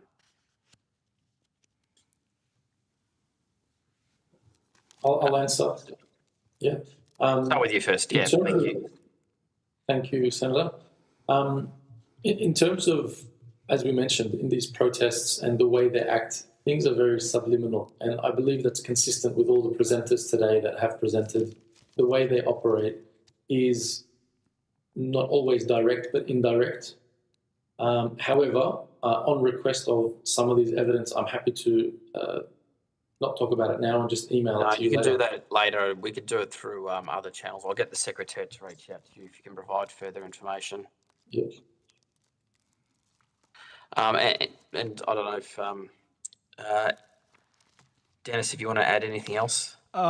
Look, the Assyrian community hasn't been heavily involved within these protests. There are maybe a few individuals. However, when Assyrians do participate, there is a still large, significant amount of Assyrians who remain in Iran. It's estimated to be under 50,000. It was 200,000 before the Islamic Revolution. However, when Assyrians do speak up, there is cyberbullying, threats, intimidation, and defamation, as previously outlined. And is that normally amplified when there are protests back in Iran, or is it been on a... Yes, it is. Previously, there is an Assyrian, I don't remember the name, I could email it after this inquiry. There is an Assyrian MP who sits on Iran's parliament. He criticizes any Assyrian that dares to speak against the regime during these protests. And in terms of what you hear from, I guess, community back home, or what are they saying in terms of, the situation on the ground, particularly with what's been happening with the recent protests, people being obviously taken to hospital, or those that have, been shot at? You able to elaborate a bit further about the situation? We have heard that a few hundred Assyrians have been blinded. They've had chemicals sprayed in the eyes. I can't comment on what chemicals. I could provide that after the inquiry. But the community today in Iran is heavily suppressed. They can't speak their language that's indigenous to the land. But I could grab that information after the inquiry. And I think I asked very early on in the day, is the IRGC specifically targeting certain ethnic communities over in Iran, or are they now being widespread around their crackdown on individuals? They are spreading around communities. It's specifically, I could also comment on Iraq, where Iraq is heavily aligned with the Iranian government. People in Iraq also don't like to comment on these issues due to the links. And Iraq has had affiliations or proxies of militias in the region. Kurdish lobbyist Joe wanted to add anything? Yeah, look, I mean, as we've already said, the minorities are downtrodden. However, since the recent protests, I believe it's affected all of Iran. So it's basically the existing regime versus the people that want a new and free Iran, all collectively. And in terms of the listing itself, I mean, I'm assuming it's welcomed by your communities, respectively. Is there anything else that you think government should take on board? I know there was some discussion earlier around education, or at least providing maybe further information, maybe in language around what people should do if they spot anything or see any individual doing the wrong thing. Are these sort of examples where you'd like to see us maybe make some sort of further, focal point, I guess, for governments to look at in the future? I mean, to assist your communities around raising issues where they see it. Yes, Senator. Look, from our end, definitely language sometimes can be a barrier. However, it's, as some other presenters also mentioned, there are some certain complaints raised and people are not hearing back. So that sort of feedback comes, throughout the community. Like, even if you raise it, it's not really going to go anywhere.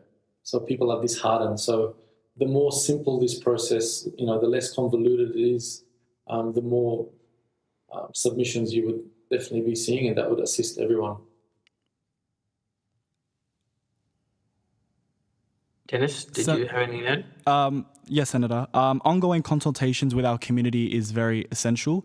We need to highlight what is going on and the paths that we can go forward. Education is significant. The Assyrian community here in Australia does have barriers. As illustrated before, language is a significant barrier. And it is important to gather this data. So I guess if there's one thing that you wanted to take away from today, or at least put on the record, what would it be then for the government? And that's to both of you. Okay, so this is the bare minimum. As one of the speakers said earlier, we should be well past this, because the atrocities and the crimes committed by the IRGC, not just in Iran but internationally, the track record is there, and there's a lot to clean up. There's a lot to improve on, and I believe the Iranian regime has been given time, chance, and the improvement is not necessarily there. So the Australian government does have political levers to use, and also to encourage and include the United Nations to form committees and have a stronger stance, because ultimately those problems in the Middle East are not problems in the Middle East. They end up on Australian soil. And the stronger our stance now, the better we can avoid issues on Australian soil.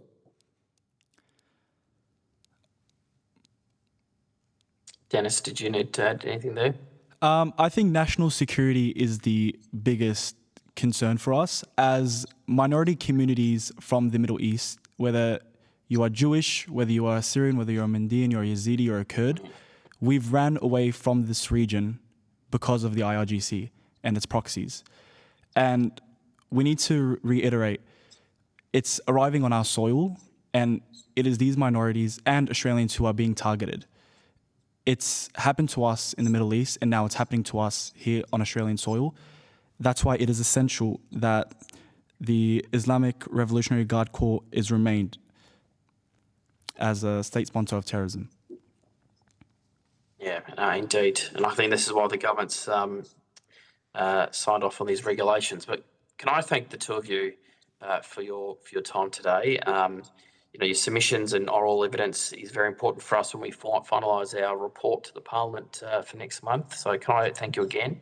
I don't believe Senator McDonald had any questions at this point, but we'll now have a very short suspension, and then we'll move to the Department of Home Affairs in a few minutes. Thank you. Thank you.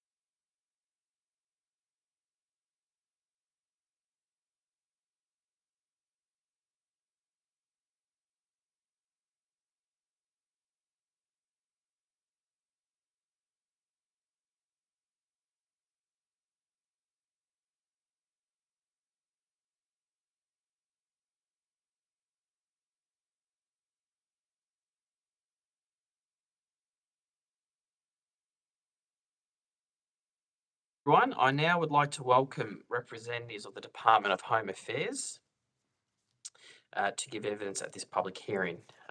For the Hansard record, would you please state your full name and the capacity in which you appear today? And can I just, before I do that, just with previous witnesses that have appeared, I do need to ask you to come off this line and jump on the Parliament House's website because this is being recorded. Thank you. Sorry, so for the Hansard record, could I ask that you state your full name and the capacity in which you appear before today's hearing? Certainly, Senator. Hamish Hansford, Head of National Security, Department of Home Affairs. And Kira Spencer, Deputy Secretary, Law Enforcement and Domestic Security Group. Okay, thank you to the two of you. And although the committee does not require to give evidence under oath, just remind you that this is a legal proceeding of the Parliament today. Given false or misleading evidence is a serious matter and may be regarded as contempt. The evidence today will be recorded by Hansard and attracts parliamentary privilege. Now, did either of you have an opening statement for today? No, Senator. Very happy to take questions given it's only 30 minutes. That's okay.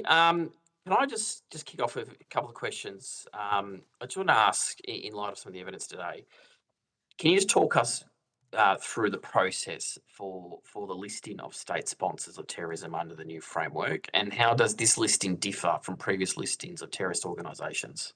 Certainly. Ms Spencer will outline the process. Certainly. So in terms of the department's role, we support the Minister by coordinating information from relevant agencies, including intelligence agencies, to inform the Minister's assessment against the criteria. We prepare an unclassified statement of reasons, setting out the IRGC structure, activities and conduct relevant to the listing. We consult that with security and intelligence agencies, provide that to the Minister and subsequently publish it to support transparency.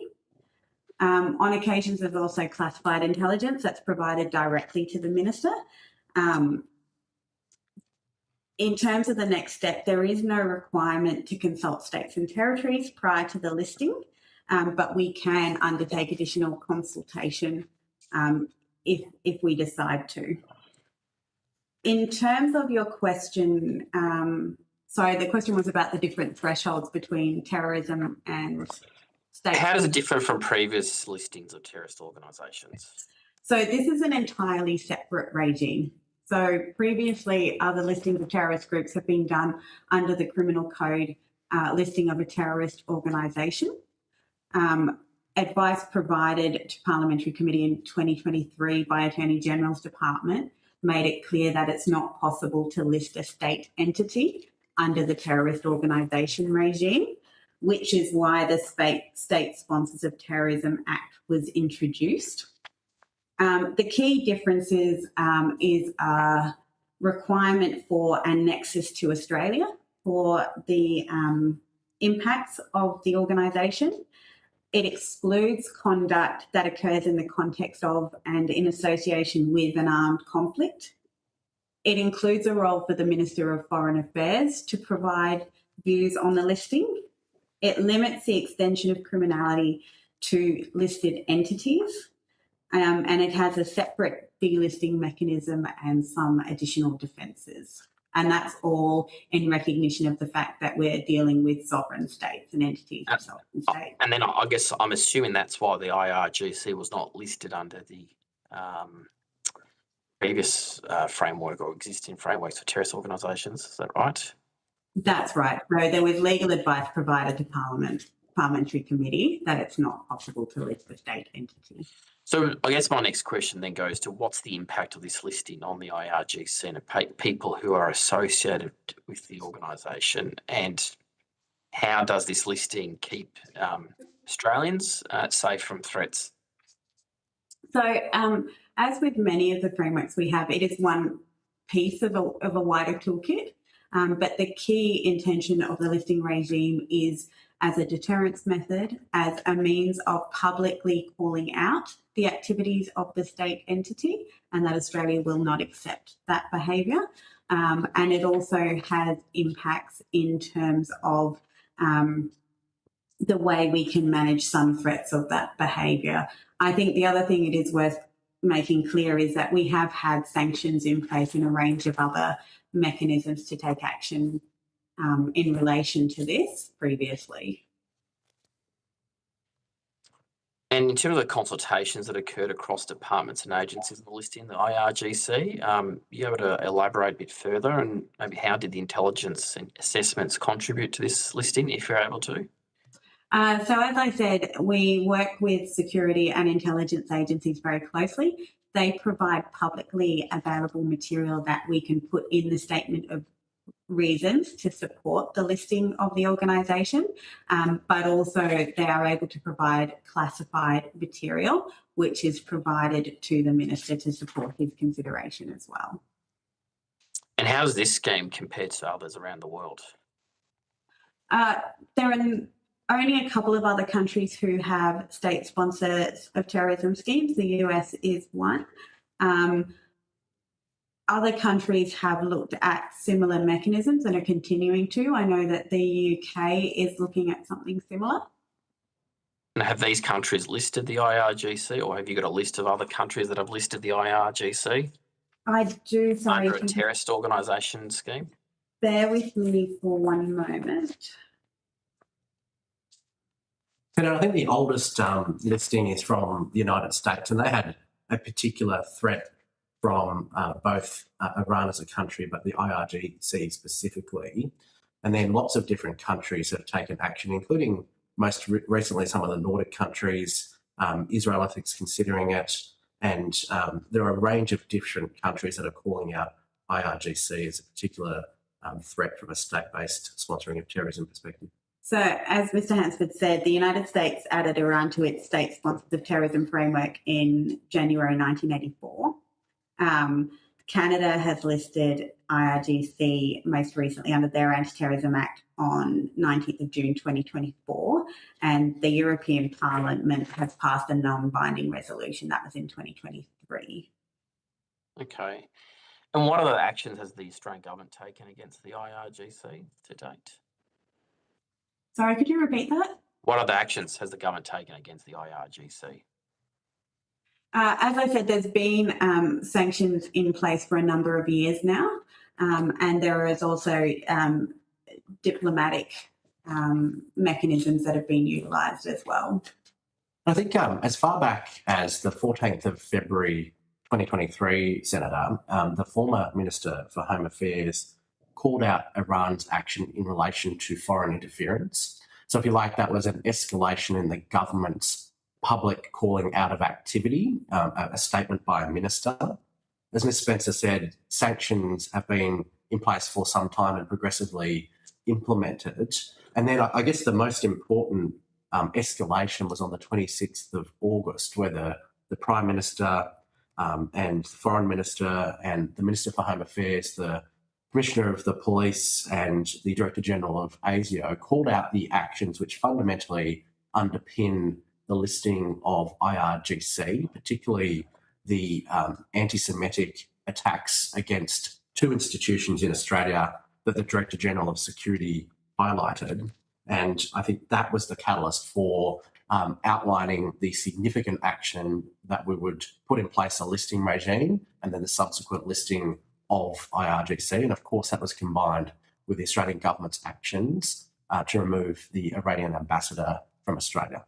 And I think it's important just to note that, but I guess you would have heard some of the evidence today, some saying that, you know, for some time there'd been some evidence presented, or at least people were aware of the IRGC's activities in Australia. But I think it's fair to say there's a threshold question here around meeting that threshold before organisations or entities are listed. Is that a sort of fair assumption from a legal perspective? And this is not to discount any of the evidence that was provided to the committee today or some years ago when we had a Senate inquiry into this. But I just wanted to make that point clear that there was a legal threshold, I think, that was required to be met.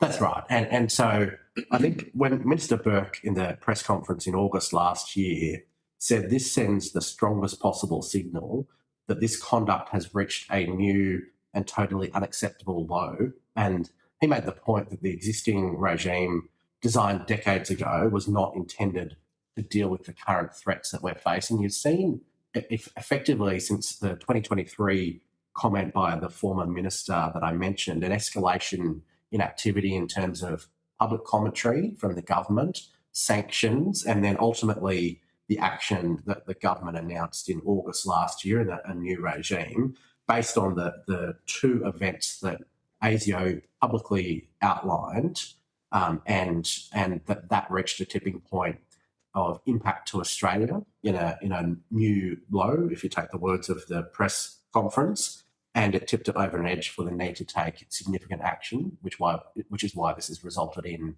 the listing regime and the IRGC being listed. Yeah. Can I just very quickly, before I just hand over to colleagues, there was obviously some discussion around visas and citizenship applications. Can you tell us a bit more about how associations or people who are associated with terrorist groups or state sponsors of terrorism are assessed, and what relevant assessments do non-citizens have to meet before they are granted a visa or citizenship? So, Senator, from a high level, in order to be granted a visa, applicants must meet security and character criterion and also requirements under public interest criterion 4003, which goes to Australia's foreign policy interests and sanction regimes. So in considering those applications, we draw on relevant information from a range of sources, including alerts put in place by Australian agencies, intelligence, either domestic or provided by other countries, and open source information. All that available information is considered when assessing allegations about individual applicants and referrals, and we can pass that on to security agencies for their consideration as well. Anyone who doesn't meet those security, character, or other requirements may be subject to visa cancellation and refusal. So does this also include close family members or family matters like people associated with the IRGC, for instance? So I won't comment on personal matters, but yes, it would include anyone with links to the organisation or to any other organisation. Yeah, and I appreciate you probably can't go to maybe some of the specifics that were obviously mentioned earlier, but I just think from an overall perspective here around how members or family members of people connected to entities are assessed, I think there is a process, and it sounds like agencies do make assessments on those individuals. That's right. There's grounds for cancellation and character grounds, and that doesn't go to family relationships. That goes to any links that raise concerns, and that would be investigated. And can you tell us more about the differences between the Division 102 framework for terrorist organisations and the new framework for state sponsors of terrorism? So, what are the reasons for these distinctions? Certainly. So in terms of the distinctions I drew out before, as I said, it's a very extreme step to take action against another sovereign state, which is why we require a key nexus or proof of harm and impact in Australia, whereas a terrorist organisation can operate more broadly and doesn't require that direct impact of harm in Australia. Similarly, with the exclusion of activities in the context of international armed conflict, that goes again to that concept of sovereign states and that we don't want to engage in those matters. Having the Minister for Foreign Affairs also means that we're able to take in broader foreign policy and diplomatic interests in making those considerations, so it's not done lightly. And also the criminalisation goes to the entity themselves rather than directly to members as well. Okay, I'm going to hand over to Senator MacDonald and then Mr. Laxell. Just checking you can hear me, Chair? Yes, I can. Perfect. Terrific. Thank you. I want to thank you for being here this afternoon. I want to ask you, on what legal basis is the Syrian government currently listed as a state sponsor of terrorism under Australian law? I'm not sure they are, Senator, at least not under this regime. They're not they're not subject to a listing as a state sponsor of terrorism. We only have one proposed listed entity that we're considering today. Okay, so has there been consideration following the regime change in Syria? Senator, we don't speak about the organisations or entities that we may be considering to list under a regime. Thank you. All right, I might come back to that. I want to ask about Home Affairs accepting gifts from the Iranian regime. I want to ask why Home Affairs officials accepted 2 bottles of Yves Saint Laurent perfume worth $378 from Iranian diplomats, given the regime's status as a hostile actor condemned by this government for human rights abuses and orchestrating anti-Semitic attacks on Australian soil. Senator, I don't have the date or the details of the incident you're referring to, but what I would say is that it is important to maintain diplomatic relations even where we aren't in agreement with the other state, and there are elements of that that may be uncomfortable but are important so we can continue to have dialogue. Okay, so we've declared that the IRGC is a state sponsor of terrorism. We've expelled the ambassador, but it's still okay to accept gifts from them. You will have to walk me through this because I can't understand that. So, Senator, I think the comments we said before about the actions that ASIO investigated and then the government publicly outlined in August last year were a tipping point in both the relationship with Iran, given, as you rightly point out, we expelled the Iranian ambassador and launched this new regime, and now the government's listed the organisation, IRGC. Prior to that, of course, Australia had diplomatic relations with the government of Iran, and it had a range of different meetings with Iranian officials as part of regular government interactions. We'll take the specific gift on notice about who received it and the circumstances in which they received it and why, if that's helpful for you. Neither of us received that gift, but it is usual and declared when, as Ms Spencer said, you do engage diplomatically with counterparts, even where there are disagreements. So that I think is the trajectory of both the relationship and the practice of officials. Thank you for taking that on notice. I would ask who exactly, at what level that person or those people were that accepted that gift. I think I would also ask if the department's conducted a security risk assessment to see if that gift formed part of a vector for compromise or surveillance in that relationship.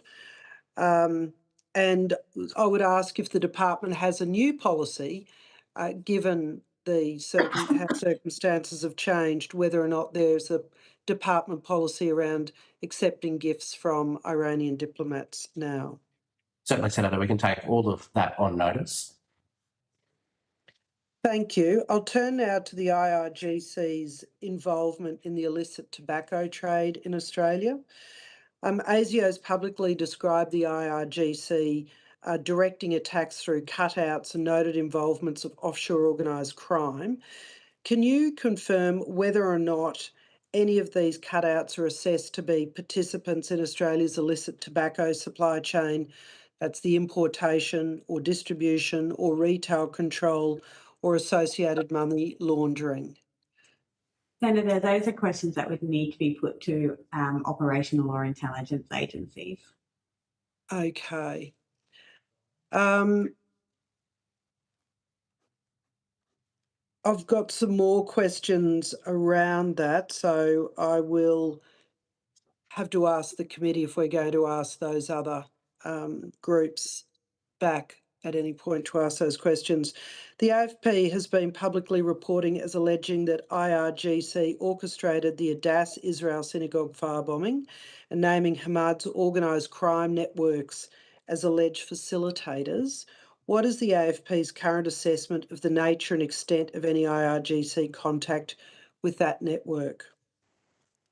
I think, Senator, you'd have to ask the Australian Federal Police, given whilst we have some insight into AFP and ASIO information and intelligence, for example, they're best placed to say what might be useful to say publicly, which wouldn't interfere with their investigations. I think what we're saying in the context of IRGC is that ASIO had that assessment that IRGC, through, as you said, a series of cutouts, were involved in both the Adass Israel Synagogue in Melbourne attack and the Lewis Continental Kitchen attack in 2024, and that's the basis for the listing. Of course, there are a range of other operational activities of individuals in Australia, potentially including the IRGC, but they are really operational issues that are best addressed by ASIO. All right. Well, then, focusing on the department, just for the avoidance of any doubt, is the department's assessment that the IRGC directed specific acts using criminal intermediaries? Yes, Senator, and that's clear in the publicly available statement of reasons for the listing of the organisation. All right. And so you also maintain that the IRGC maintains an ongoing relationship with particular organised crime networks in Australia? I think what the statement of reasons outlines the evidence base for the listing, the ongoing impact of IRGC in Australia, including potentially through cutouts. I think that's where we then go into operational issues that we'd have to talk to the agencies to see what would be useful to say publicly. But we've clearly outlined the case against IRGC, provided that to the Minister and ultimately the Governor-General to make this listing. Okay, so what thresholds does the department apply then before it'll publicly attribute links between foreign state actors and domestic criminal markets? So attributions are a matter of policy that governments can choose to outline activity where it's in Australia's interest to do so. We have a very well-practiced regime, for example, in the cyber domain where we call out malicious cyber actors, and that's a policy decision of the government, either at the Prime Minister, Foreign Affairs and Minister for Home Affairs and Defence level, and that's a very deliberate policy decision to call out action for a particular reason when it's in Australia's interest to do so. Okay. My last question on this tobacco section, then I want to turn back to another topic I just touched on.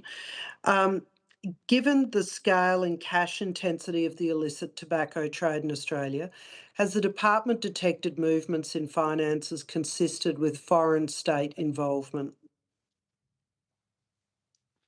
Senator, the department doesn't look at the finances. That's again something for operational agencies, but we do know and are working on the policy challenge in relation to illicit tobacco, links with organised crime and criminals, and how we might be able to intervene and disrupt that illicit trade. And that is obviously informed then by agencies like AUSTRAC, our transaction reporting agency, that does look at those particular issues. Yeah, I understand. All right, I just want to turn back to the Syrian government issue. So why is the IRGC listed as a state sponsor of terrorism while the Syrian government's listed as a terrorist organisation, despite that regime change? Senator, I understand the Syrian government is listed under our sanctions regime, but not necessarily under the terrorist organisation listing regime. So are you considering removing them from that sanctions regime given the change of regime? So, Senator, the sanctions regime is managed by the Department of Foreign Affairs, and so it would be a matter for them and government to consider looking at that sanctions regime and how they manage that with the transition. All right. The Iranian women's soccer team, are any of the players set to enter Australia for the Women's World Cup from the Iranian women's team known to have any connections to the IRGC? Senator, we wouldn't comment on personal matters, but the evidence I gave at the start of this hearing around the requirements for visa issuance would apply in the case of the soccer team and anyone else seeking entry to Australia. All right. Have any visas been approved for players or the wider team staff? Senator, I don't have that detail with me and wouldn't comment on it at this point. Okay. Okay, I understand what you're saying, but this is a matter of great interest to, it's very topical for Australians now. So what you're telling me is that you're assessing visas in the ordinary way, but you won't comment on whether or not any have been granted or denied. I think the evidence, Senator, was that we don't have the numbers of people who are granted visas with us here. That's undertaken by the migration element of the department. But if you flip it on its head and say, should there be a team from Iran in the women's soccer team in Australia, you can then, it follows that you can be confident that they've been issued a visa, arrived in Australia and had those security and character checks. Okay. My final question, Chair, is given that Minister Penny Wong has declared the current Iranian government says that it lacks legitimacy and that a regime which relies on murdering its own people to stay in power has no authority, once again just turning to this idea that the IRGC is listed as a state actor as opposed to a terrorist organisation. I think we're saying they're a state sponsor of terrorism. The IRGC, an organ of the Iranian government, in our view and in the listing regime and evidence we've put in the statement of reasons, I think that's effectively what we're saying. It's that element of the Iranian government. Okay.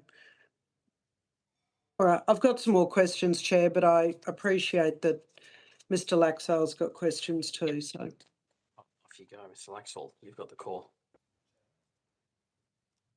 I think you're on mute.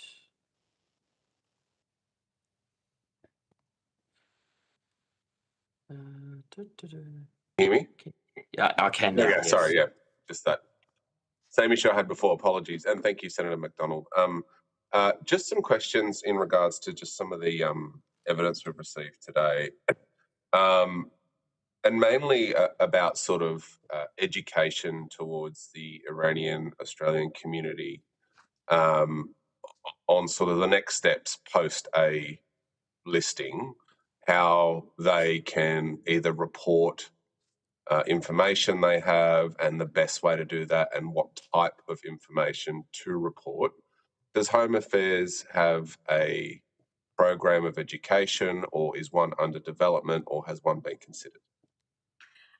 So, Senator, we have information available online on reporting foreign interference and a community hub in development around that. That provides advice to community members on how to report concerns, what foreign interference is, what the warning signs are, provides connection to the National Security Hotline as the means of making concerns known. From those referrals, that goes through to the AFP and ASIO-led counter foreign interference. But that's about foreign interference, right? Like not specifically potential breaches of the criminal code in regards to a state-sponsored terrorism listing. Are they different things? I think in many of the national security threats we have at the moment, there is a degree of convergence. So obviously being a state sponsor of terrorism and having an impact in Australia, there is a degree of foreign interference in relation to that as well. And it's very difficult to distinguish between the two in many of the activities. But So I think that you said a community hub's in development. What do you mean by that? So we have a community hub with information available. We're adding to it currently in testing with communities on additional language resources to make sure they meet community needs. And that's all online. Do you do anything in community? So Home Affairs has quite an extensive community liaison officer network, and that isn't directed at foreign interference. That's broader community liaison and engaging with key community groups on issues of concern to them, on how you can speak to government, how you can raise concerns.